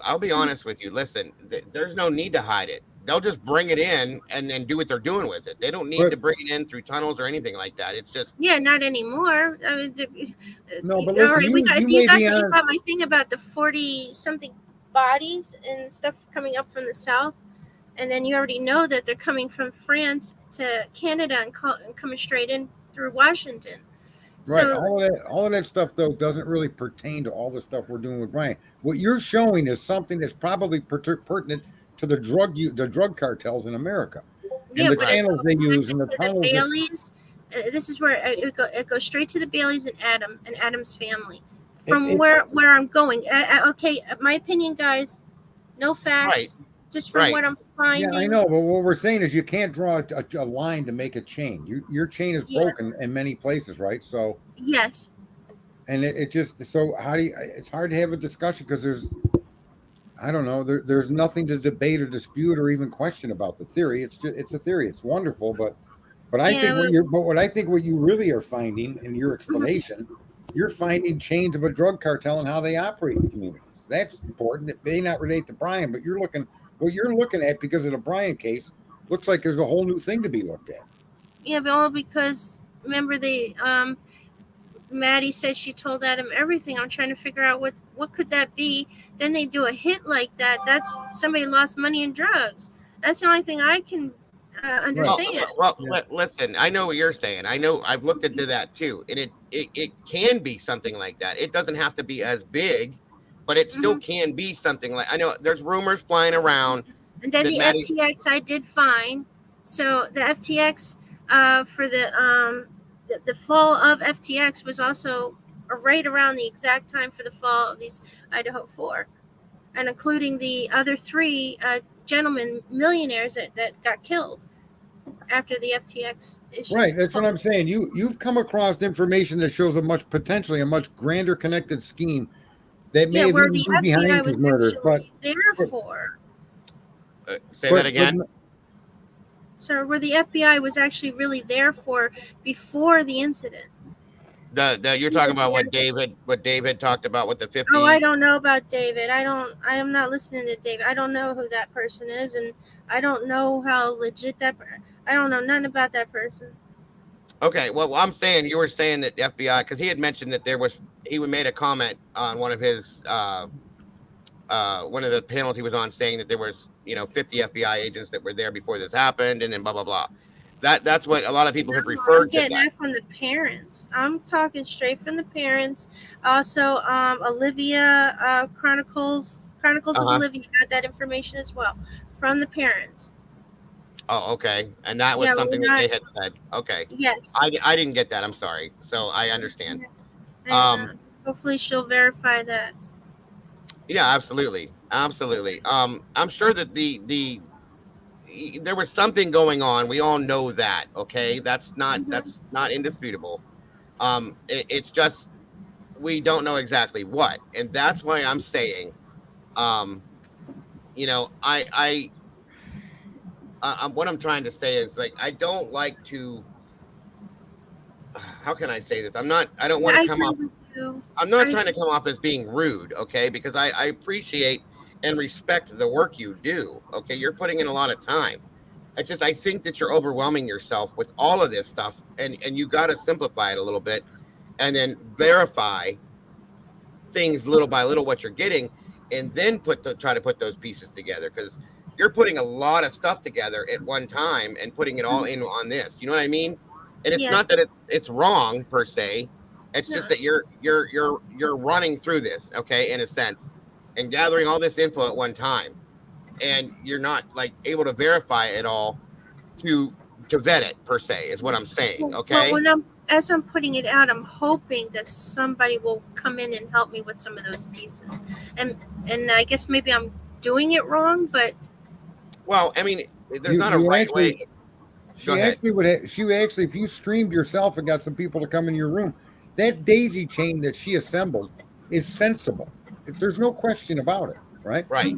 yeah. What we've been really focusing on are all the documents connected to the accused. Yes. And are those documents and what these people have done thus far, are they consistent with the process that guy should have experienced? Do they have the right guy? And it's Not how or who was killed. We don't know if he's a killer or not. He could be. He but could be a we drug already. car. Wait, let me finish, please. Let me finish because we sit patiently and let you go. What we're saying is we're looking to see where and if Brian Kohlberg could be a part of it, not anything beyond that. As to whether the drug cartel and millionaires and all of that other stuff, it might very well be a part of it. That's not pretty much what he's been paying attention to on this channel. It's to see if what they're telling us in the media we know is lies. They're blaming, they're destroying this Brian Kohlberg in the media. It was Brian Kohlberg. It's even possible for him to have been at that house based on what they've told us. And it's so unlikely that we're now assembling facts to show that. As far as how or why they died, we're of the opinion that at this point that's not even relevant because we first have to see what they're doing with this guy Brian. Yeah, you're taking on too much at one time, Van, is what it is, and you're like I'm doing it. Okay, it's okay to think outside the box. Don't get me wrong. Okay, and I'm focusing on facts and what we're being given and trying to read between the lines to see what's right and what's wrong. Okay, and I refuse to let myself jump into that hole and just keep digging and digging and digging and running into all these different little things that are popping up all over the place. Okay, this is connected, but that might not be. But this is, but this isn't. But that is, but that is. That's what the issue is. A lot of people do that, and it causes you stress yourself out for one. Okay, and then it gets other people stating, "Well, that's not right. This is wrong. That can't be true. This can't be true." And then that's when people end up getting upset with other people because they're saying that stuff. That's what I'm trying to say. I'm not saying what you're doing is wrong, okay, but you need to slow yourself down and focus on certain little things, verify those things first, and then move on to the next step, is what I'm saying, okay? She clearly has the ability to dig. Yes. But here's what I was saying before, and then she came in and I'm not complaining either, but when I was saying we could do something as a group to have an impact potentially on where this ends up going or how things are discovered by us to be true or false. If we all work together to do that, that would be to me more pertinent to where this case is and the information lies. Right. And then later, right, all of these things that we think may be connected in one way, shape, or form could also be another assemblage of us looking to verify this, that, or the other. Okay. But right at this point, I think the one thing we lack, we're sharing all this information. There's no action. It's like we seem like we're powerless to influence this particular situation. And what I'm saying to you is we're not. And if we take that attitude and try to set up a system where we can send documents, even his defense lawyer. Okay. stuff that would help them that's pertinent to the fact. For instance, when we talk about the DNA, or we talk about the knife, that there's multiple weapons used, and maybe they don't know that, because one of the things a defense lawyer or any lawyer doesn't have is 1,000 million ears. They got two ears and two eyes. Okay. Right. Now imagine all the Dagos and all of Jules and all of these other casters that have got all of this information, and someone collates it and makes sense, and then submits it to the defending attorney. You could submit it to the prosecution, to the judge, to the mayor, to the chief. We could have a say, or at least a point of view, even if it's invalid. That's something I think we should spend time trying to figure out how to do. That's a good point. Instead of wondering if the drug cartels and tunnels were there. Not that that's not relevant, but I think if we all start trying to do action on different things we see, whether it be the Koberger case or how they're going to vote on some gun bill, and we all start acting as a group, you will end up with a bigger and bigger group that has a massive and bigger impact. I agree. Right? That means we were talking about that earlier, right? Like, how do you start? Yeah, 100%, 100%, and that's right, and that's that's one of the big things that I've learned with this. Okay, like I've watched multiple channels. Okay, I've watched bigger channels, I've watched smaller channels. Of course, I do my own thing. And again, I support and respect all of them. Okay, I really do. The thing is I've noticed, like, there's people out there that are really not involved in this, that have been involved in this. They have been put into this, and they shouldn't be. Okay, and it's only based on, you know, word of mouth, hearsay, rumor, so on and so forth. And that is what bothers me about it, is I don't think, you know, until I can verify somebody is involved in something, that I'm not going to say, okay, you know, earlier on in the investigation, we looked at Jack Showalter and Jack Decor, and we looked at this person and that person and blah, blah, blah, blah, blah, blah, blah. But I would never say, this is who I think did it. This is who I think didn't do it. The only thing I've ever said about like that was that I'm not comfortable saying that Brian Koberger is the one that was in that house. That's the only thing I ever said, because I'm not, because they haven't given me solid concrete evidence that he was, and they still haven't. Okay. And I don't think they're going to. So in that being said, I've never said anything else about what I've thought or what I felt about this. And I won't, because there's no way to verify it until they give it to us. So that's all I'm trying to say, because I watch your live streams, man, and I talked to you. We had conversations about things, so on and so forth. You've been in here. and I respect what you do and the passion you have, but you're going so fast at this, like I said. And I think you're trying to grab this information because you do have the heart that we have, that we all have, that we want the truth and the answers and all that. All I'm telling you is just to back yourself down a little bit, slow down, take things that you have that are factual, that you can prove first.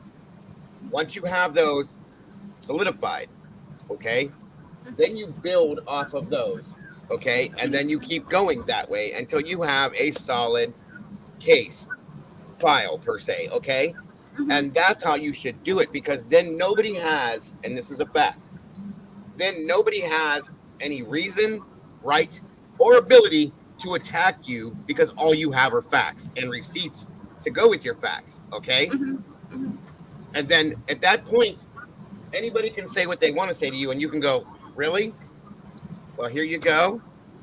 And here you go. And here's this number. You want to call them and ask them. And that is the way to put yourself in a position where nobody can hurt you anymore. You see what I'm saying?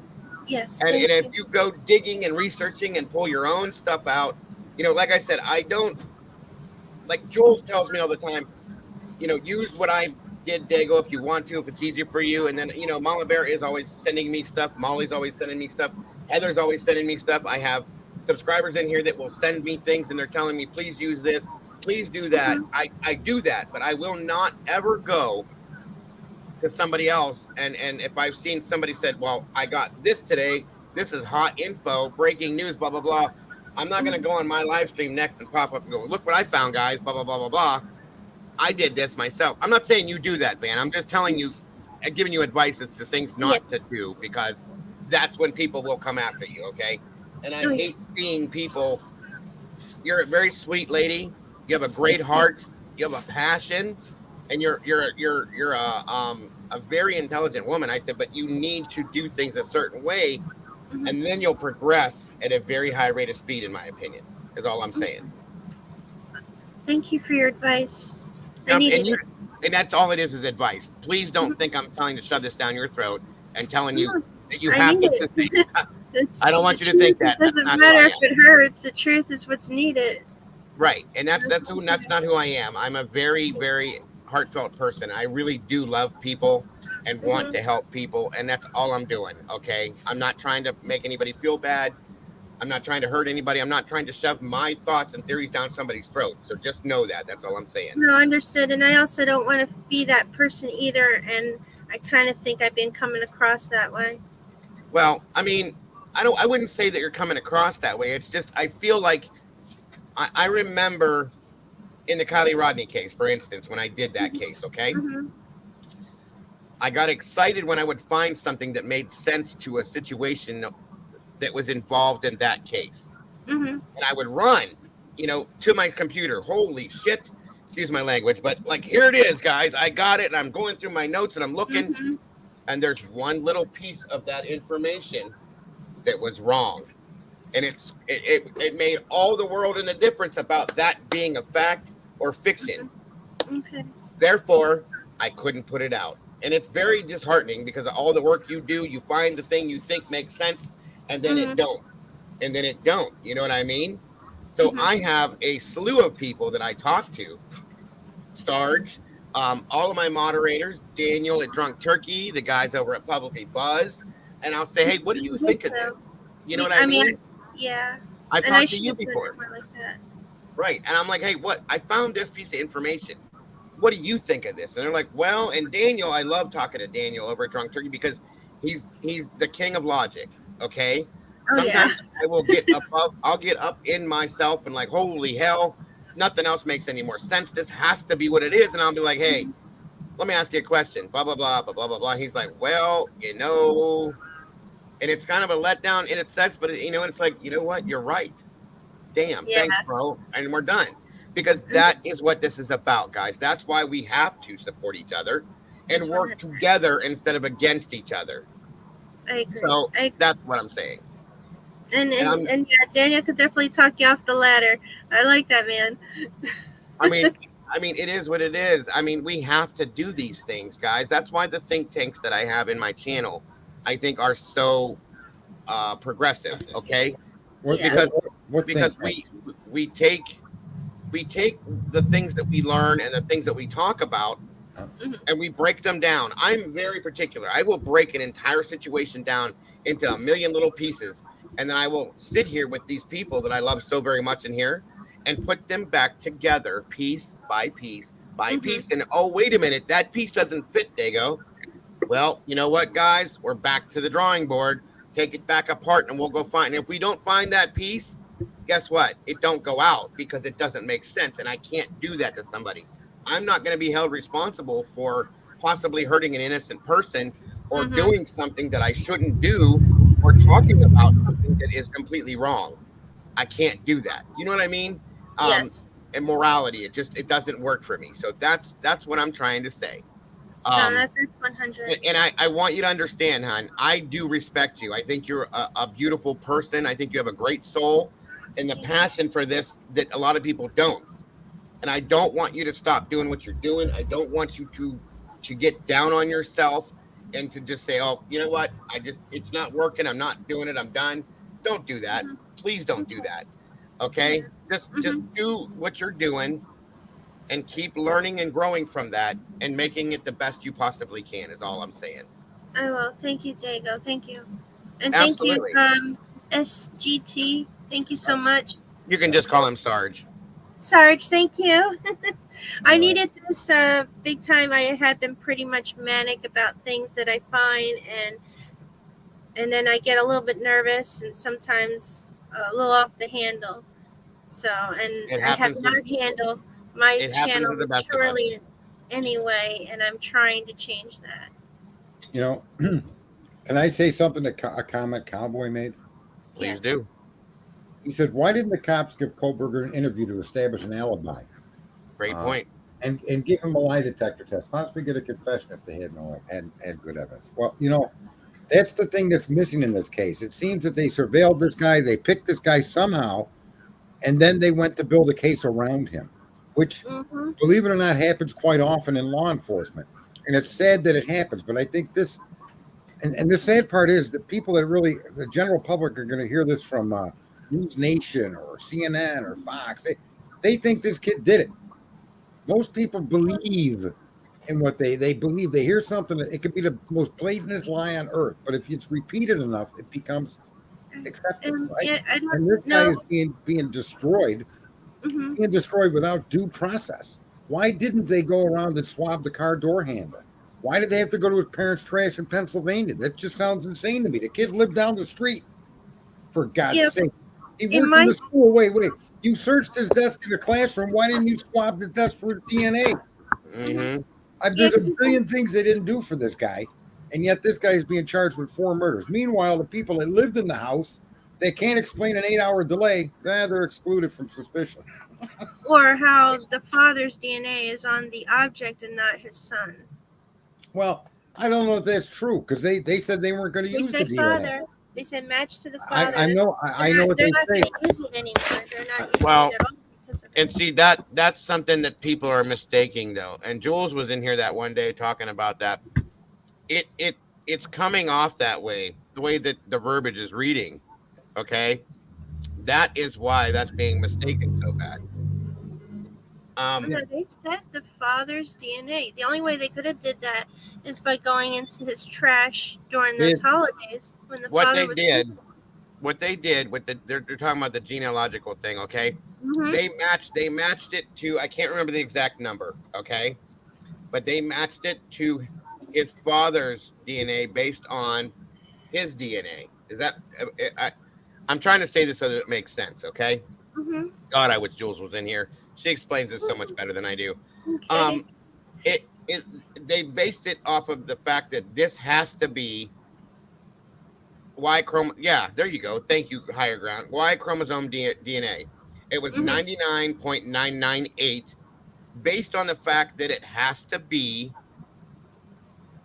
Okay, if it was his father's DNA, okay, they would be able to differentiate his father's from his. You understand what I mean? Yes. Okay, so if they based it off of his father's DNA, it says that it has to be 99.998 his offspring is what that was saying. Okay. Okay. They're not saying that it's his father's DNA, because a lot of people took that when they read that and said, "Oh my God, that means that Michael Koberger's the killer." No. Hold on. Oh, no, I never thought that. Right. They're saying that it's his it has to be his offspring. So all they're saying, okay, yeah, is that the person they believe did this is Michael Koberger's child. That's what that was stating, okay? Yeah.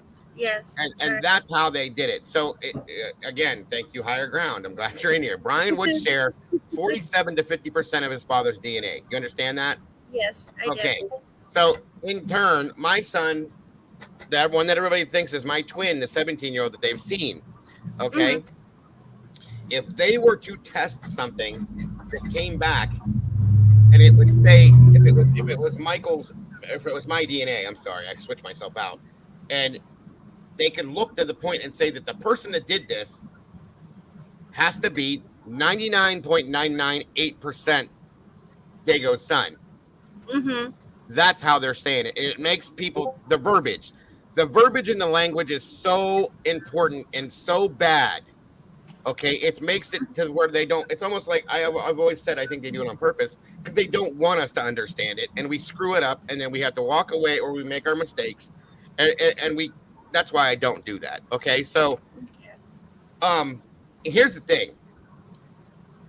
They could not directly go and get Brian's DNA. They couldn't just walk up and go, "Hey, bro, come here for a minute. I want to swab you." That didn't happen. They couldn't. I mean, they probably could have done something like that. They could have done that. They could have brought him in for questioning. Right. Yeah, they could have very well. And that's what the whole thing was talked about before. They should have just said, "Hey, on the 29th, when they recognized his car per se, or if I'm, why didn't they just go get him, bring him in, sit him down for questions, give him a glass of water, or even ask him voluntarily to give a swab, which I bet he would have done. Okay. Mm-hmm. Why didn't they do any of that? They didn't. Okay.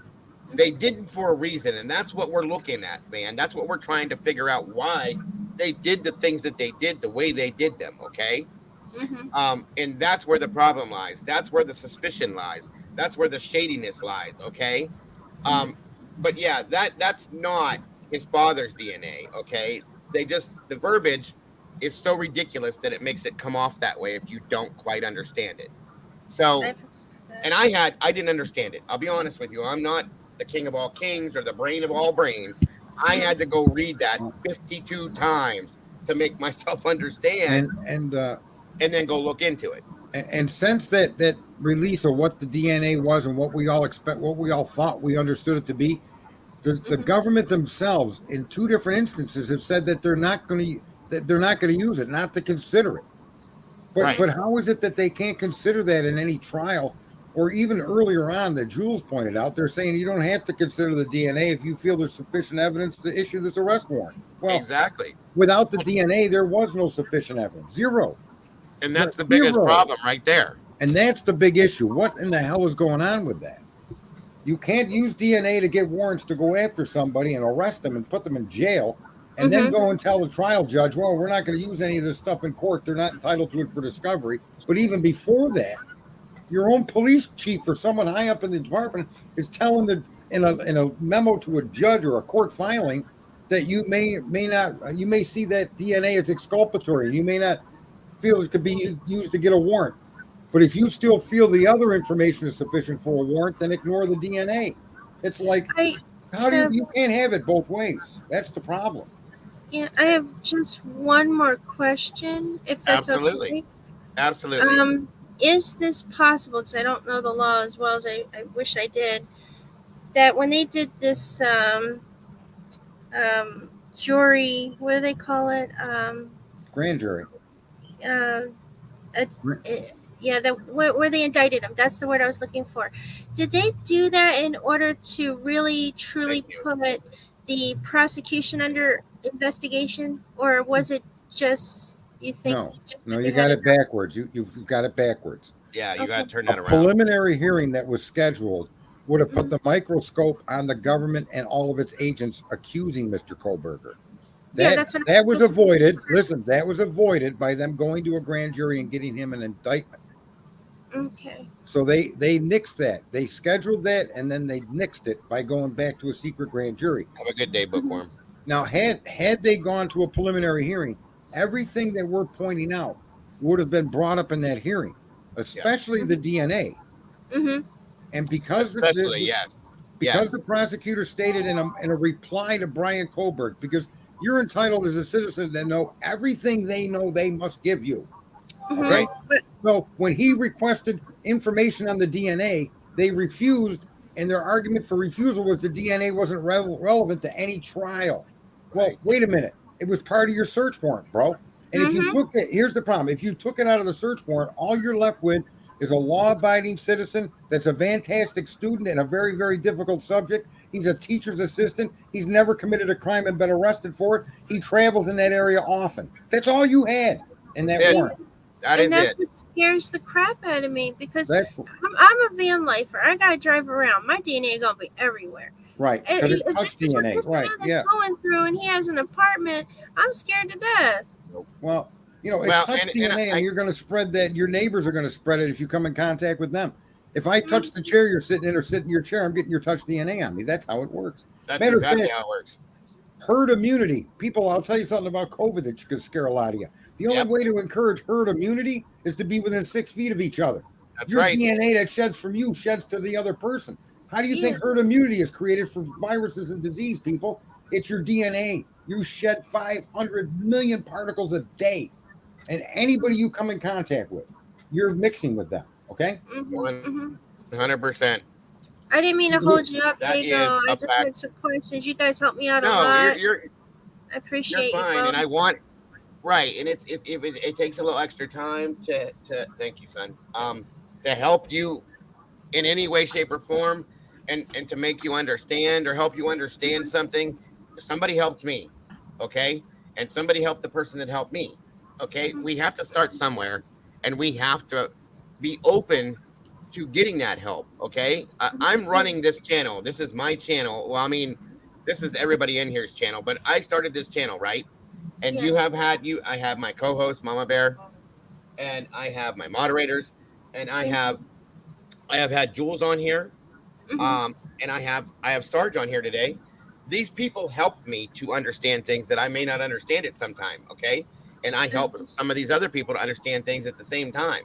There's no shame in that. You have to learn and grow from somewhere. You can't just walk into this one day and go, okay, I like crime and I'm going to start a channel and I'm going to do it. It That's don't kind of work. what I did, and it doesn't work. No. It doesn't work that way, hon. Nope.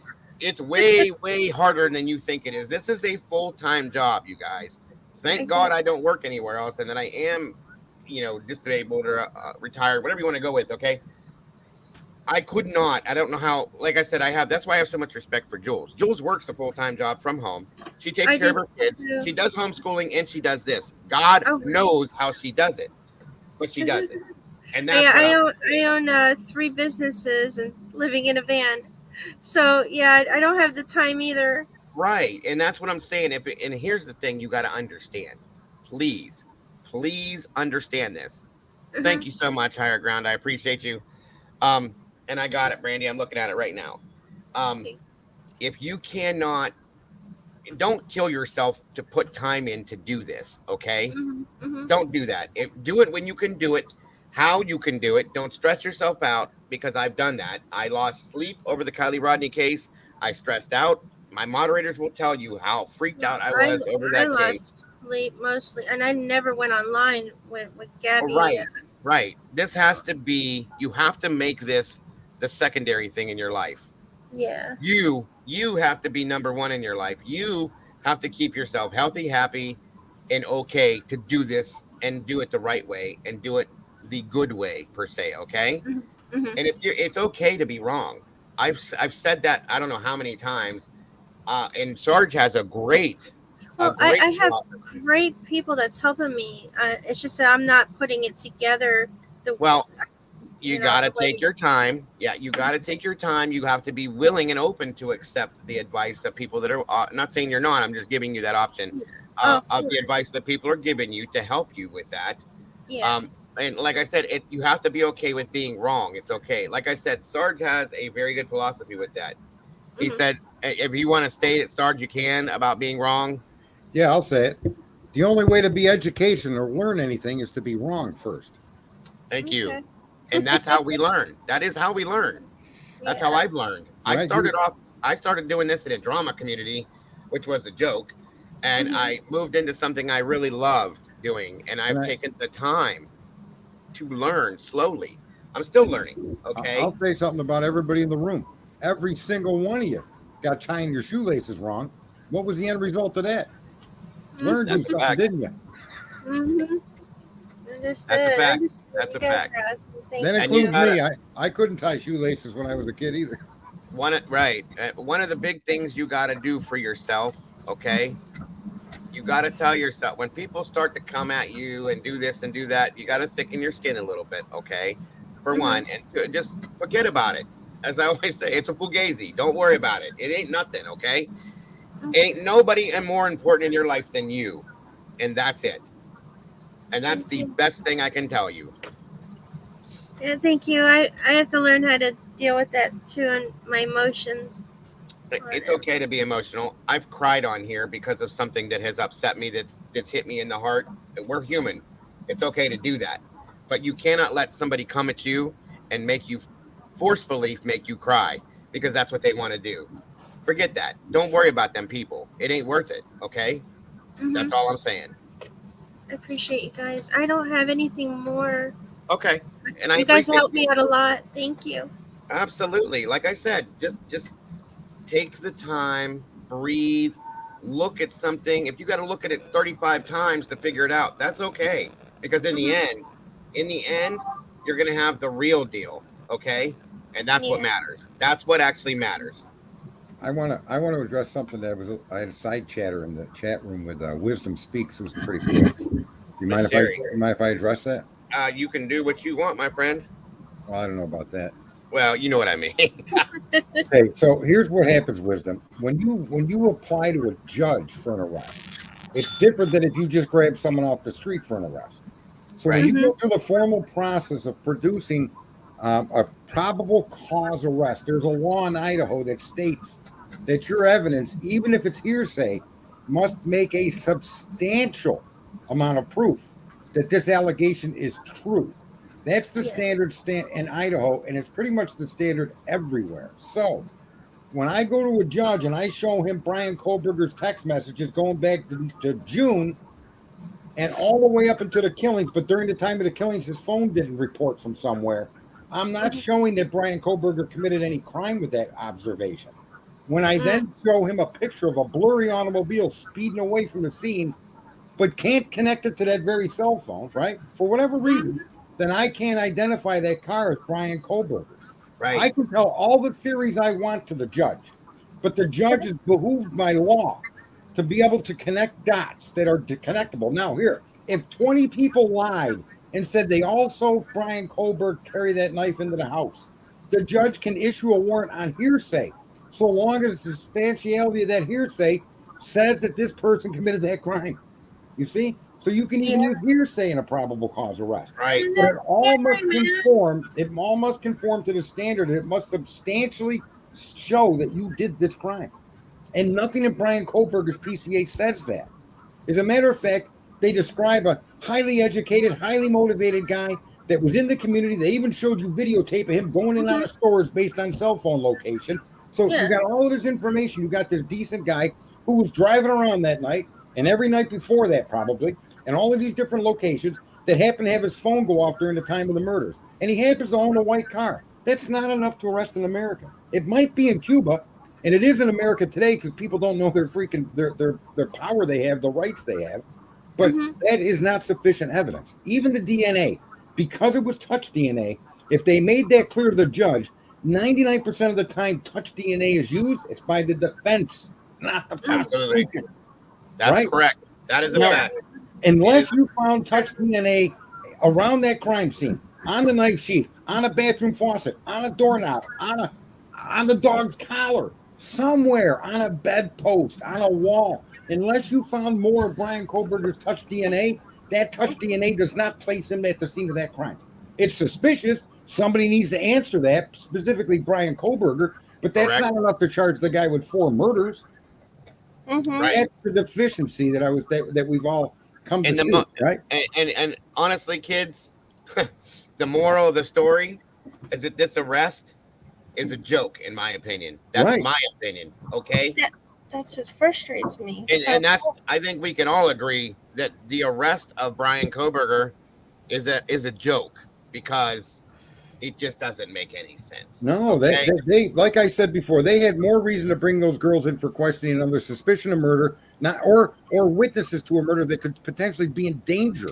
They didn't even put those girls in cars and take them off the property, from what I understand. And I agree with that because I'm from the inner city. We'd be locked up real quick. We'd be you know, like taken to juvie, you name it. We would go through the whole damn thing in order to prove our innocence. But these girls, they got to go home. Nothing happened. Yeah, and if they were 2 men that were the roommates, they would have been locked up, and Perp walked out of that house with the SWAT team. Yep. Yeah. Right? Yeah. Then I have only one more thing. I'm sorry. The Kopaka. Where is the roommates? Well, we've all been questioning that, okay? And I'm not going to put... Here's the thing, guys. I said this the other day, and I'll clarify what I'm saying. Brent Kopaka earned a Purple Heart, fighting for our country per se. Yes. Enlisted in the military to go fight for our country. Let me verb it right, okay? Did that, so on and so forth. Now, here's the thing with this. Everybody has connected him to this in one way, shape, or form. Well, I didn't. I have not. I don't mean everybody. I'm just saying, like, it's in general, okay? Okay. And I didn't either. I've looked at things that could connect him to this. I've heard things that could connect him to this. Of course, we all have. Until, I'm saying this again, as I do with everything else, until I can find, and I'm looking for it. Don't get me wrong. I've been looking for it. Yeah, me too. Until we can find undisputed proof that Brent is connected to this, I'm not going to talk about it like that. That's all I'm saying about it. I'm not, and again, I'm not saying that I'm not looking for it and I'm not reading into it. When I get to the point where I'm comfortable with it, then we'll talk about that way. Is all I'm saying.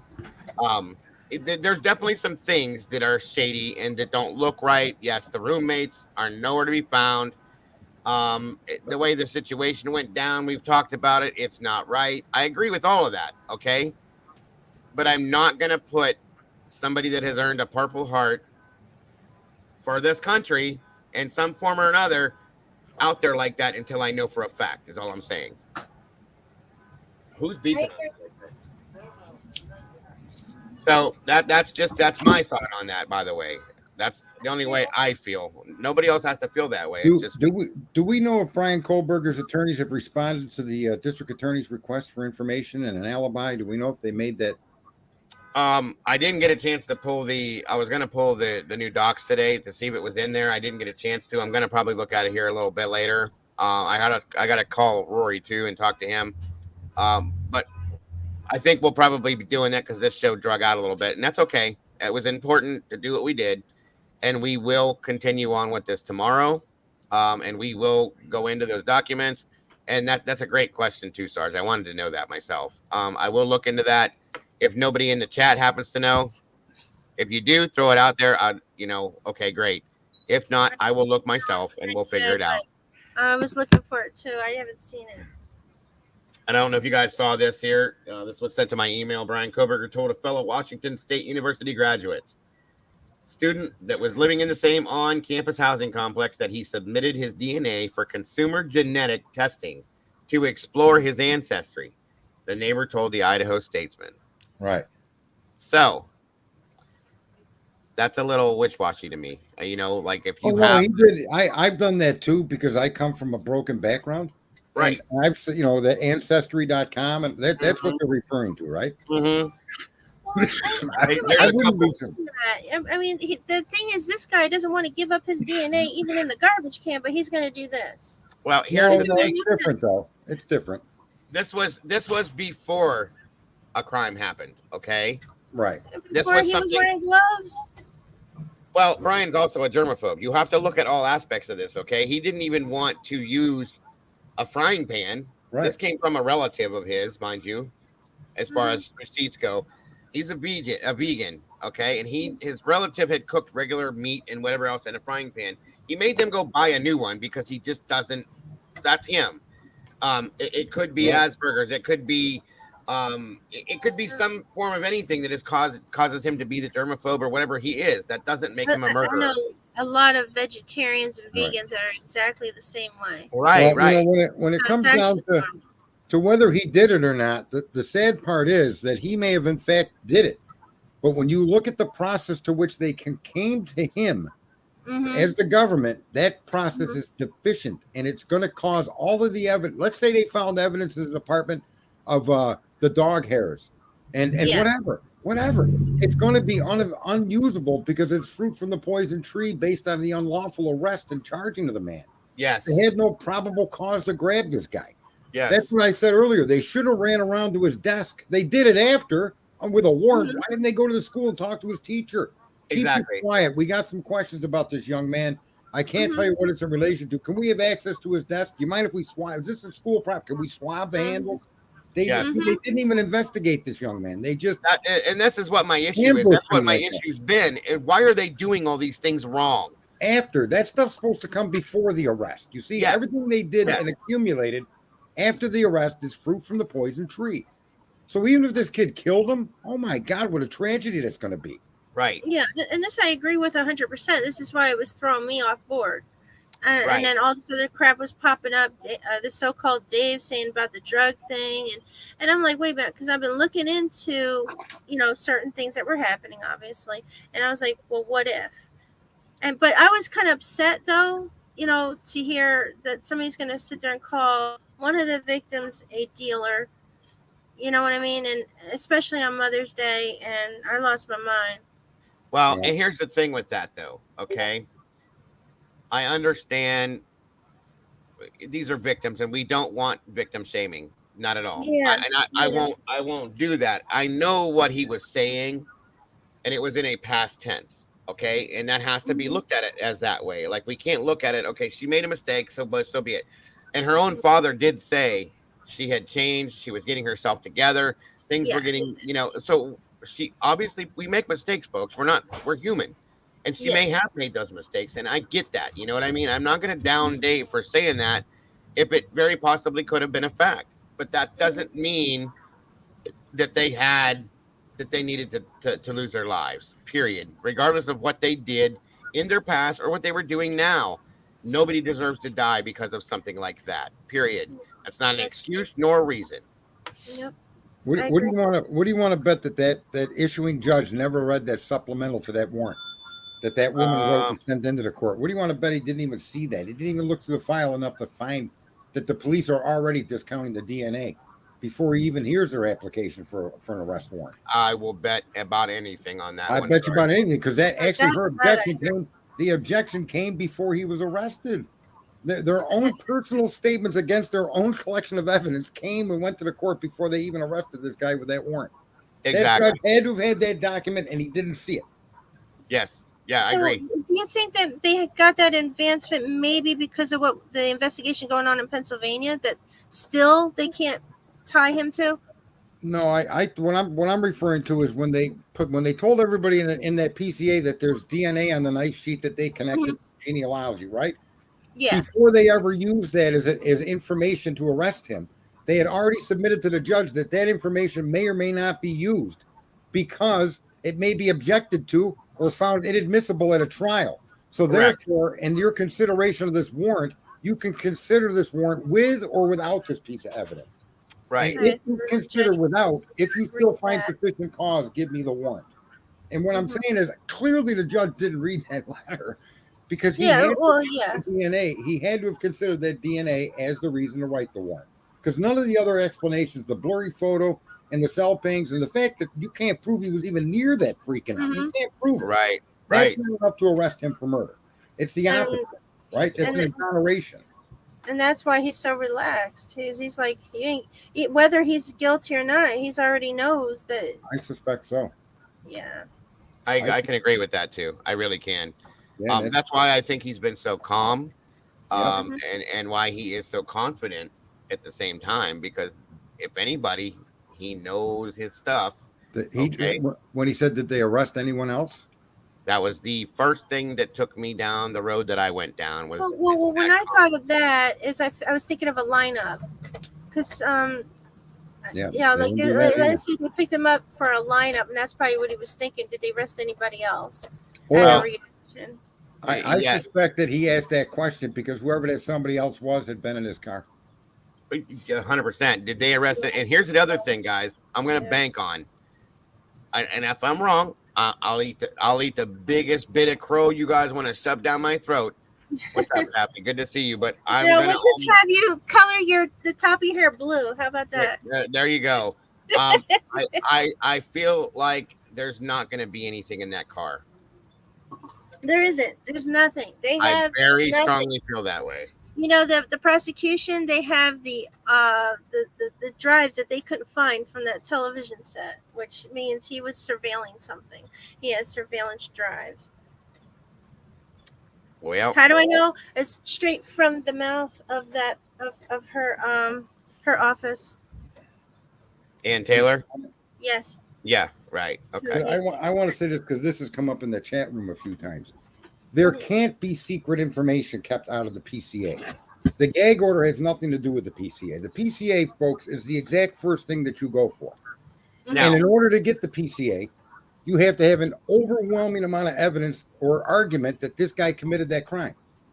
That's Right. how you get that's how you get the arrest. So there can't be they have the knife with the blood on it and they kept it out of the PCA. So Can't what I'm do that. concerned is that maybe the silence on this maybe before Kaylee, and it's No, just that's you're not you're going to someplace that I wasn't making a point on.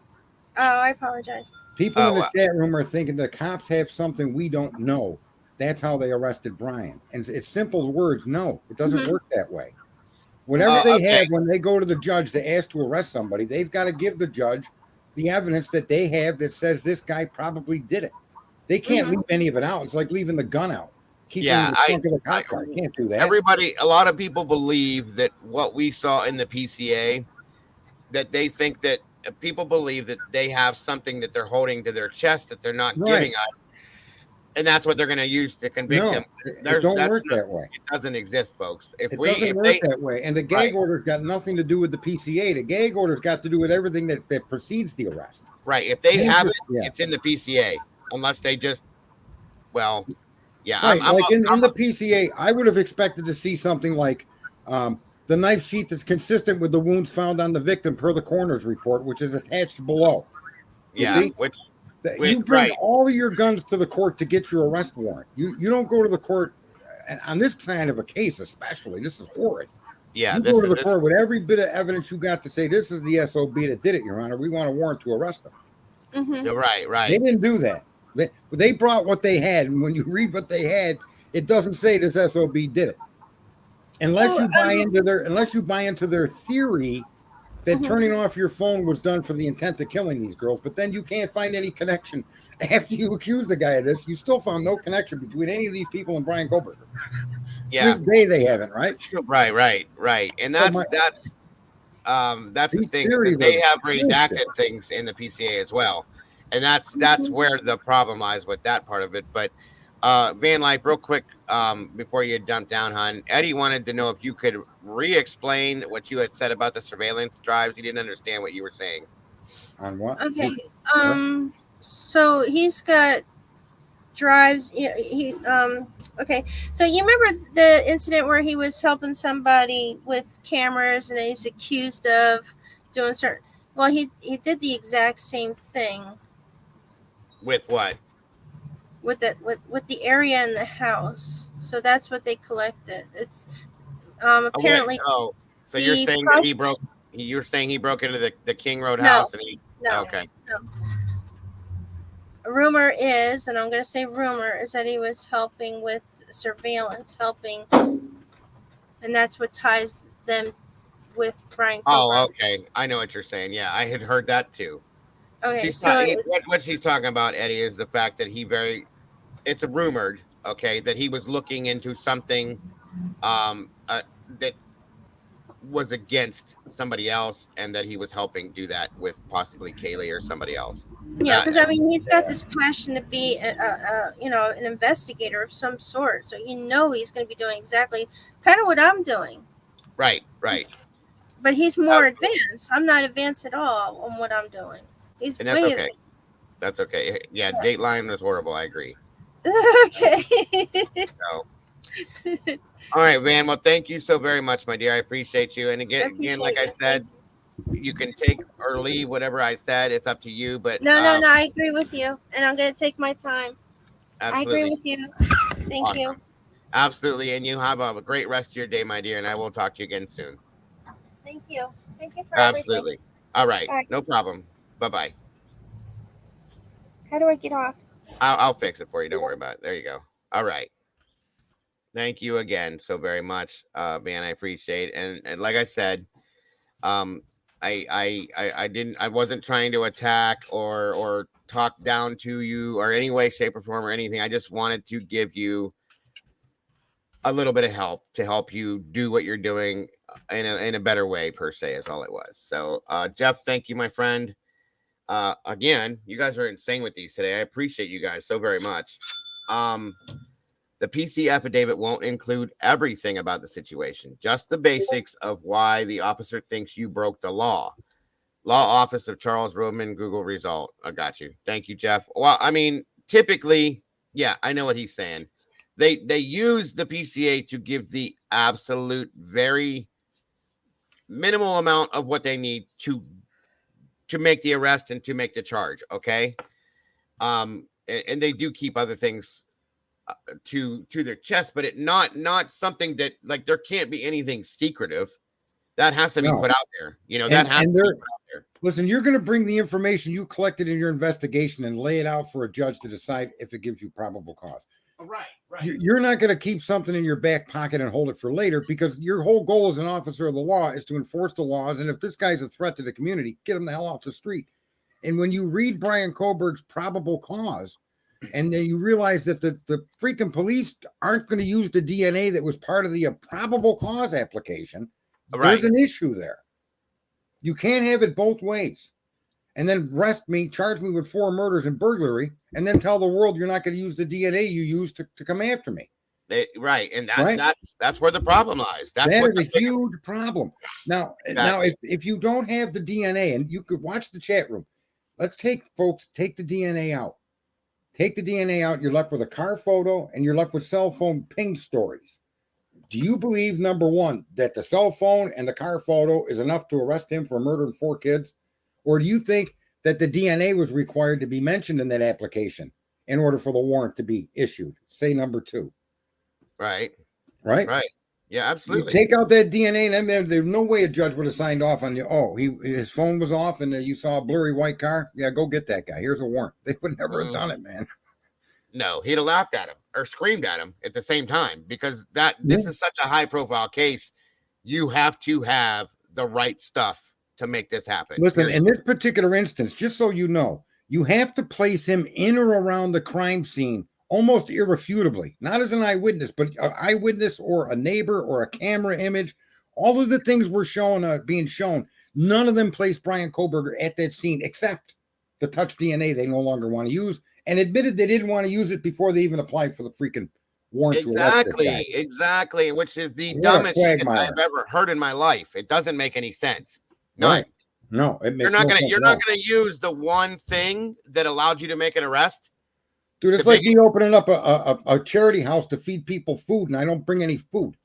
Right. Or yeah. What am I doing? That's that's a great one. I like that's perfect. You know what I mean? I'm opening up a soup kitchen with no soup or kitchen. Yeah. Here, let me go make this big sandwich. I'm gonna make this big sub sandwich, and then I'm gonna go eat a bag of Doritos. What? It doesn't make any sense. You know what I mean? None of it makes any damn sense. Dude, it's off the hook, man. I like I'm telling you, I actually committed crimes and didn't even get charged because of circumstantial evidence that put in doubt what they wanted to charge me with. Right, exactly. Right? And in this case, you're putting this guy inside of a murder scene of 4 young kids with what? Right. Blurry picture, and I got cell phone pings from June, but during the time of the murder, his phone must have been off. That's when he was killing them. Really? What kind of fantasy world does that cop live in? No, and it's the stupidest thing. Is the day that I remember, the day that I saw that, I almost fell out of my chair. I'm like, what? And then Jules come over here and did the same damn thing. Like, what do you mean? Yeah. They just made a comment that they gave it to the judge, and that's what I said earlier. They did give it to the judge and let the judge decide. And I'm saying he didn't read the documents. No, I didn't do his job. No, it doesn't. That doesn't make sense. It doesn't make sense to me at all. What do you mean I don't have to use the DNA to approve this warrant? Because you better hope I do. Right, and that's another big thing. Somebody just said that. I've been saying that. Thank you, CL. They literally never placed him at that house in the PCA. It never once says that, guys. No, not one time. Nope. They don't even put him in the vicinity of the house. As a matter of fact, their exculpatory evidence says he wasn't anywhere near it. The last time they read his phone was at his apartment. So if he comes back and says, I turned off my phone and took a nap, well, they can prove he did that, basically, because they can show you where he was at the time the phone went off. You know what I'm saying? They become his alibi. It's ridiculous what they did to this guy. Absolutely. 100%. And like I said, that doesn't mean, you guys, that I think he's innocent. That he didn't have anything to do with this. Me either. All it means is that they have nothing to prove that he did. Period. Right. And that's why they went to the grand jury to avoid the preliminary hearing. If you read the motions that Brian Koberger filed on his discovery, and the answers that the court gave were egregious, any judge with half a wit would have come around his bench with that hammer and started whacking the DA in the head for arresting this kid. Yeah, right. What you didn't do a lineup? You didn't swab his car? You didn't go to his school and swab there? You didn't offer him a drink of water in an interview room? You didn't quack? You've been following him around enough to arrest him in Pennsylvania, and all that time you couldn't find a disposable cup from everything he threw out his car window. What's the matter with you people? Right. Where is the investigation? That's the problem. There hasn't been a real investigation. No, let's just charge this guy with heinous murder, get warrants, and go do all this stuff under the power of a warrant. Let's all go golfing afterwards. Right. That's the point. And, Joe says Koberger would have had charges dropped at the preliminary hearing. That's how Ellie's case was. And that is, folks, I hate to say this, but that's it. That's almost factual to me, because I can almost guarantee if they would have allowed for the preliminary hearing to happen, that he would have walked out that day. And you want to know the saddest part about that, Diego? Here's the saddest part about that. Tens of millions of Americans would have believed the justice system was corrupt because they don't understand how it works. Yeah. And so when something like that happens, like here's another one, everybody jumping on Hunter Biden. Guess what? Anybody that's a publicly elected official can't profit off of the stock market, but their family can, their friends can. They're not supposed to trade their own stock into Intel when Intel's going to go up. But their father, their brother can, their sister can, their husband can. So when you say Nancy Pelosi got rich in office, that's true. But she didn't break any law because the law protects her. You see, that's the difference between knowing the law and working within the law and being a criminal. And in Brian Koberger's case, or in anybody that ever gets arrested, you have inalienable rights the government cannot cross. That means there's a procedure that they must follow over and over and over again, the same with every single person they encounter. And when they don't, even if you committed the crime like I have in my past, they can't prosecute you for it. Right. That's just sad what they did to this kid. And if he's the killer, I swear to God, I'm going to eat crow too. I'll feel so bad. I'll eat anything just because it'd be crazy if he got off and he was the killer. Right. Ruby, what are you saying is a bold-faced lie? Which comment? Just to verify. I'm just curious myself. Is that it there? CL correct. They don't.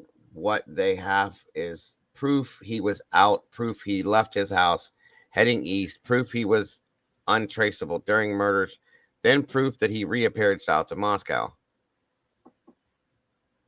Yeah, that's true. They don't have proof he was ever in that house, which is, I think that's what Ruby is saying. Yeah. Well, I think I hope you're a she. I hope I'm saying that correctly. They don't. What they have is proof he was out. Right. Okay.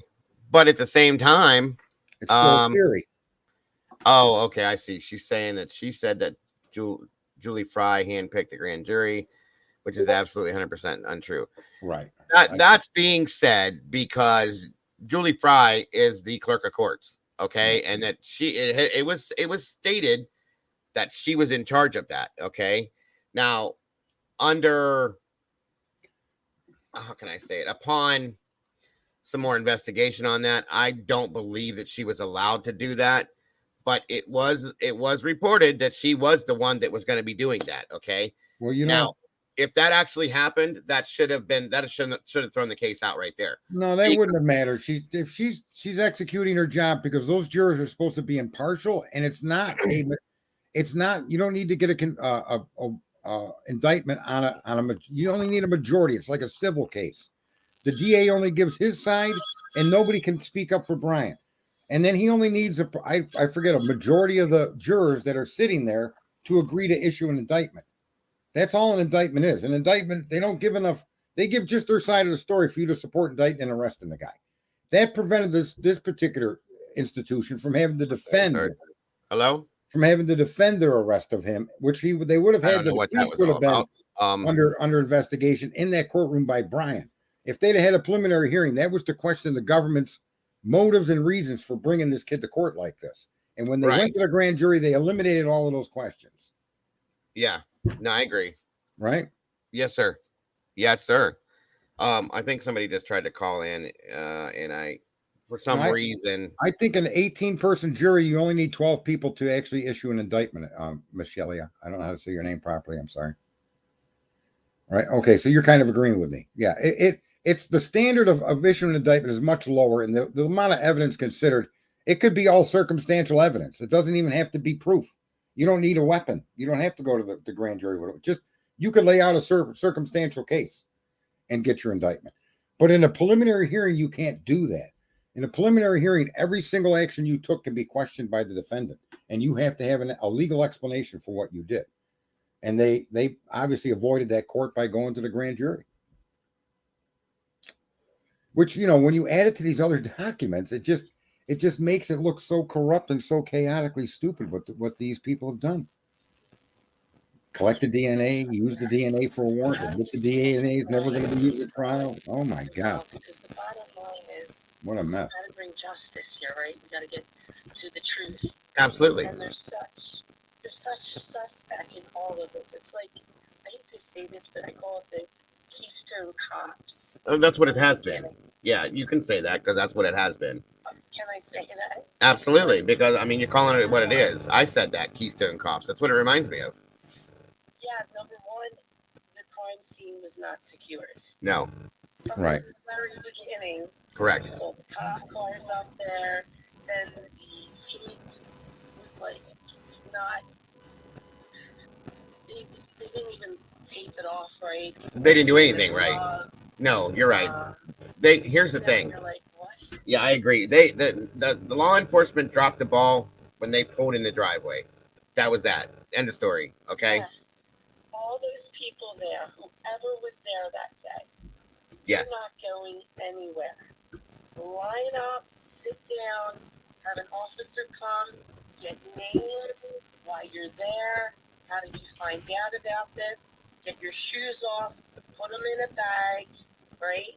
Shoes in bags. Yep. Because and we've just been traipsing through the crime scene now too, right? Yeah, that's then right. You have the 8-hour debacle of the 911 call. Yeah. You can't hear the 911 call, and the rationale from the police is it could compromise safety, whatever. That 911 call needs to be out. Here's the out in the public. Here's the problem with all of it. Here, right, and here's the problem with all of this. First of all, you said this is Anna Marie. Yes. Yeah. Sorry about my voice. No, it's okay. I just wanted. Everybody was asking who it was. Anna Marie. Now here's the problem with this whole thing, folks. Okay, what she says is true. Just like Sergeant said they should have done. Just like I said weeks ago they should have done.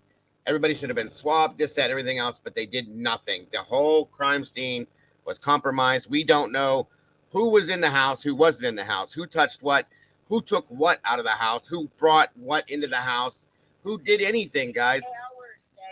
8 hours. Right. There were no fingernail scrapings done to anybody in the house, or any fingerprinting. There was anybody that showed up at the house.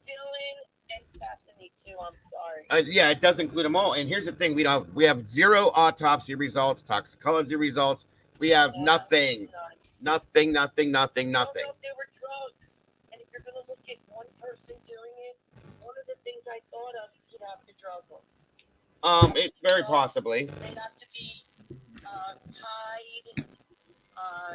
Where their mobility wasn't. Very possibly, yes. And we don't even know the timeline suspect. The whole, yeah, everything about it suspect. Yeah. The lawyer, he's going after them because they're happy and he's not.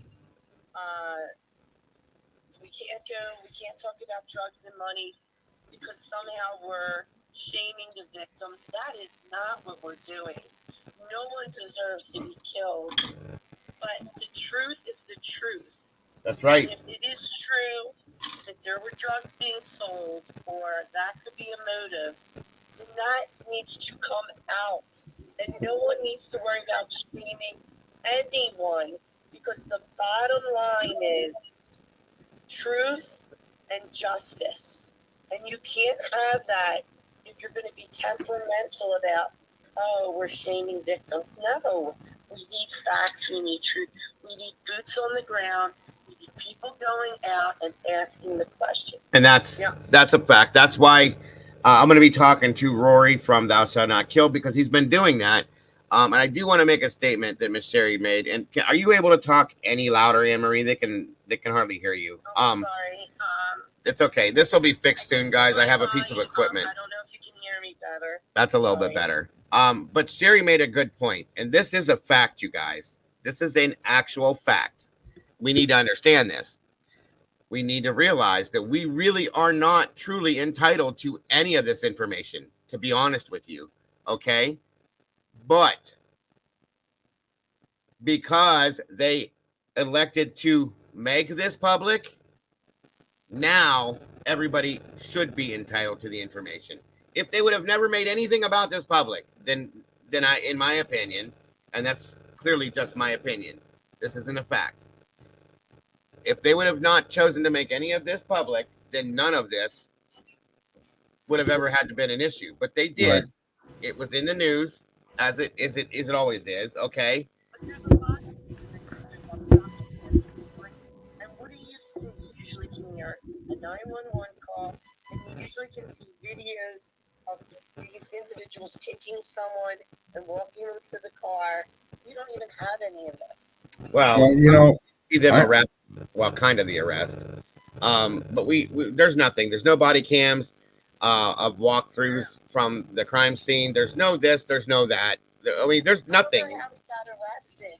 I mean, Ann Taylor's good, but I don't know how he went. I don't even know how that got kicked. That should have been kicked out from the beginning. The whole process is so convoluted to what they did. And here's the worst, saddest part about it. The other suspect here. Right, right. You wonder, are there police involved? How does Emma and Dee get off? Say that again. Oh, yeah. That was a big issue for me as well. When I realized that all that stuff was completely, they just dropped it all. That blew my mind. That blew my mind. I agree. The kid that died from drugs that they sold him, you're going to be jailed and you will be sentenced. A sentence. The problem with that is that I've come to realize.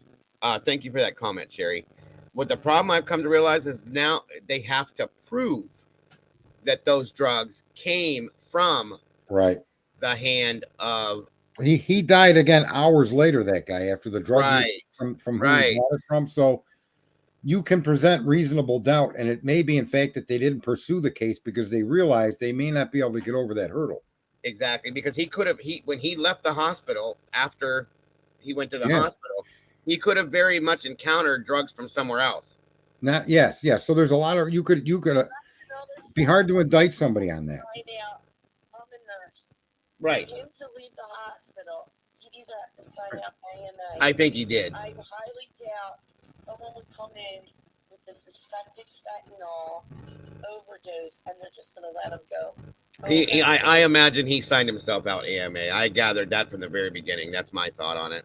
I'm gonna jump out of here, but I want to leave a little kind of silly. It would have been nice if they would have at least had that woman draw up like a composite photo, right? Mm-hmm. And the reason I say that is I saw this newscast and it's on the internet where they put a composite photo of this guy with like a triangular shaped head and these weird ears and freckles, and it looked like a caricature rendition of something, like a cartoon. And then they show you the guy that was arrested. And there's absolutely that drawing would have led you to that guy. Yes, that is hilarious. Right? So imagine if you would have drawn up this guy dressed in black with his eyebrows. We'd know what she meant by her opinion of Bushy could be different than yours and mine. She draws hers on, for God's sakes. 100%. 100%. So I just wanted to go with that. No problem. Sorry. It's a bit silly, but it's true. I don't know. I'm just afraid it's a fact. This case goes cold. And I know Kim's been on your show, and the one thing that has to be said is like, yeah, you want to protect your children, but these parents are not serving these kids. If these kids know who did this, then they're going to have to live with this for the rest of their life. I agree. The rest of their life, they're going to have to live with knowing I didn't do the right thing and I didn't come forward. I'm sorry. And if the parents know this, then they're not any kind of parent. Well, and that's tell their kid. That's true. You have to do the right thing. That's true. You have to do the right thing. That's because this will come with you the rest of your life. And here's the thing. Try to kill themselves. Right, and that's the thing that we need to understand. First of all, thank you, Sarge, for being with us today. I appreciate you so very much. Always enjoy your output on this and your input, my friend. Always, and you're always welcome at any time for this. Thank you so very much, sir. But yes, Anna Marie, You're right. You're right. They do have to live with this for the rest of their lives, and I have a feeling that a lot of parents don't know the truth behind what. If anybody knows anything about this, I think that they're keeping it right here. They're not talking about it for whatever reason, whether it be fear or some stupid pact that they all keep, whatever the reasoning is. That's something they're going to have to deal with for the rest of their lives. You are correct. Okay. There's nothing we can do about that. We can talk about it till we're blue in the face. It doesn't make a difference. Okay. Sadly. It just seems so weird. Like all these people possibly knew this shakedown, whatever this was that Kim's bringing up. It just. I think that it very widely may be known that it was going to happen. Okay. But at this point, some people have told me, and this is hearsay, that they knew it was going to happen. Okay, that the victims knew it may have was going to possibly happen. Okay, we don't know that, guys, because again, that's why we're sitting here. They don't have a voice anymore. That's what we do. Okay, but the thing is if they did know, and they were trying to avoid a situation, it's a sad thing to think about, but we can't change that at this point. Okay, we really can't. No, but I just don't know. Like, if Brian winds up getting off, if he didn't do it, that's justice, right? But if he was involved, how do we then go back and find what happens? Right. No, I understand. I understand. There's a lot. Was it? Go ahead. Just him? Was it just him? Like, and that's the other thing. Like, our media wants to tout this incel and, yes, and it kind of upsets it. Like Nancy Grace, I don't even listen to her anymore because she oh, look how he looks. Could you imagine seeing him at a party? And I'm like, well, you're part of the problem, Nancy. Oh my God, Nancy Grace, don't even get me started on her. Beautiful girls, ugly guy, right? Is that what we're doing here? Instead of beautiful girls, smart guy. We're making it look like superficial, they're so pretty, and how could they want a guy that's not handsome or whatever? And I'm like, why are we towing this narrative? Well, and that's the thing, guys. I'll be honest with you. Brian Koberger's not that bad looking of a kid. He's really not. No, he isn't. You know what I mean? And I mean, Casey's boyfriend isn't great looking either. So and that doesn't matter. I don't understand why that even has to be part of the discussion. It shouldn't be. It really shouldn't be. But you heard her say it, and I'm like, no, yeah, I know. I can't stand Nancy. I can't stand Nancy no matter how many ways I look at her. I just can't deal with her. I can't at all. And I probably never will be able to deal with her. So whatever she says, I'm gonna automatically be offended by, just because of the person that she has, become in my mind. So. And that's something as a society we have to look into. Like, why are we towing this type of message? Yeah. Because if you look at girls today, like even my daughter, I have a teenage daughter. Right. And once middle school hits, they want to start looking like 20-some-year-olds. Oh, yeah. They're like, oh my God. Yeah, that's been that way for a while. It really has. Yeah, and then you look at the boys, though, and they're still boys. Right, right. So, as a society, we have to also say, what kind of pressure are we putting on our boys? Because then how do they even go about relating to girls that look like 20-some-year-olds and they're still looking like teenage boys? Do you know what I mean? I agree. And that's something I've thought about, too, with all this.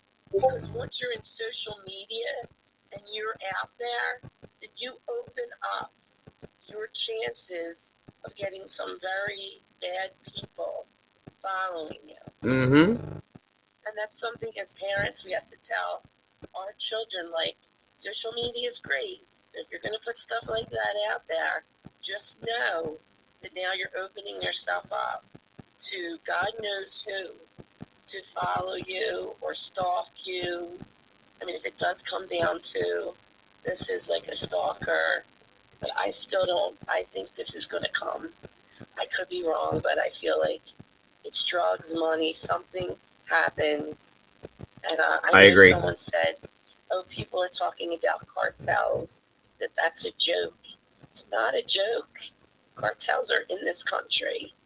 We need to wake up and realize this isn't like you go to Mexico and see cartels. Right. They're here. Absolutely. And we have a huge fentanyl problem with our youth because there's a lot of depression and anxiety. And that's what's making them turn towards, taking some kind of, be it Xanax. And they said apparently the Xanax comes laced with this fentanyl. And I'm trying to learn more about fentanyl. But oh, God. Fentanyl is in everything, and it's horrible. It's killing people from touching it. That's how dangerous it is. Yes. And I was looking at other podcasts. There's this one podcast that shows all these kids from like age 14 to like 30. All these tragic stories. None of them want to die. Right. But somehow they get stuck getting these bad batches with fentanyl. Yeah. And it's all over the place too. It looks like candy nowadays too. Yeah, you were saying that, right? The rainbow. Mm-hmm. Just really, and that's what I'm saying. Like, if you look at this case, sometimes you can almost mirror it to like what's going on around us with our young. And I'm not saying these people per se, but the whole just environment of youth today. And I don't know. Right. I don't know. No, I understand. I just hope he finds who did this because I have a feeling it's more than one person. Right. It's heinous what happened to them, and it has to come to justice. Right. And I hope to God the police aren't involved, but I don't know if some police are involved too. Well, I'm gonna say this, okay? And I thank you for calling, Anna Maria. I really appreciate it. No problem. Thank you for having me speak. Absolutely. Thank you. Take care, Daga. You too, hon. Have a great rest of your day. You too. Bye-bye. All right. Bye-bye. I'm going to say this, guys. I know that we've been sitting here talking about how wrong it was, the way they arrested Brian. Okay. I want it to be understood when I say this. I do not believe that Brian Kohberger, I'm not saying these things because I feel that he's innocent of these crimes. Okay. I don't want that to be, welcome, Morgan. I didn't see you till just now. I don't want that to be what people take from this. Okay. I'm saying the way that he was arrested was wrong. And all I was saying was that I don't like Nancy Grace. That's me. Okay. And that's just my personal opinion. That doesn't mean that it's God's word because I don't like her. I just don't like the way she approaches things. Okay. I saw somebody in the chat had made a mention about glorifying a suspected killer. No, by all means, that is not what I want to do. Okay. I just want everything to be done the right way. If he's guilty, he's guilty. I've said this before, I will be the first person standing in line with a pitchfork, I can't even talk, a pitchfork to hang him if we have to, guys. That's me. Okay. But if he's innocent, then he also needs to be treated as if he's innocent, period. The only reason why I made the comment about the way he looked was because it had been talked about how ugly he is and how evil he looks and how this he is and how that and blah, blah, blah, blah, blah. Looks have nothing to do with murdering people. They have nothing to do with becoming a serial killer. I mean, if we look back, guys, this is ridiculous. I'm talking about this, but Ted Bundy was a decent looking guy. Jeffrey Dahmer, in some people's eyes, was a decent looking guy. Richard Ramirez was a heartthrob to some people, but these are all psycho killers, okay? So we can't put it in, you can't judge somebody by the way they look. Okay, Brian Kohberger very well could just have that look in his eye because he's always been kind of bullied and this and that and dealt with mean people, or it's just who he is. He, like I said earlier, he may have a form of Asperger's or a touch of sorry. 1 second, folks. Hold on.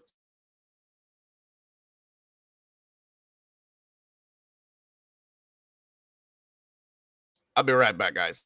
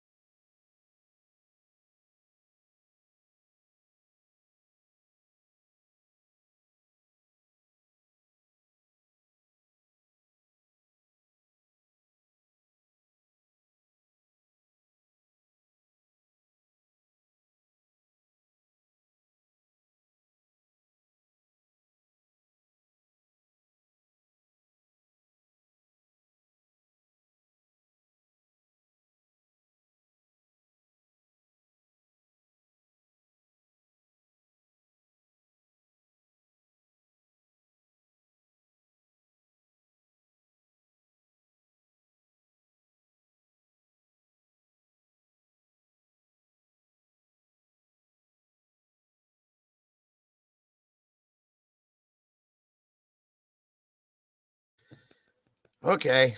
Sorry, guys. I about choked to death. I don't even know how, but sorry about that. Yoy. Okay. Anyway. Anywho. I'm alive. I made it. I'm here. I got it. Sorry about that. Now what the hell was I saying? Oh. I don't remember now. That's great. No, I had something I was chewing earlier, and it was like a granola bar, and I think I had a little piece stuck in the back of my throat, and I went to say something, and it got, one of them deals. So anyway, I'm back. Thank you. Ugh. Nobody is trashing the victims, right? Right. Okay. Oh yeah. Like I said, the appearance of somebody has no bearing on this, guys. It has no place in an investigation. Thank you, Michelle. I wanted to call you Michelle. Any of that, folks. It has nothing to do with this, in my opinion. Thank you, Eve. At all. It just, I think that's ridiculous. Okay. Some people do have a look to them. Sure. Okay. And people do look weird at times. I agree. Brian Koberger very possibly is an odd person. Okay. One moment, everyone.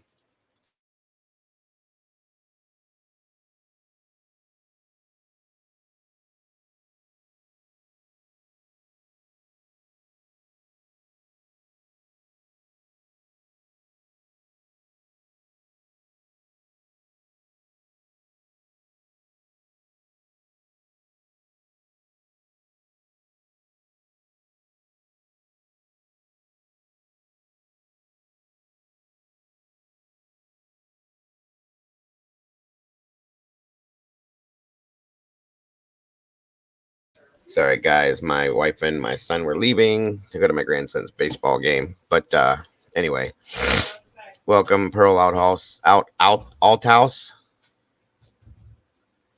Thank you. That's what I was gonna say, word for word. Actually, that you said. They didn't arrest him because he looked weird. They didn't arrest him because he acted odd. They didn't arrest him because he had that dark look in his eyes. They arrested him because they have a suspicion that he was responsible for these crimes. Okay. So that needs to be, she was right. That shouldn't even be something that's even included in the investigation conversation, folks. I really don't like that at all. She ended the call, Heather. She said bye, thank you, and all that. I know it was hard to hear her. She has really low for some reason. I have a crappy phone too, but I do have equipment I'm putting together to where that when people call in, they will call in through the system, and you will all hear it very clearly, and it'll work better. So, was there anyone else at this point, we've been live for quite a while, so I am going to have to bring this to a close. We will pick up tomorrow again. But is there anything that anybody else had for me today that you wanted to bring up or talk about, or any of it, guys? Anything at all? I'm surprised Jules didn't pop in here today. We missed her. We missed you, Jules. Must have been busy. Jeff, I appreciate that, brother. I do. Let's see. Mr. Andrew Bogner said, still sus about BK alone challenging a 6'4" Ethan. Always have been, Andrew, and I always will be. I am sticking with one thing for sure, folks, that I do not believe, and I'll say that outright, okay? Oops, 1 second, folks. Let me get my door. You leaving? Are you leaving? Oh, nothing. I just wondered. I see you working on it. As soon as I get out of here, I'm going to go check it.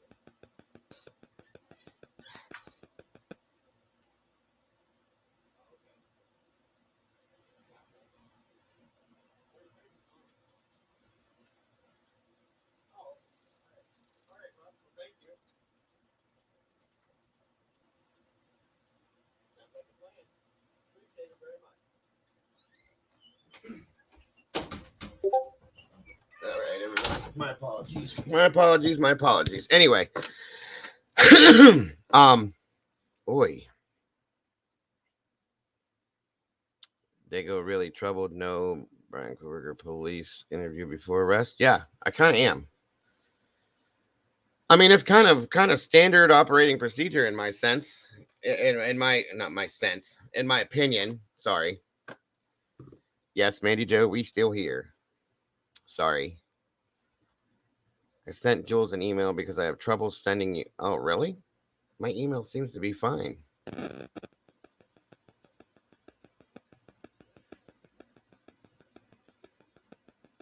Do you have... I don't understand why I wouldn't receive your emails, though, Rumsey, because... Okay, let me ask you this. Does it come up under the name that you have here?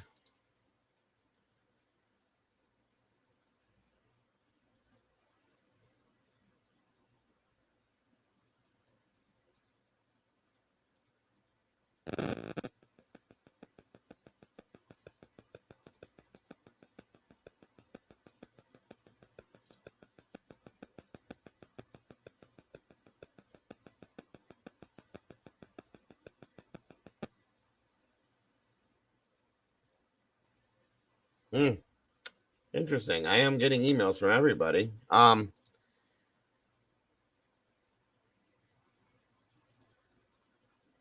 don't know.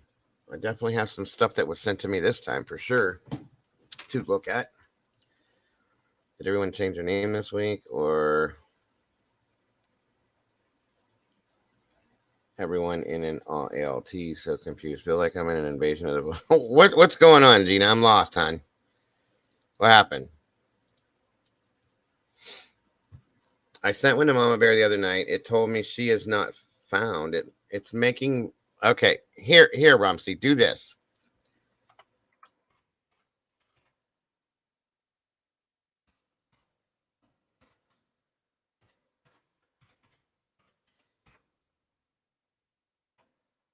All right. Is Annie in here? I didn't even see her in here. All right, my email is in the chat right underneath Yvette Lopez and above Gina Marie. It says mayor74@gmail.com.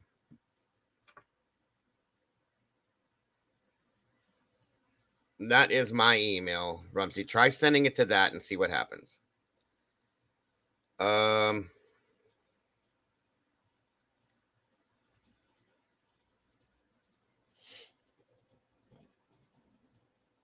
Yeah, our names are all the same, Gina. I don't know what's going on, but I sent you a message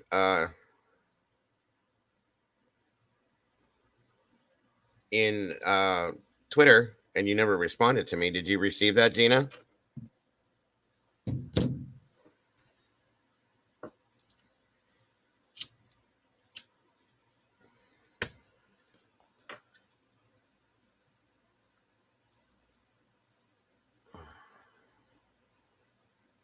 I will be, but not right this moment. What does Mayoris refer to? That's my email address, Jeff. Mayoris is my last name.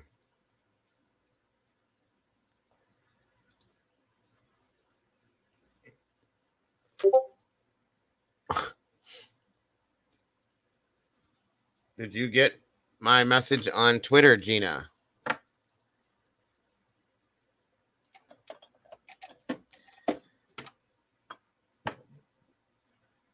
Are you still Mama Bear, Mama Bear? Gina Marie looks like Gina Marie. Who's Gina? Wait, what?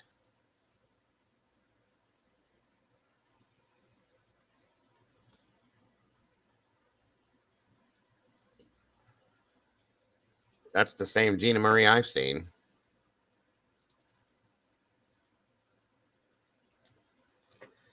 I don't know what's going on. I don't know why people are lost. I'm confused. I'm confused. I'm going to change my mind maybe to Perry Mason. Hey. I am still the Dago. Yes, I am. I promise you guys that. I can change my name if you want to. You guys want me to change my name and then start another channel that you guys won't find and all that fun stuff? No, I don't think so. I think it's with Unique Van Life and Evil CJ. I think I am an alien. Oh, okay. I'm new to the channel. Bonita Longlegs. Yes, you are. Welcome, by the way. It's great to have you here. I can tell now the people that are newer, except for Dan Antonucci. He's been here for a minute. Because David made sure that just about everybody in that comes in here is green. So I will not change. I'm not going anywhere, guys. Mama Bear is in chat. Jeff, she had to work. So she's just in chat right now. She should be back here with us. Well, I don't know. When are you coming back, Mama? Yeah, I know she's in the chat. Opa means grandfather in Deutsch. Deutsch, isn't that weird? Tamara. Don't change it to opinion. No, I think Brian changed his channel name. I just noticed that the other day. It's not Opinionated Idiot anymore.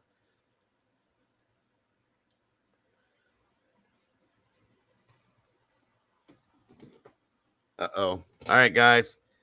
I don't know. My internet seems to be doing something right now, so if I don't want it to drop on you guys, okay? I don't know what's going on. My apologies. I want to tell you right now, I'm going to end this now so I don't drop off. I love you guys to death. I appreciate you guys more than you guys ever could imagine. Thank you, Sophie. I will get into the emails and check it out. I hope you guys...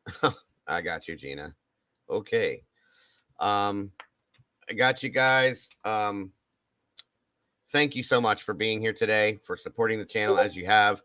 Anybody that did donate to support the channel via the links and or super chats and super stickers, thank you so very much.